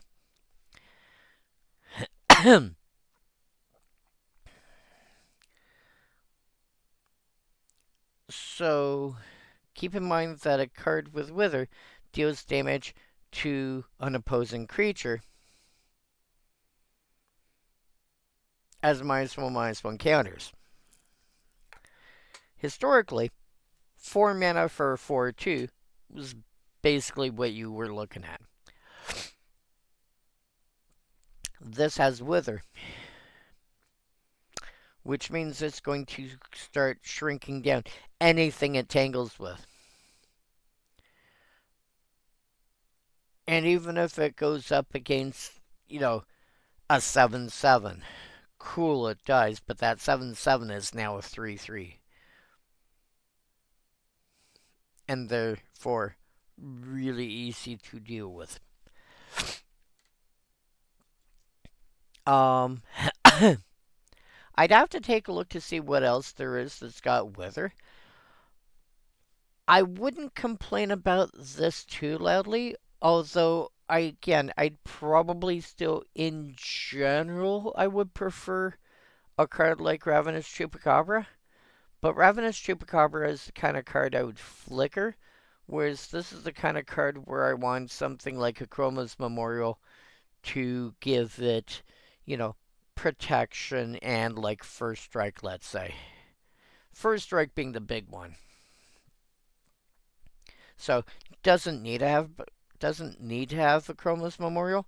It's just, well, as I've mentioned before, there are certain card shortcuts I like. A Chroma's Memorial because I'm looking for abilities in. I'm usually looking for a specific ability that's on a Chroma's Memorials list. And the first card I can think of that has it is the Memorial. Again, it's not only because of that.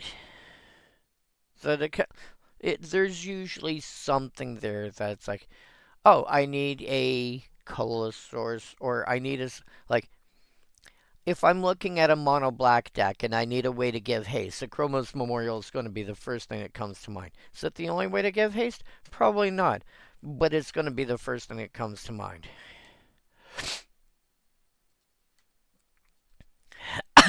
In this case, I'm looking to give first strike. Is that the only way to give first strike? No, but it's the first one to come to mind. Nightmare Incursion.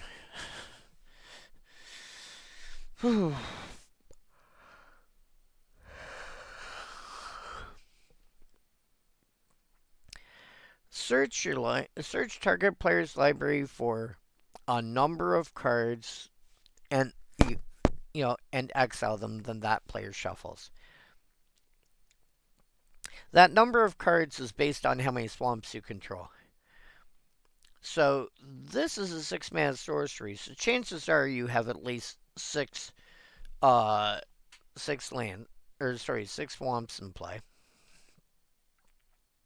Probably actually just 6 lands, because you or somebody else already has Urborg Tomb of Yawgmoth out by then.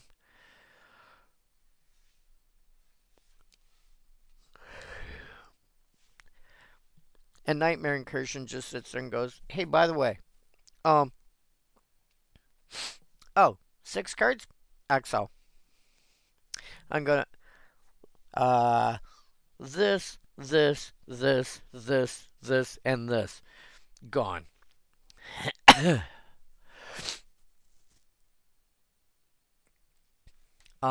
If you can play this, let's say, once per person.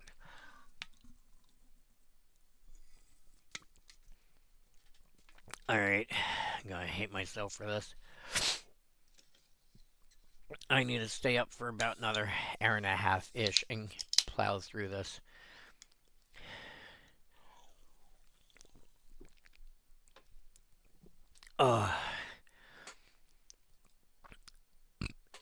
Yeah, if you can play this once per person, somehow, chances are you can just and you're playing black.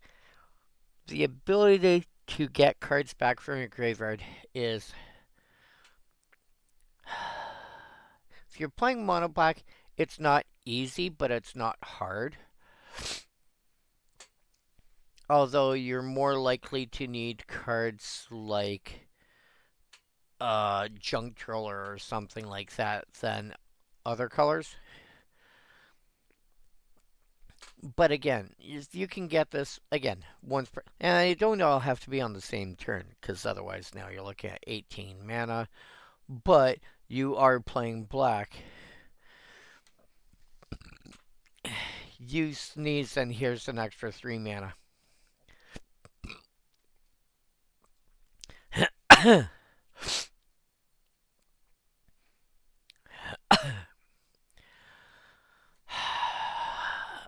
So against my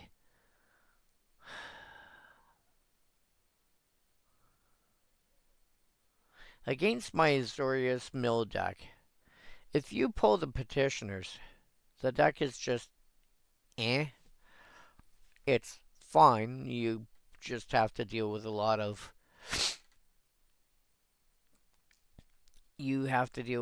creatures that are like you. It's based around mill, but I mean, what here mills now?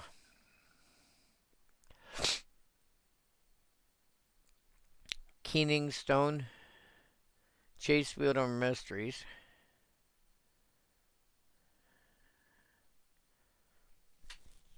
Yeah. 2 more cards. That's it. Literally 2 more cards. You pull out 26 cards out of my deck, and I can no longer mill. So probably activate it, let's say 3 times, or probably cast it, let's say 3 times against me, and my deck no longer does what it was planned to do. Needle Spectre. They keep again, there are certain cards that historically they keep trying to rebuild, recreate, bring back somehow. They keep trying to give us back one way or another. And it might be in a Modern Masters set, or it might be in a Commander set, or whatever. But they keep trying to reissue some way or another of Black Lotus / Gilded Lotus, Soul Ring, Counterspell, which is often, 2 blue +1, counter target spell with some kind of upside, counter target spell, if it's countered this way, counter target spell, shuffle 2 cards from your graveyard back into your library, or counter target spell, this costs 1 less to cast if you control an enchantment, or counter target spell.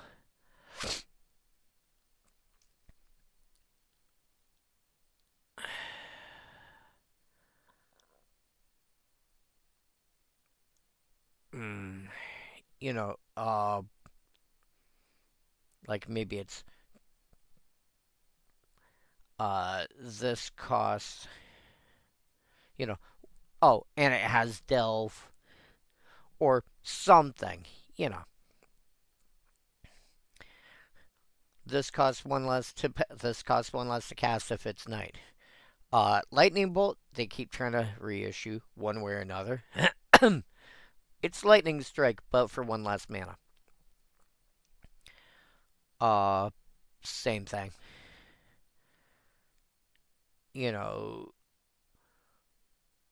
This, suspend for a turn for a red and then cast it the following turn. Or, 3 damage to, and then it's like 3 damage to target player, or 3 damage to target creature or planeswalker, or 3 damage to, you know, 3 damage to any target, but it costs, you know, it's 3 to cast, but it's 1 to cast if,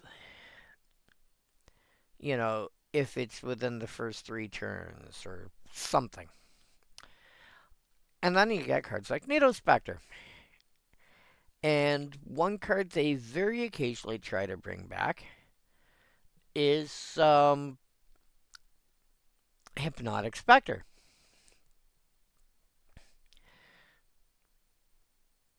So, take away Wither and make this a 2/2.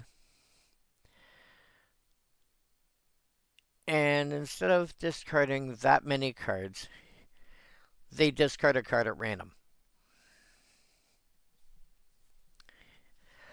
And they've got not Disrupting Scepter.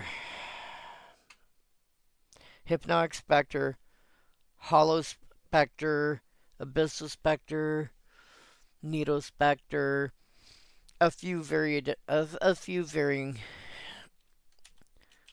Spectre. Oh, discard. Release date. Not reprint.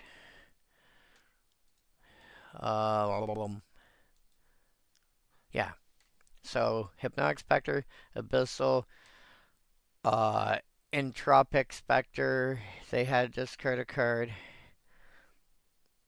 Shrieking was when it attacks. Blazing Spectres, basically same idea, but with haste. Doomsday, you got to choose a card. Silent was twice the size and twice as many cards. Hollow, you got to choose from one of X cards. Blizzard, you could choose, they discard a card. Needles, the one we're talking about. Sidraxis, slightly bigger for its cost, but harder to cast, and they discard a card, and it's unearthed.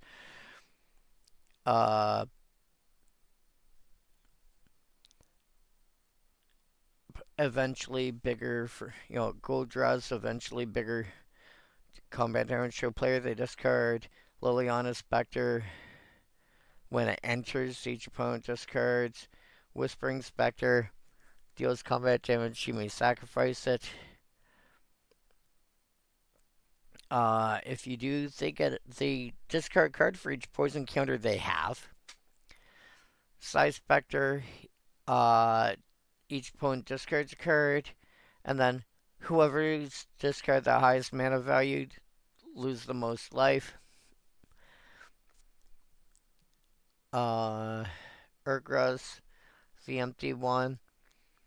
Combat damage to a player, they discard a card at random. If they can't, you draw a card. Cell Spectre enters, discard. Headless Spectre.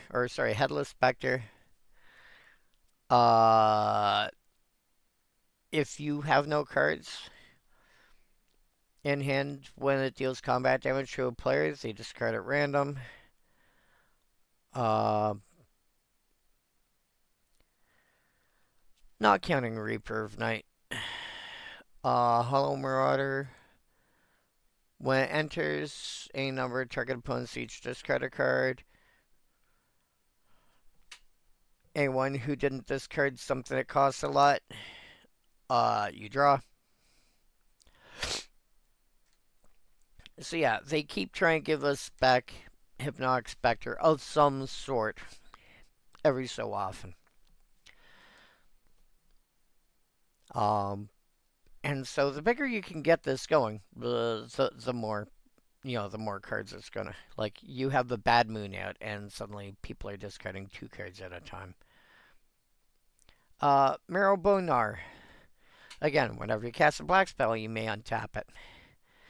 Tap. Target player exiles a card from their graveyard. 1 mana, 1/1. I'm perfectly fine even without the untap ability.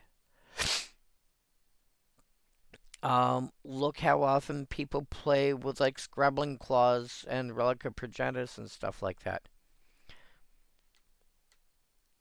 You know, so as still worth playing.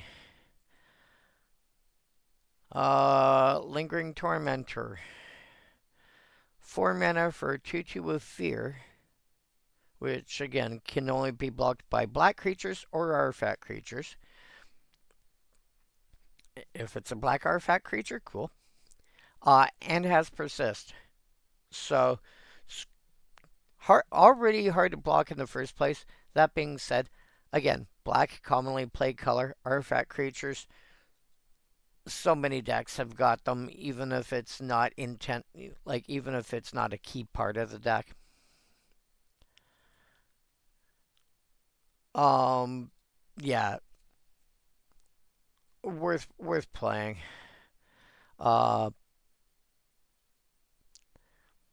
Raven's Crime. If you're playing a deck based around making people discard cards, you're playing this. Even if you're not targeting the same person all the time, you're playing this. Yeah, if you can find a way to draw cards when people discard cards, it starts getting silly. Because you'll just end up drawing extra lands and stuff. Ashling. She's a 4 mana 4/4, which is not a bad starting point. Deals combat damage to a player. Choose target creature that player controls. The player sacrifices that creature. It is rare that you can force somebody to go, hey, by the way, no, you're losing that without destroying it. Most of the time,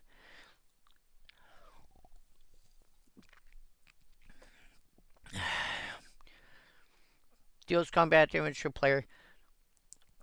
Destroy target creature that player controls. No, they're having to sack it. I'm going to need to see if I have one of these.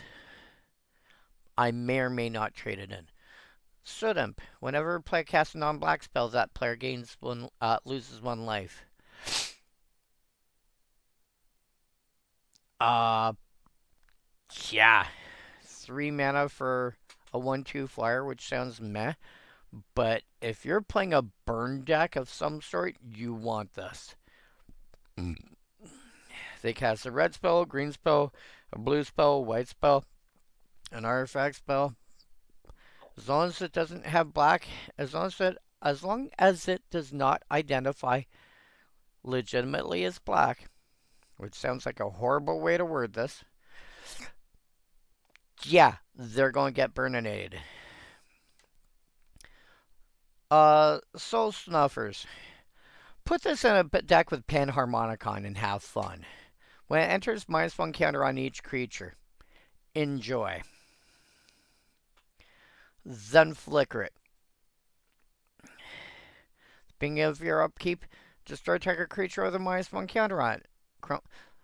These two belong in the same deck. And then Necroskitter, whenever a creature an opponent controls with a -1 counter on it dies, you may return that card to the battlefield under your control. These 3 all belong in the same deck. Let's be honest here.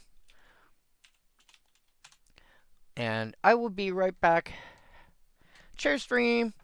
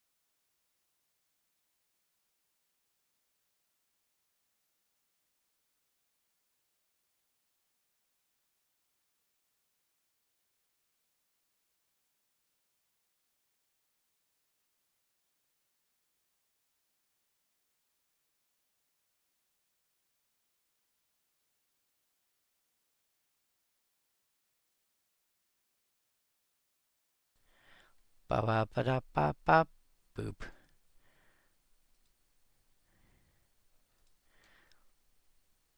Alright.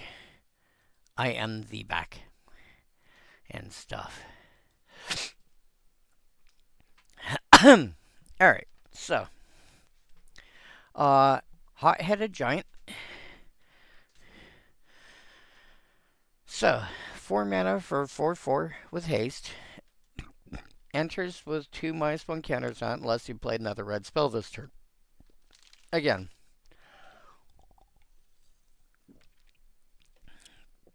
not something that's hard to pull off.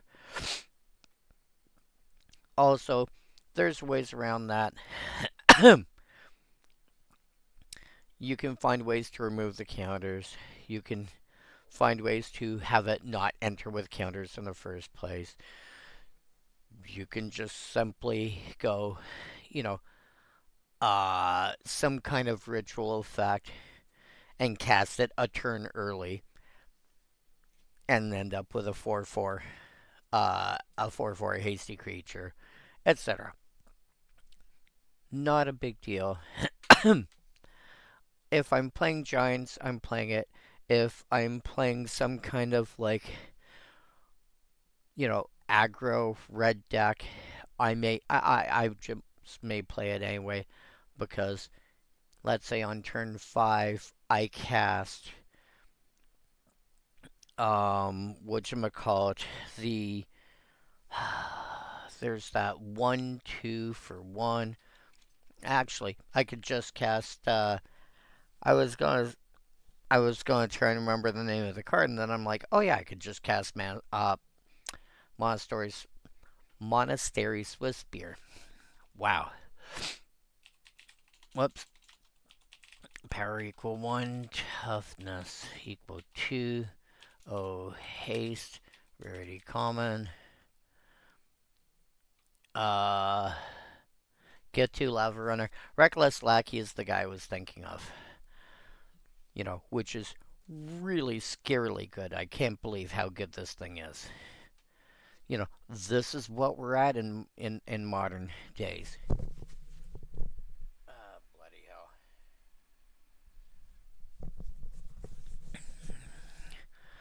Used to be, 1 mana, 1 red mana, you get a 1/1. Used to be in my day, for 1 red mana, you get a 1/1 hasty goblin, and we liked it. You might get like a minor tweak on top of that. Maybe it's Goblin Warrior, maybe it's got like some other minor thing. When it dies, you make a treasure sort of idea, but treasures didn't exist yet. Something like that. And nowadays you've got a 1/2 for strike haste.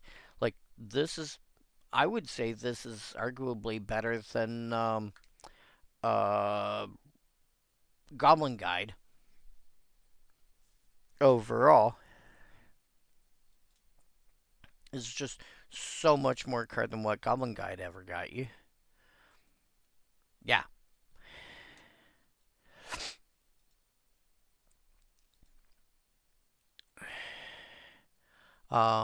Yeah, turn 5 you cast that or something similar and this, and it's like, hey, by the way, thunk. So, yeah, enjoy. You're doing some kind of aggro deck, you're playing giants, you're playing with rituals. So many ways to make this playable. Firing bombardment.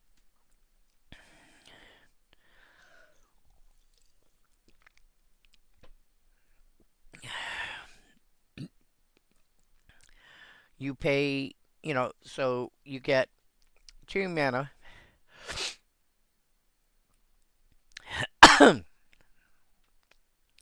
This is basically your Goblin Bombardment variant with Chroma. So you're going to deal damage based on how many red mana symbols are in the cost of the creature you sacrificed. So again, not devotion, because devotion isn't going to look back at what was sacrificed, really. I don't think. ID equal red. No. C equal red. O damage. O devotion.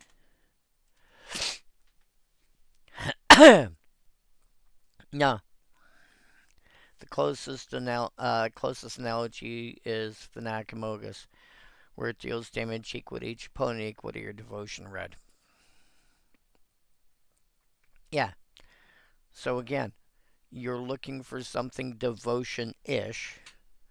Don't forget Chroma. It's going to do a lot of the sort of thing that you're looking for, but different. Hatchlings. 4 mana for a 3/3. Pay 3 mana, tap it, and put a -1 counter on a creature you control. Deals 2 damage to any target. There are creatures that want to die anyway. Yeah. Or creatures that, hey, look, I have this random, 0/1 goat floating around.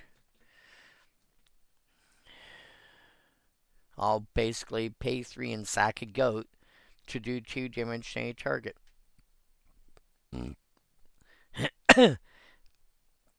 If you cannot put a counter on a creature, you can't pay the cost. However, this does interact with Vizier of Remedies.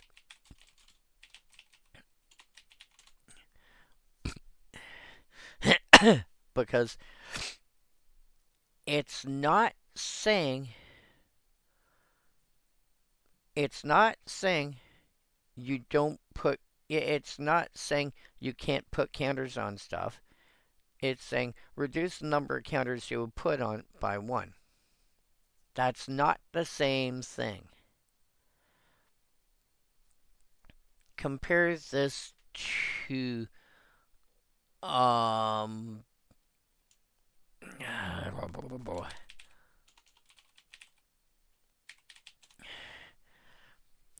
compare this to Tatterkite. This creature can't have counters put on it.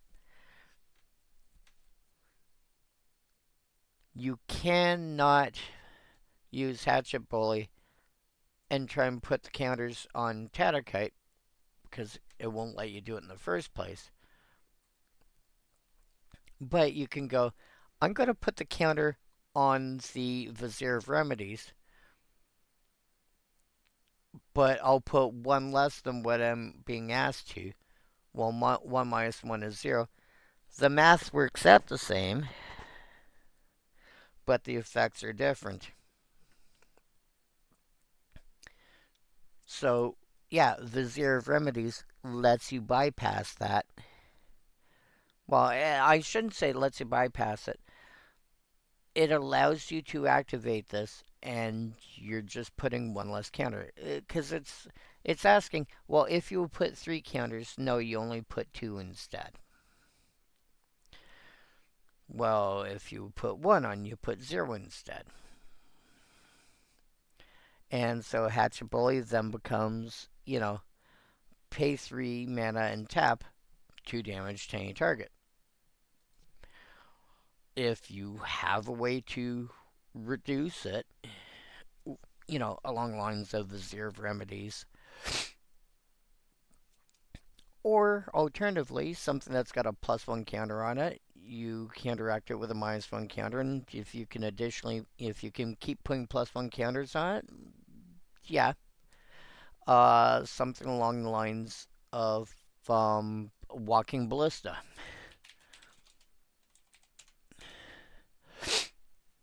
Pay 4, put a +1 counter on this creature. So, yes, it's expensive. It would be 7 mana to deal 2 damage. But it's a thing you can do. Rekindled Flame. 4 damage to a target.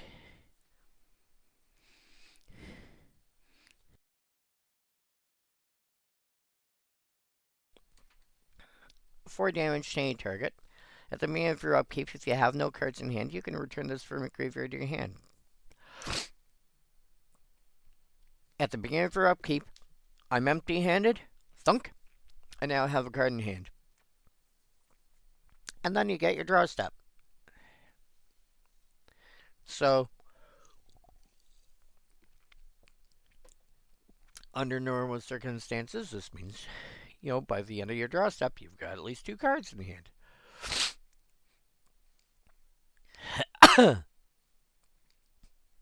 Oh, sorry. If an opponent has no cards in hand.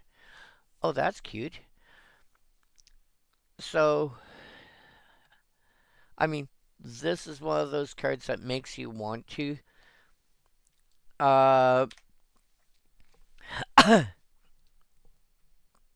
makes to get somebody to be empty-handed. Makes you want to make your opponent discard cards, but you don't have to take that route to do it.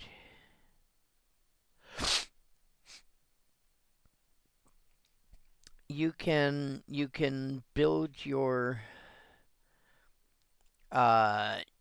you can have a game plan that incentivizes them to empty their hand. If you have cards that are along the effect of Stormseeker, for example. Deals damage to target player equal to the number of cards in that player's hand. If you've got effects like this, and I say effects as in more than one,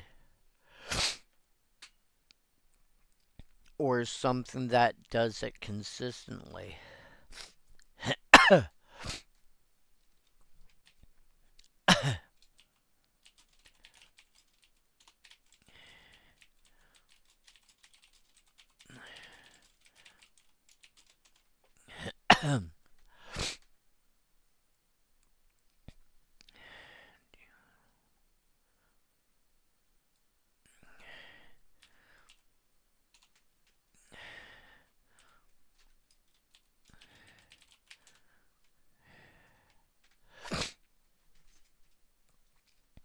Sort by cooler.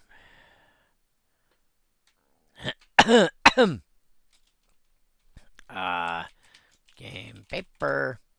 Thank you.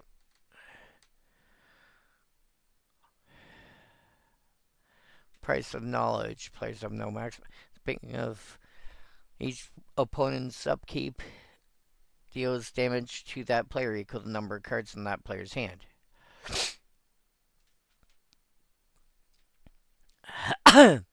A card that makes you want to empty your hand, so you take less damage.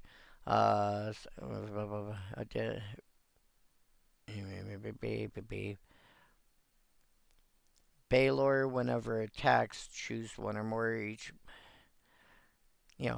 Deals damage to target opponent equal to the number of cards in their hand. Emberworld Captain, whenever an opponent attacks you while you're the monarch, deals damage equal to the number of cards in their hand. Fateful Showdown. Deals damage to target creature or player equal to the number of cards in your hand. Nope, that's not what I'm looking for.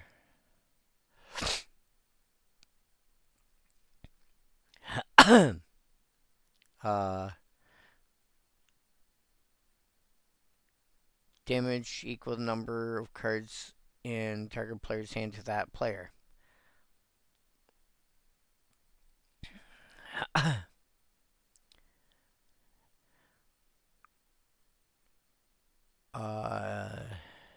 Damage to each foe equal to the number of cards in their hand.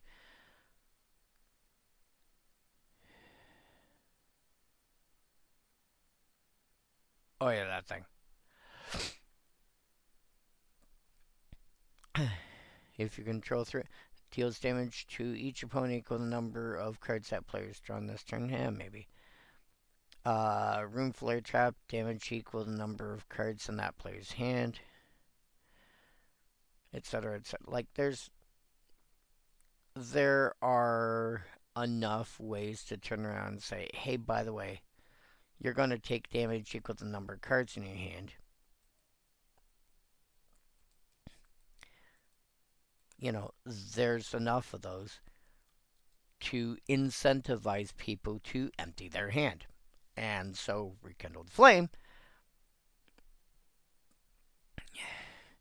is going to give you a payoff for saying, oh, by the way, you're emptying your hand, huh? I see you don't like keeping cards in your hand. Here, take 4. Chaotic Backlash. This used to be a thing in Standard. This is not as good in Commander. However, and again, note the fact that it relies on how many permanents they've got. Oh no.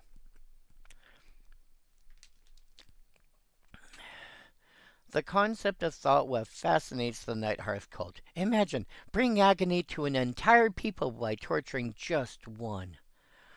Oh, that's evil.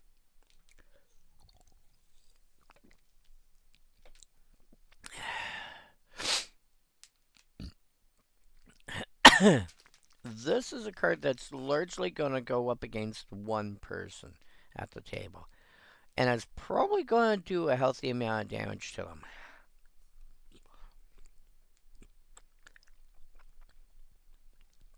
If you got somebody playing a token strategy, for example, and they're playing like if they're playing white and they're playing a token strategy, blue, I mean, if they're playing persistent petitioners, they are foobarred.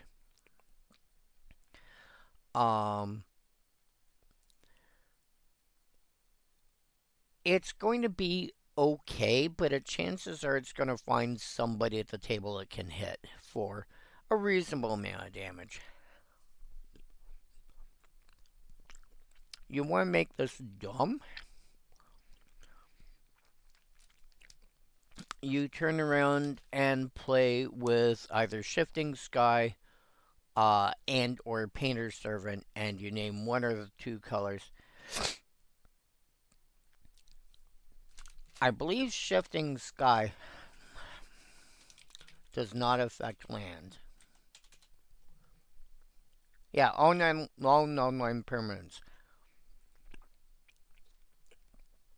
If, on the other hand, you're able to get Painter's Servant, if you have one of them, how is the Judge promo the least expensive one? Huh. Weird.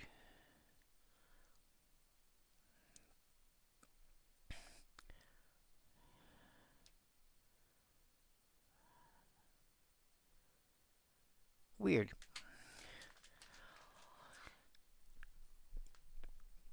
But yeah, if you happen to pin down a Painter's Servant, that will also affect the lands. And as a result, suddenly it's like, you name white. Cool. Who's got the most number of permanents? Oh, you do? Cool. Take 45 damage. I think you're dead now. Oof. Big oof. I like big oof, and I cannot lie.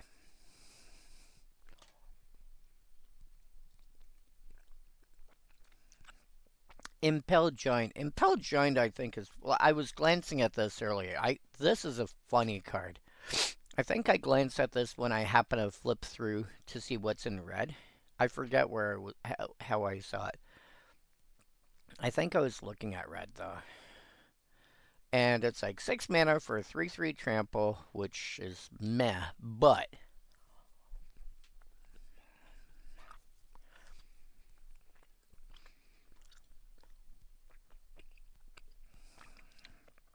Tap an untapped red creature you control, other than this creature. Impelled Giant gets plus X power, where X is the power of the creature tapped this way.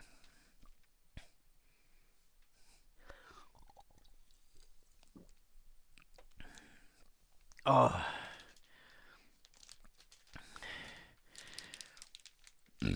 I am going to be able to stay awake now to finish the stream. That Rockstar, I personal opinion, and this is, I think, my body. Rockstar, I like the taste of, but it doesn't do like it's one of those ones where it's like it works okay-ish. Uh, one of these cans of Monster will probably last me 2 8-hour shifts. This is going to keep me going. This is actually the Red Bull is actually waking me up. The Rockstar, I finished it and was like,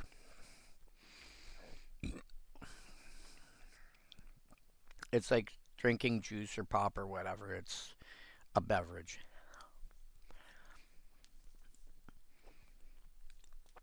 Now,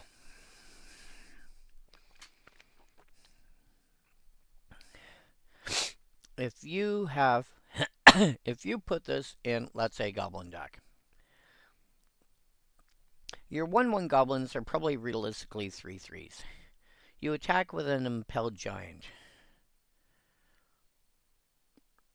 You then tap down all your goblins, and your opponent's going to be like, okay, how much do I actually have to block? And you go, oh, well, it's just a 3/3 right now. It's just a 3/3 trample right now. Okay, I'll block with this. I'll block with my, with a 5/5. Oh, okay. So I'll tap this to be able to kill that and do an extra point of damage to you. Okay. And I'll tap this to do an extra 3, and this to do an extra 3, and this to do an extra 3. This. Oh, by the way, what was your life total? Um,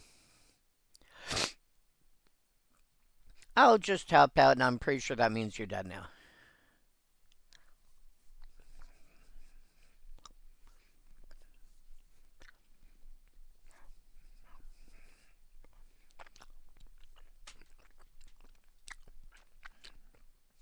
It goes without saying this is sillier if you've got effects that say, hey, by the way, uh, your sources deal extra damage.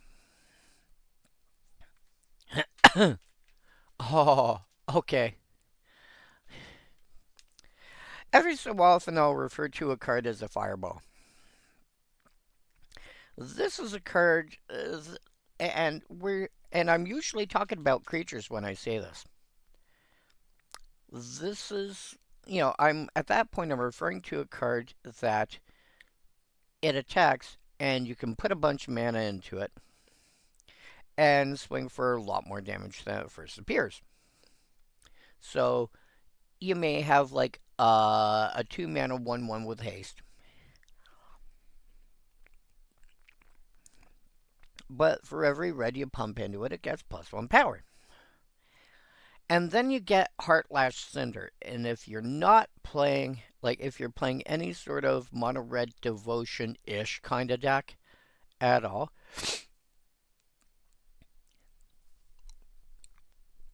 or you just happen to be heavy on red mana symbols,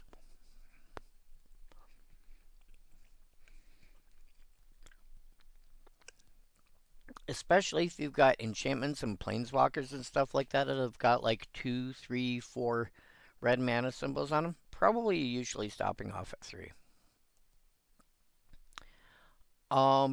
Yeah, run this. Oh my god, if you have a way to give your guys trample, or even like give target creature trample, oh my god, oh my god, oh my god.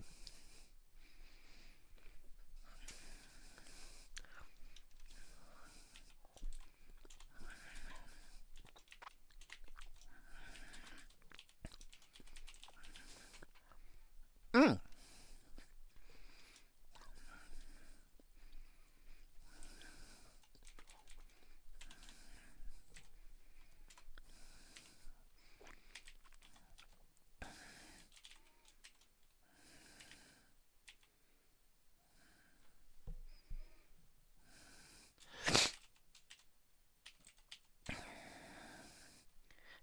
Here we go. Bestial Fury works. No, Bestial Fury is not quite what I'm looking for.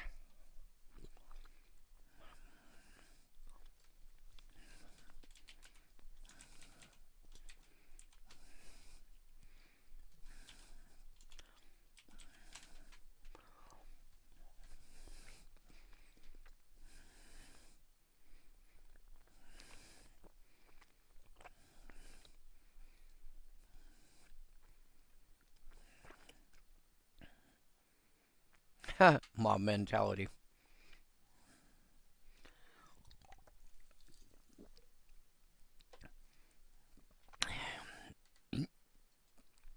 Honestly, just throwing mob mentality on it would be fine.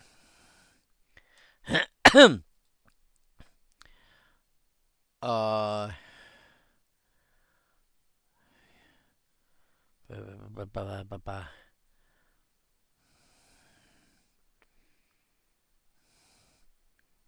After boxes. Okay.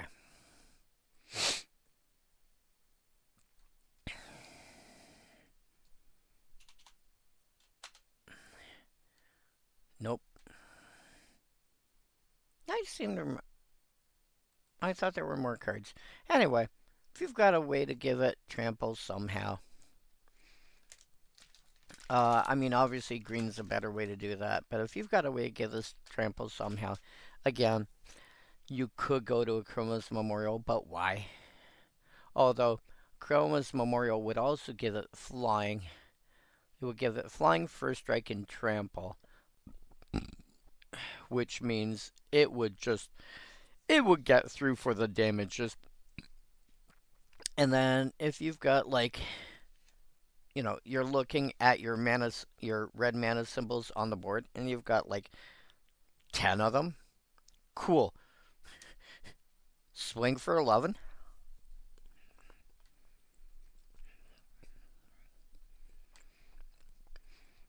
And if you can flicker it, oh my dog.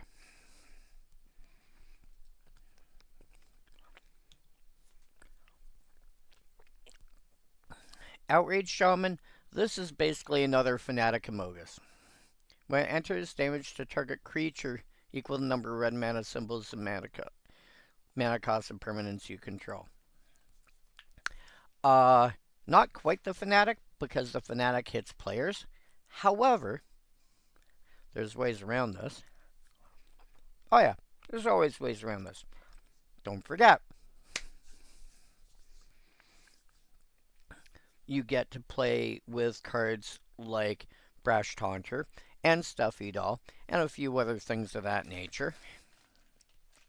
And, you know, the ones that go, oh, you want to deal damage? Pick me, pick me, pick me.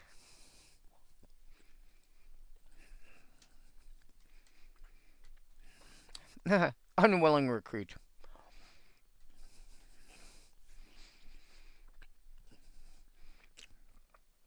So, normally, gain control of target creature till end of turn. Untap that creature. It gains haste until end of turn. Is 3 mana. You're usually looking at red +2. This is about a mana more than that.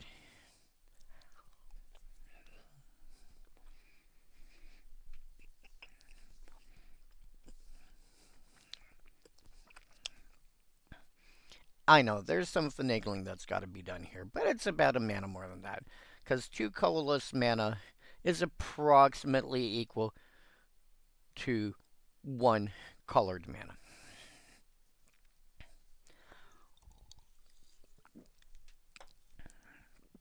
So, red +2 is very roughly equal to double red. So this is 1 more red than that. Plus X. Because this also gets +X power till end of turn. This was a card back in Standard. Many years ago. You go, I'm going to steal your creature and attack you with your own creature. And by the way, It's getting an extra boost on it. Yeah, this is how you dealt with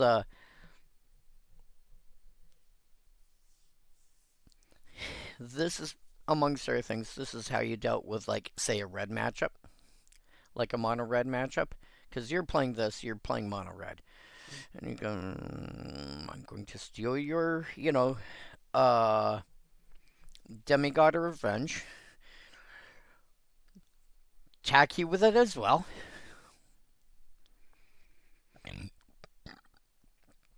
I'm going to pay 5 mana. It's going to attack you for like 7.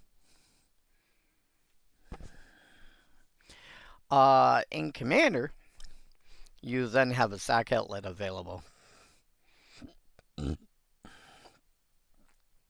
I'm going to steal your general. I'm going to attack you with your general.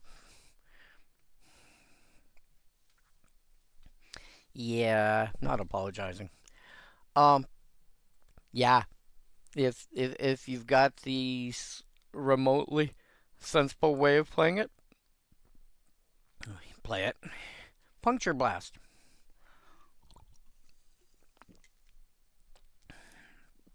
Red +2, instant, 3 damage to a target.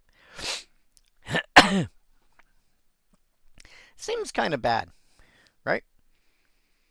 3 mana to deal 3 damage. It's like, even at that point, we were already looking at 2 mana. Actually, Lightning Bolt being reprinted was around the corner. I think it was like M12 that got a reprint. So, a couple more years. But then it's got Wither, which means creatures aren't taking 3 damage. They're getting 3 -1/-1 counters instead. Oh. Yeah, if if you're insisting on playing a Lightning Bolt variant, I really don't suggest Lightning Bolt. I would play Puncture Blast instead, because those -1/-1 counters, barring somebody doing shenanigans, are going to stick around.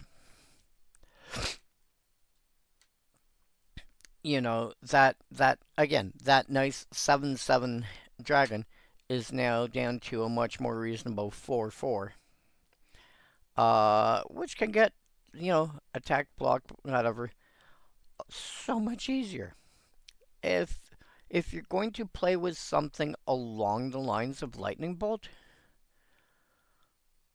I would go Puncture Blast first.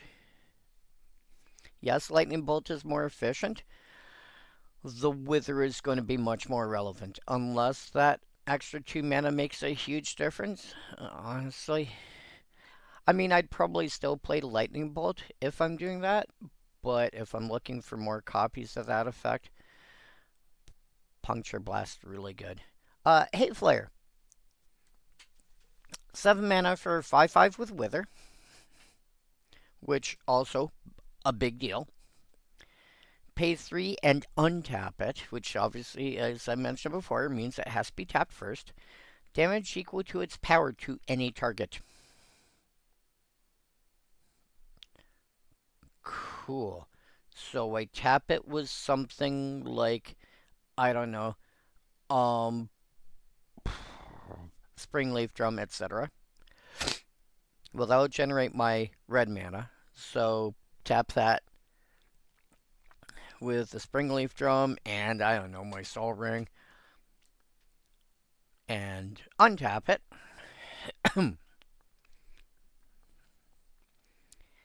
And 5 Wither damage to that. Which, whatever I'm pointing at, there's a really good chance it dies. And if it doesn't die, it is crippled. Like, an 8/8 becomes a 3/3. You need to be a 10/10 to still be, a 10/10 would be a 5. It comes down to a 5/5, which means if you can untap this somehow and do it again, no, bad. Thunderblast. This is trying to be your ball lightning effect. 5 mana for 7/2 with haste, which averages out to a 5/4 or 4/5, but let's say a 5/4. Which, you know, a 5/4 with haste, but realistically it's a 7/2 with haste.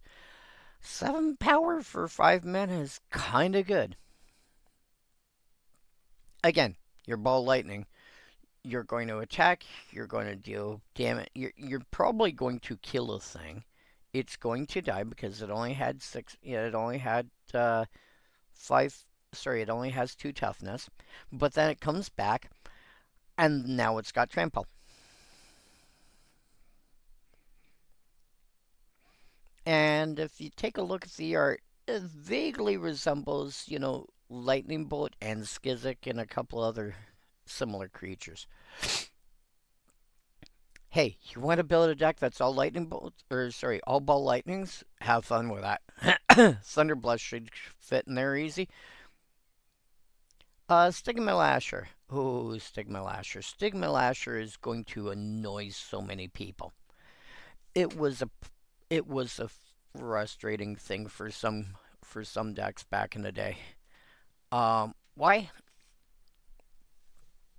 2 red for a 2/2 with Wither, which is already a solid rate.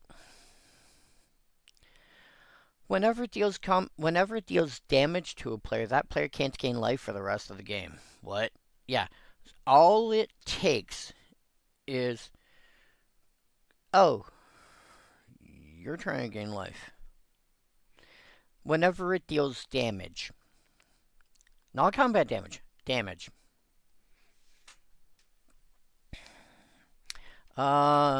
Arcane Teachings. 1 red, 2 other, enchant creature.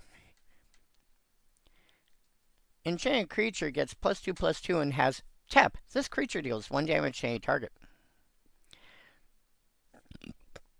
So, turn 2, Stigma Lasher. Turn 3, Arcane Teachings. Tap, you're not getting life for the rest of the game. And my creature's now 4/4, by the way. What?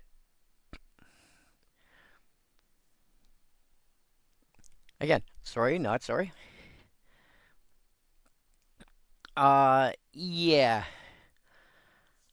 Plus, if you're building a deck, as I mentioned before, build around Devotion or something like that. Yeah. 2 pips. Flame Jab.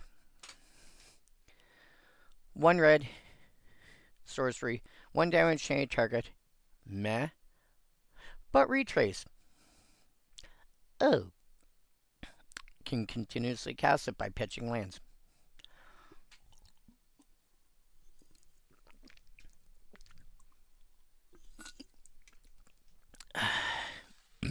Okay. That should help. Yeah. Add anything along the lines of Torbran. I think Torbran is +2 damage.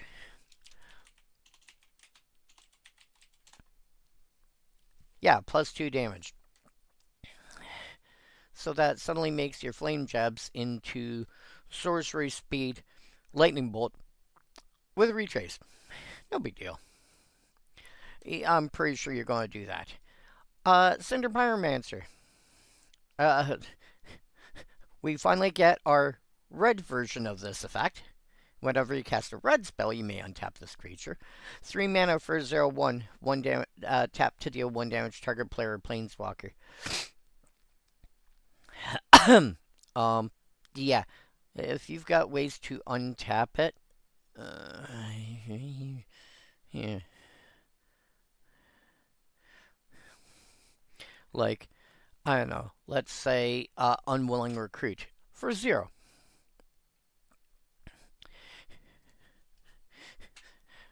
Ping. Cast trigger. Resolve the cast trigger. Untap. Ping. Resolve the spell. untap, ping. Yeah, if you can't find a way to do that, you're doing something wrong. Green. These greens go on when I close my eyes. Savage Conception. 5 mana for 3/3. Sorry, 5 mana with reach. 5 mana sorcery with Retrace. You make a 3/3 beast.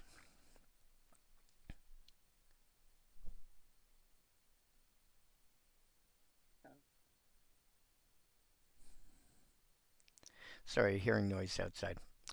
Um, Again, not difficult to come up with.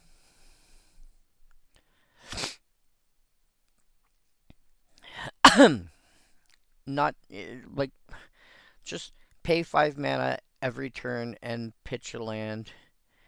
You're probably drawing enough extra cards and getting extra lands somehow.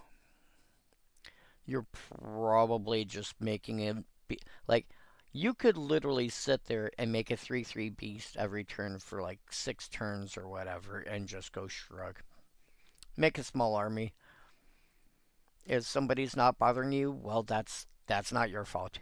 Marsh Drinker Giant.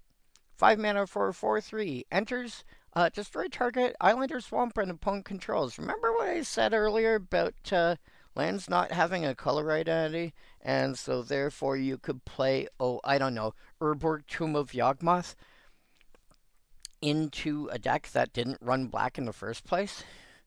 Yeah, imagine having that out and then dropping this. And let's not think about being able to reuse this ability at this point, shall we? And there's also the Harbinger of the Seas bit, and yeah, I'll just leave it there. Phosphorescent Feast. Again, a card that looks like Devotion but isn't because it references mana costs in your hand. This is, again, one of those cards where, let's say you've got 5 cards in hand. Average, say, 1.5 is not completely unreasonable. Okay. 5 mana, gain like 8 life. Okay.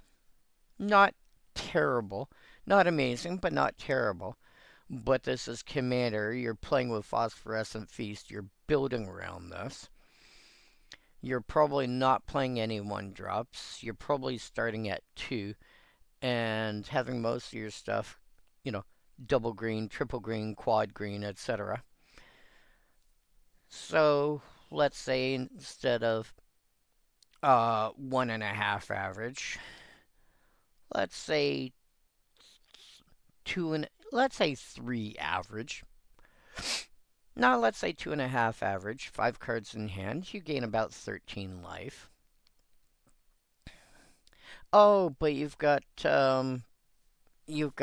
Reliquary Terror in play, and you've been able to draw some extra cards. So instead of having 5 cards in hand, you've got, I don't know, 9 cards in hand. So you gain 22 life, no big deal. This is what we call Tuesday. Yeah, something like that. Now that's starting to feel reasonable. And again, this is one of those effects where you're getting a bunch of life at once rather than a bit here and a bit there.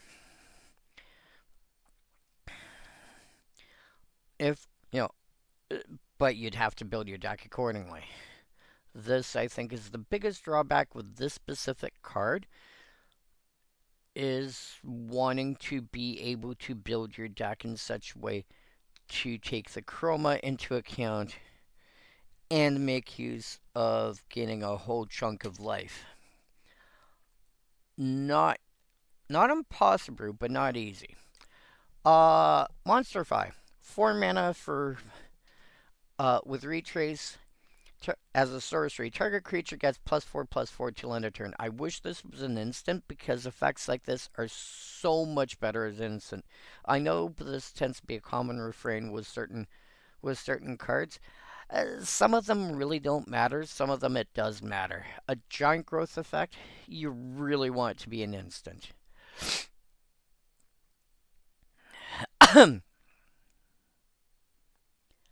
um, Yeah, and especially since you're paying 4 mana. Sure, it's got Retrace, but you're paying 4 mana for +4/+4 as a sorcery? Whoa. Because we can argue 2 mana. Well, okay, let's put it this way. 1 green, instant, +3/+3. 1 green, I would say sorcery, you could get +4/+4. That means you're paying 3 mana for the Retrace. I think that might be a bit much. I could arguably see green +2. I'm not sure I think green +3 might be a bit much, but that's a me. Um, that being said, you're playing green, digging extra lands out of your deck is called, Monday afternoon, etc., etc. Not that big a deal. Twin Blade Slasher. 1 green for a 1/1 elf warrior with Wither. This is basically your Basking Root Wall effect. Um, Pay green +1, +2/+2 till end of turn, activate only once each turn. If you do that, it's going to give it's going to give 3 -1/-1 counters to whatever it's tankling with, or just hit the opponent for 3. I think chances are a lot of the time the opponent's just going to let it through. Um, it's fine. I think so far out of this, I like the Savage Conception, the Marsh Drinker Giant more. Duskdale Worm, 7 mana for 7/7 with Trample. It's fine. I think nowadays you could probably get like an 8/8 or a 9/9 because they've realized that um, creatures in green tend to be a little bit bigger than their mana value. I mean, it's still fine. If you're building worms, maybe. Talara's Battalion. I've always found Talara's Battalion entertaining.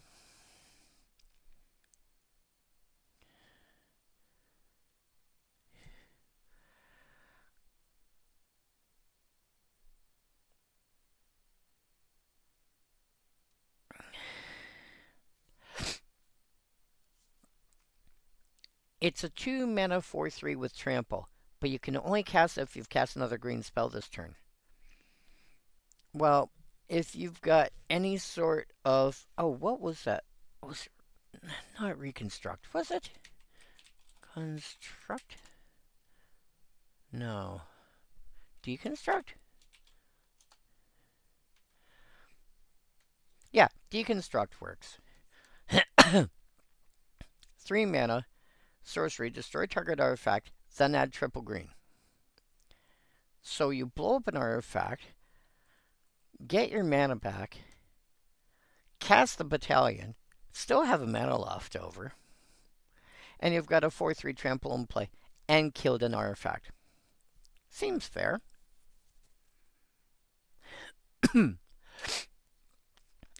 Nettle Sentinel.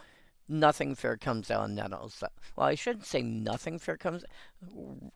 Very rarely does something fair come out in Nettle Sentinel. Usually, if people are playing this, they're trying to do like elf combo shenanigans.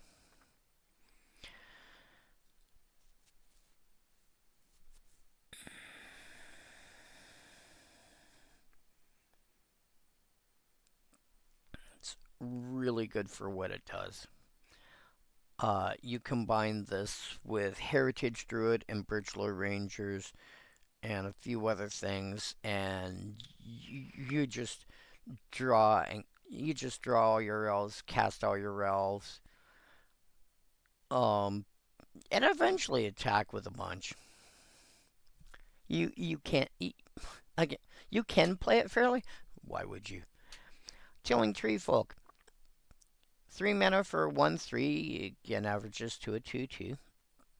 When it enters, you may return up to 2 target land cards from your graveyard to your hand. Um, Obviously you want to return fetches if you can. Uh, keep in mind that when I say fetch land, and we're talking commander here, it doesn't have to be Misty Rainforest or wooded foothills or anything like that. I do count Evolving Wilds. I do count Terramorphic Expanse. I do count um uh the uh the Capenna uh autosac lands. Basically, a fetch, as far as I'm concerned, is anything that can, as the name implies, fetch land out of your deck. Killing tree folk, cool. Does it help me trigger landfall shenanigans? Yes, cool. Probably counts.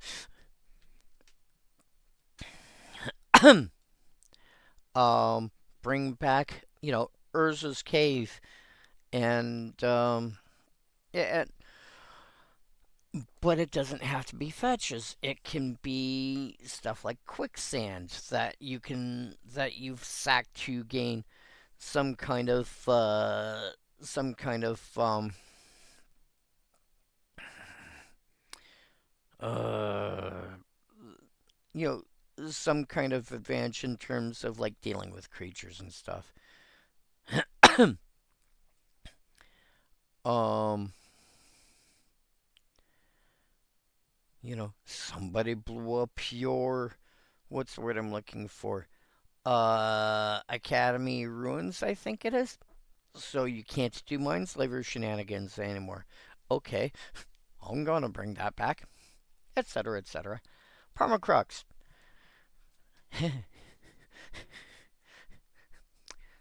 6 green for a card with trample, with parent toughness equal to the number of green mana symbols and the mana cost of permanents you control, aka parent toughness equal to your devotion to green. It itself brings in 6. It is not unreasonable that you have 6 more by the time you play this. It is very actually reasonable.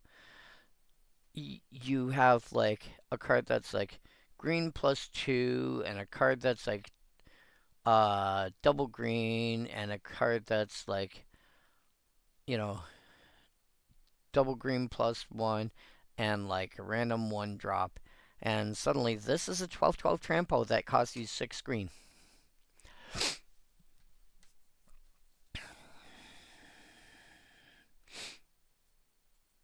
Yeah, you play that in the devotion style deck.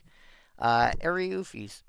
5 mana for a 3/3 with persist. Sack it to deal damage equal to its power to target creature with flying. So, you sack it the first time to deal 3 damage. It persists back. You sack it to deal 2 more. That's going to take out a. I mean, that in of itself, just that routine in one shot, like in a single turn, is going to deal 5 damage to a flyer.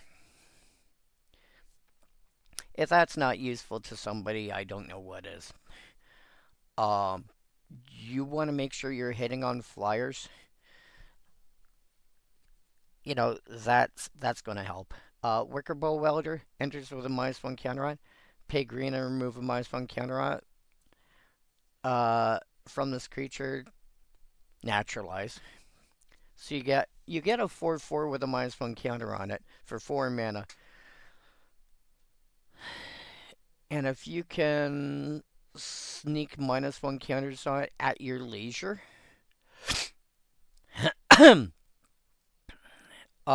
Hatchet Bully works well. Then yeah, you are naturalizing at your leisure. Helix Pinnacle. You know, how much mana can you? Oh no, I can generate a silly amount of mana. Guess what? You're playing Magic. You're playing Commander. Of course, you can generate a silly amount of mana. You can generate as much mana as you want whenever you want if you're willing to find the cards to put into it. This is an alternate win con. If you've got ways to generate a silly amount of mana and you want an alternate win con, and you're playing green, Just do it. Regal Force. I considered making this my thumbnail. Decided against it. Um, because it's got, to me, this has got non-commander heritage. But it's a 7 mana 5/5, comes into play, draw a card for each green creature you control. You know, you're playing elves, for example. Just throw this in. Just call it a day. Just throw it in. Just do the thing. Put it in. Not that big a deal. Just put it in. Draw like 12 cards. Continue casting all your elves. Bloom Tender. Again, another card that I considered doing and decided against it. Because it's got part of the problem. Like, I constantly want cards that really say I'm from this set and I'm a commander card. And this feels like it's got elsewhere written on it. And I don't remember where. It's just elsewhere. Really good in commander as long as you're playing, as long as you're playing. Are you playing at least 2 colors? Then this will be good. If you're just playing mono, not worth it. But if you're playing at least 2, this ends up being really good. And anything more than that, it gets insane. Like if you're playing 5 colors, tap, add Wilburg. Okay, done.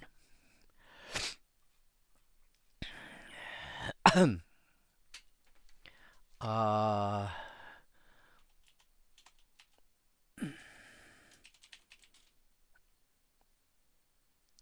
uh,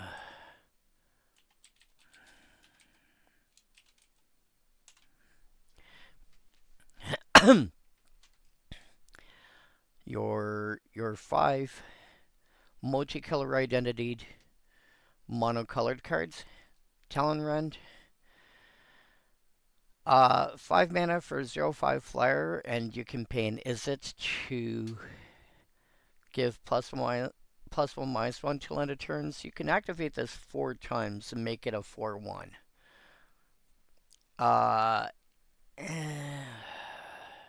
Couple of times for a 3/2.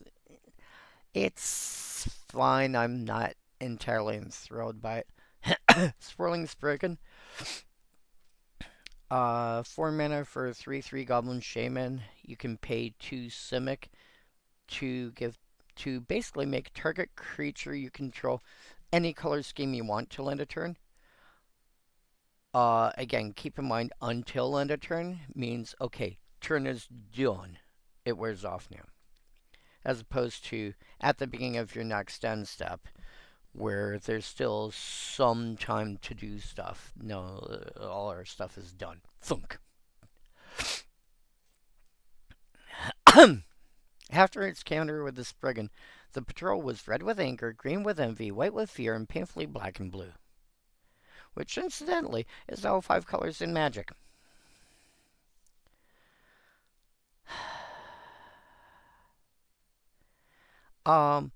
Yeah, there are going to be uses for this.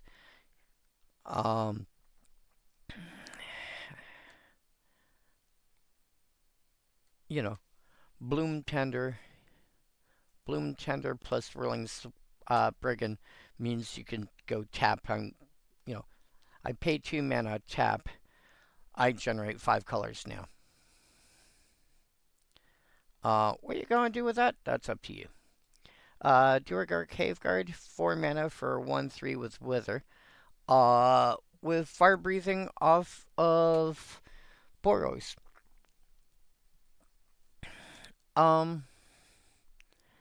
So a 2/2, but it's got Wither.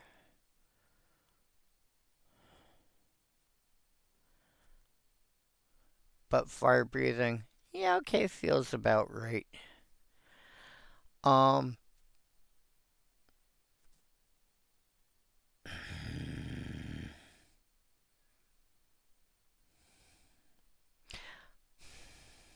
I think I feel like this is only okay.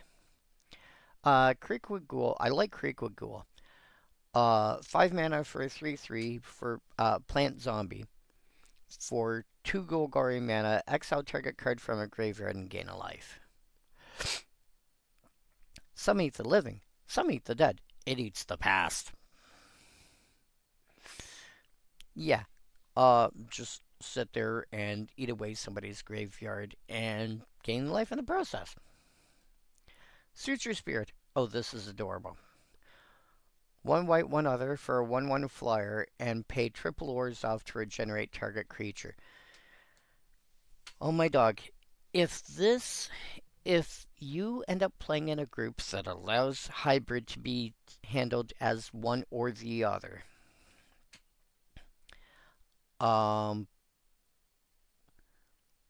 this is going to sit alongside Malak of the Dawn as something that can go, hey, by the way,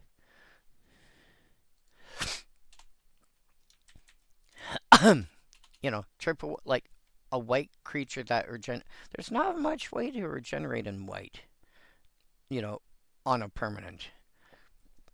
One shots, sure. Permanent? No.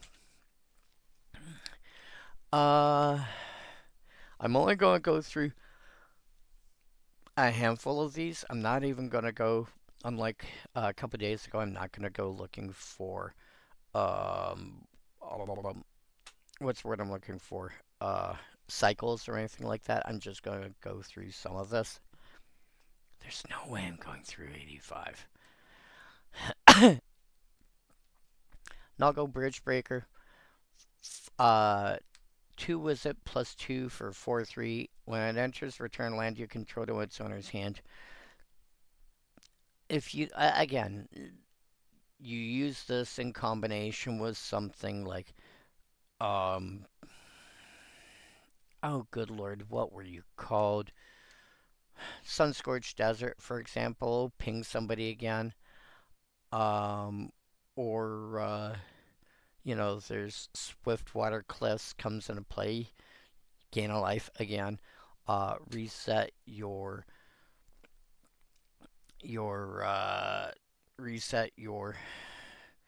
gemstone mine, get another scry or surveil in with some of your lands, etc., etc.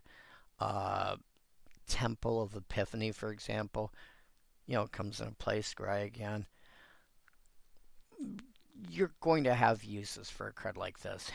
Bloodied Ghost. 3 mana for a 3/3 flyer, enters with a -1 counter on it. Easy enough to, eat the -1 counter somehow.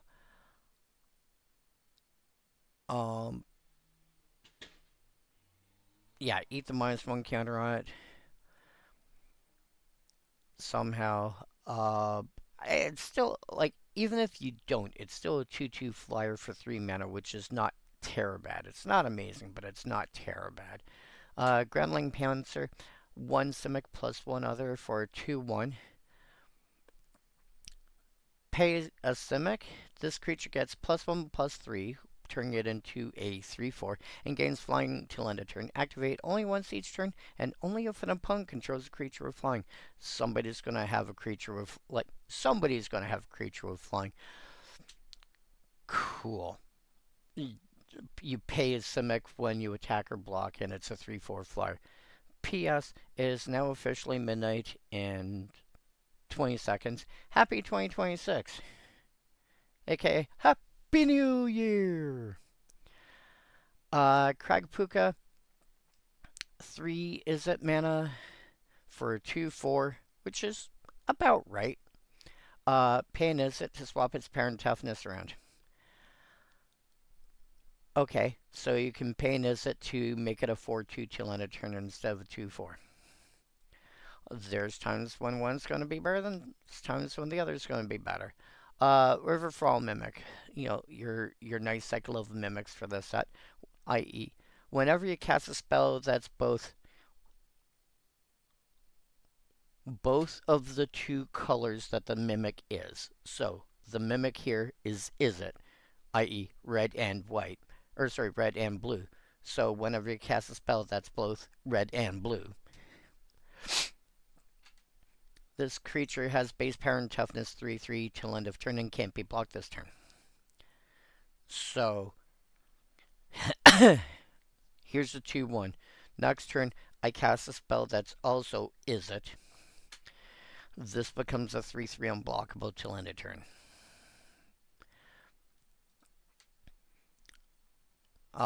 There's a cycle of mimics that do that.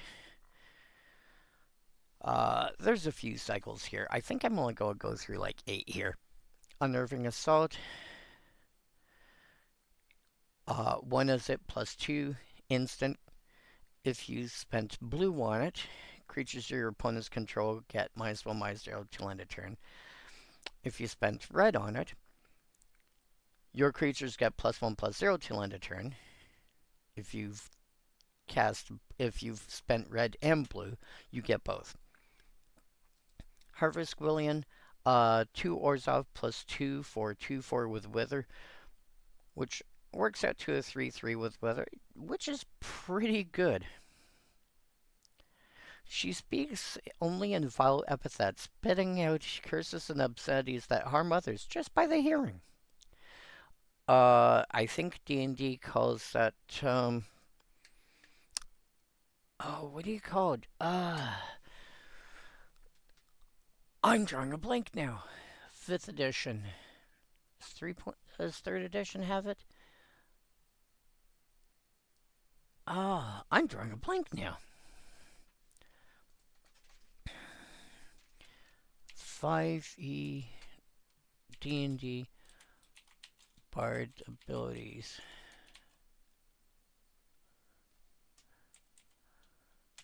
Bard spells. Bard spell list. Starts with a V. Vicious Mockery. I blame Colin. Yeah, Vicious Mockery. Trapjaw Kelpie. 2 Simic plus 4 for a 3/3 with Flash and Persist.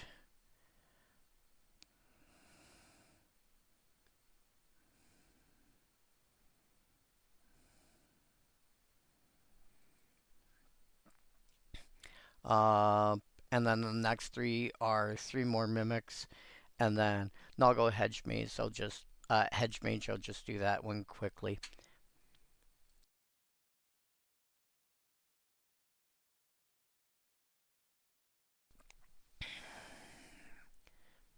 One Is It and 2 other for 2/2.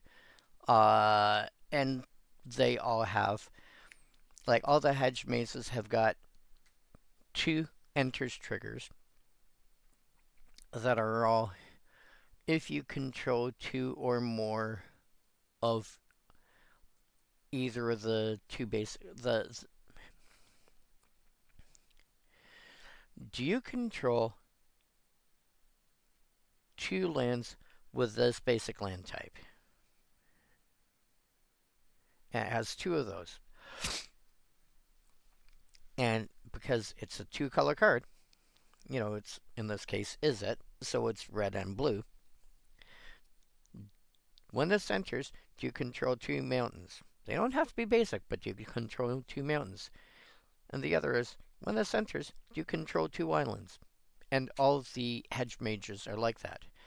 The one for Orzhov is going to be like, do you control 2 forests, or sorry, 2 plains, and do you control 2 swamps?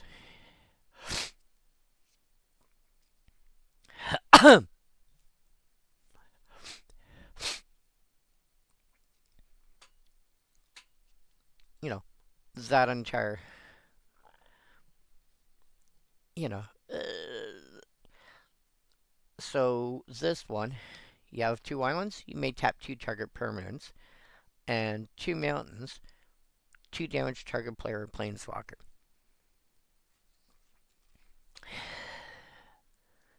And then artifacts. There are 5 Skulkins.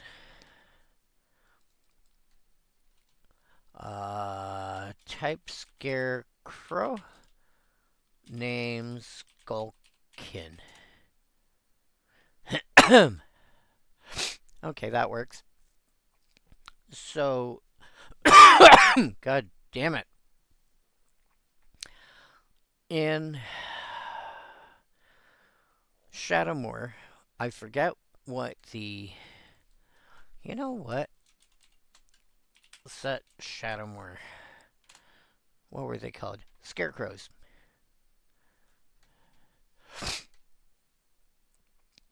So the Scarecrows had abilities that were like, if you control a red creature, it gets haste. If you control a green creature, it gets wither. If you control a black creature, persist. If you control a blue creature, was flying, and a white creature is vigilance. Well, the Skulkins, similar idea, but the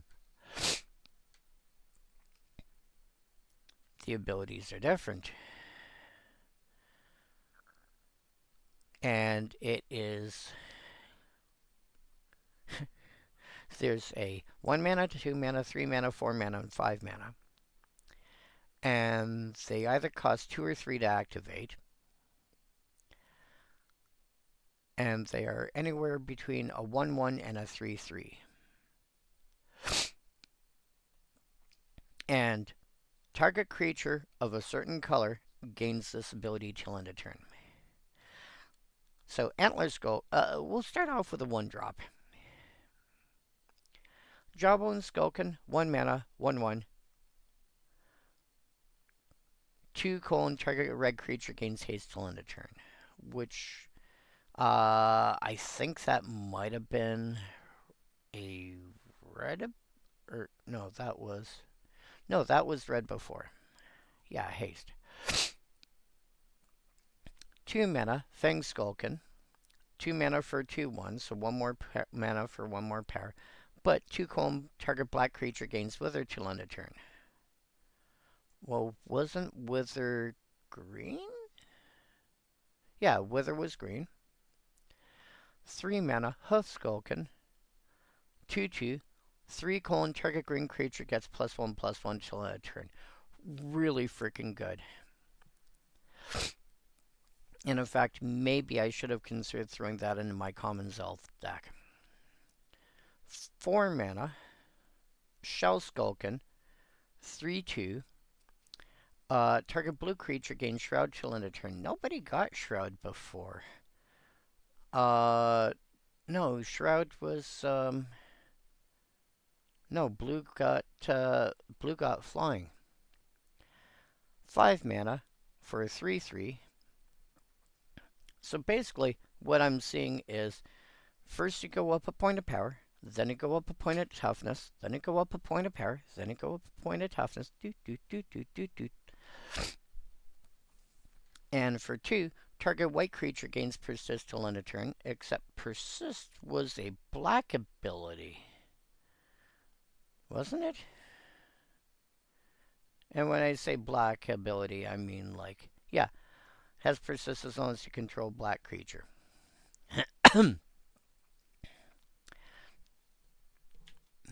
Whoops. Wrong one.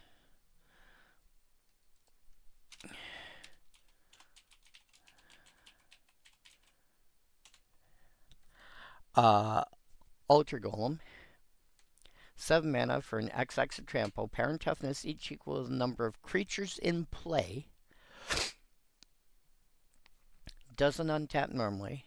Tap 5 untapped creatures you control, untap it. There's other ways to untap it. We'll leave that as an exercise for the reader. It's going to be a huge creature. Think about it this way. If everybody's only got 2 creatures in play, it's a 7 mana 8/8 trample. It's a 7 mana creature. If everyone's got 5 creatures in play, it's a 20/20. I'm sure you can find a way to untap it somehow. Leering Emblem. 2 mana whenever he casts a spell. Quick creature gets +2/+2 till end of turn. Uh, yeah, that's not silly at all.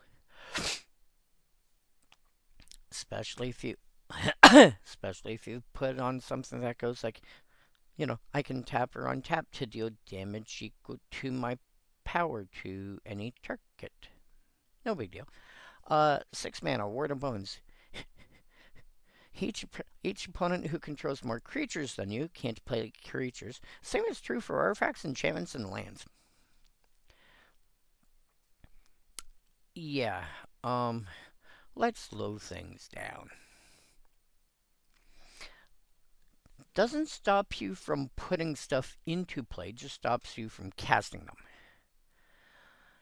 And then Scarecrow.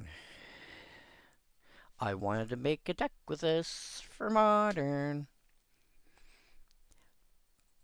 And basically what I was looking at was mono red Reanimator with Trash for Treasure and Scarecrow. I'd be reanimating artifact creatures, obviously. 3 to cast for a 1/2. Pay 1 and sack a Scarecrow, of which it is 1. Draw a card. 4, tap. Return target artifact creature card from your graveyard to play. Oh, look. I'll reanimate that thing. Yep. I mean, combine that with something like, I don't know, a sack outlet and Wormcoil Engine or Triplicate Titan or something like that.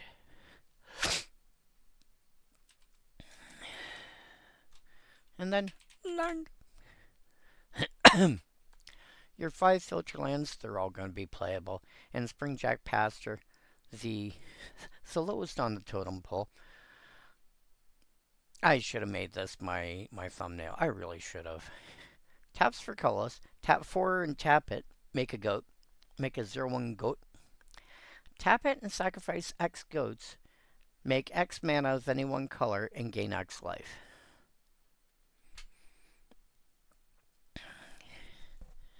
Like, this is the sort of thing that you put in a deck that's got like fountain parts and stuff like that, just when you're like trying to generate creatures out of nothing.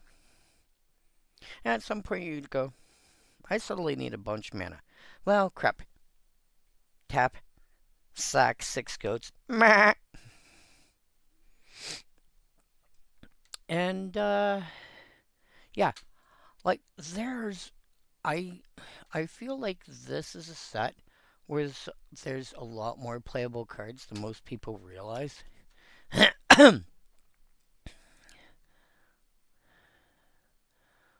But, I think the next set...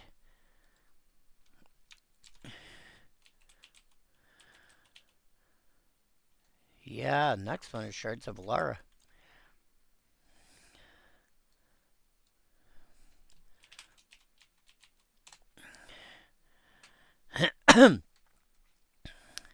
So, obviously, first on the list are the 5 lands.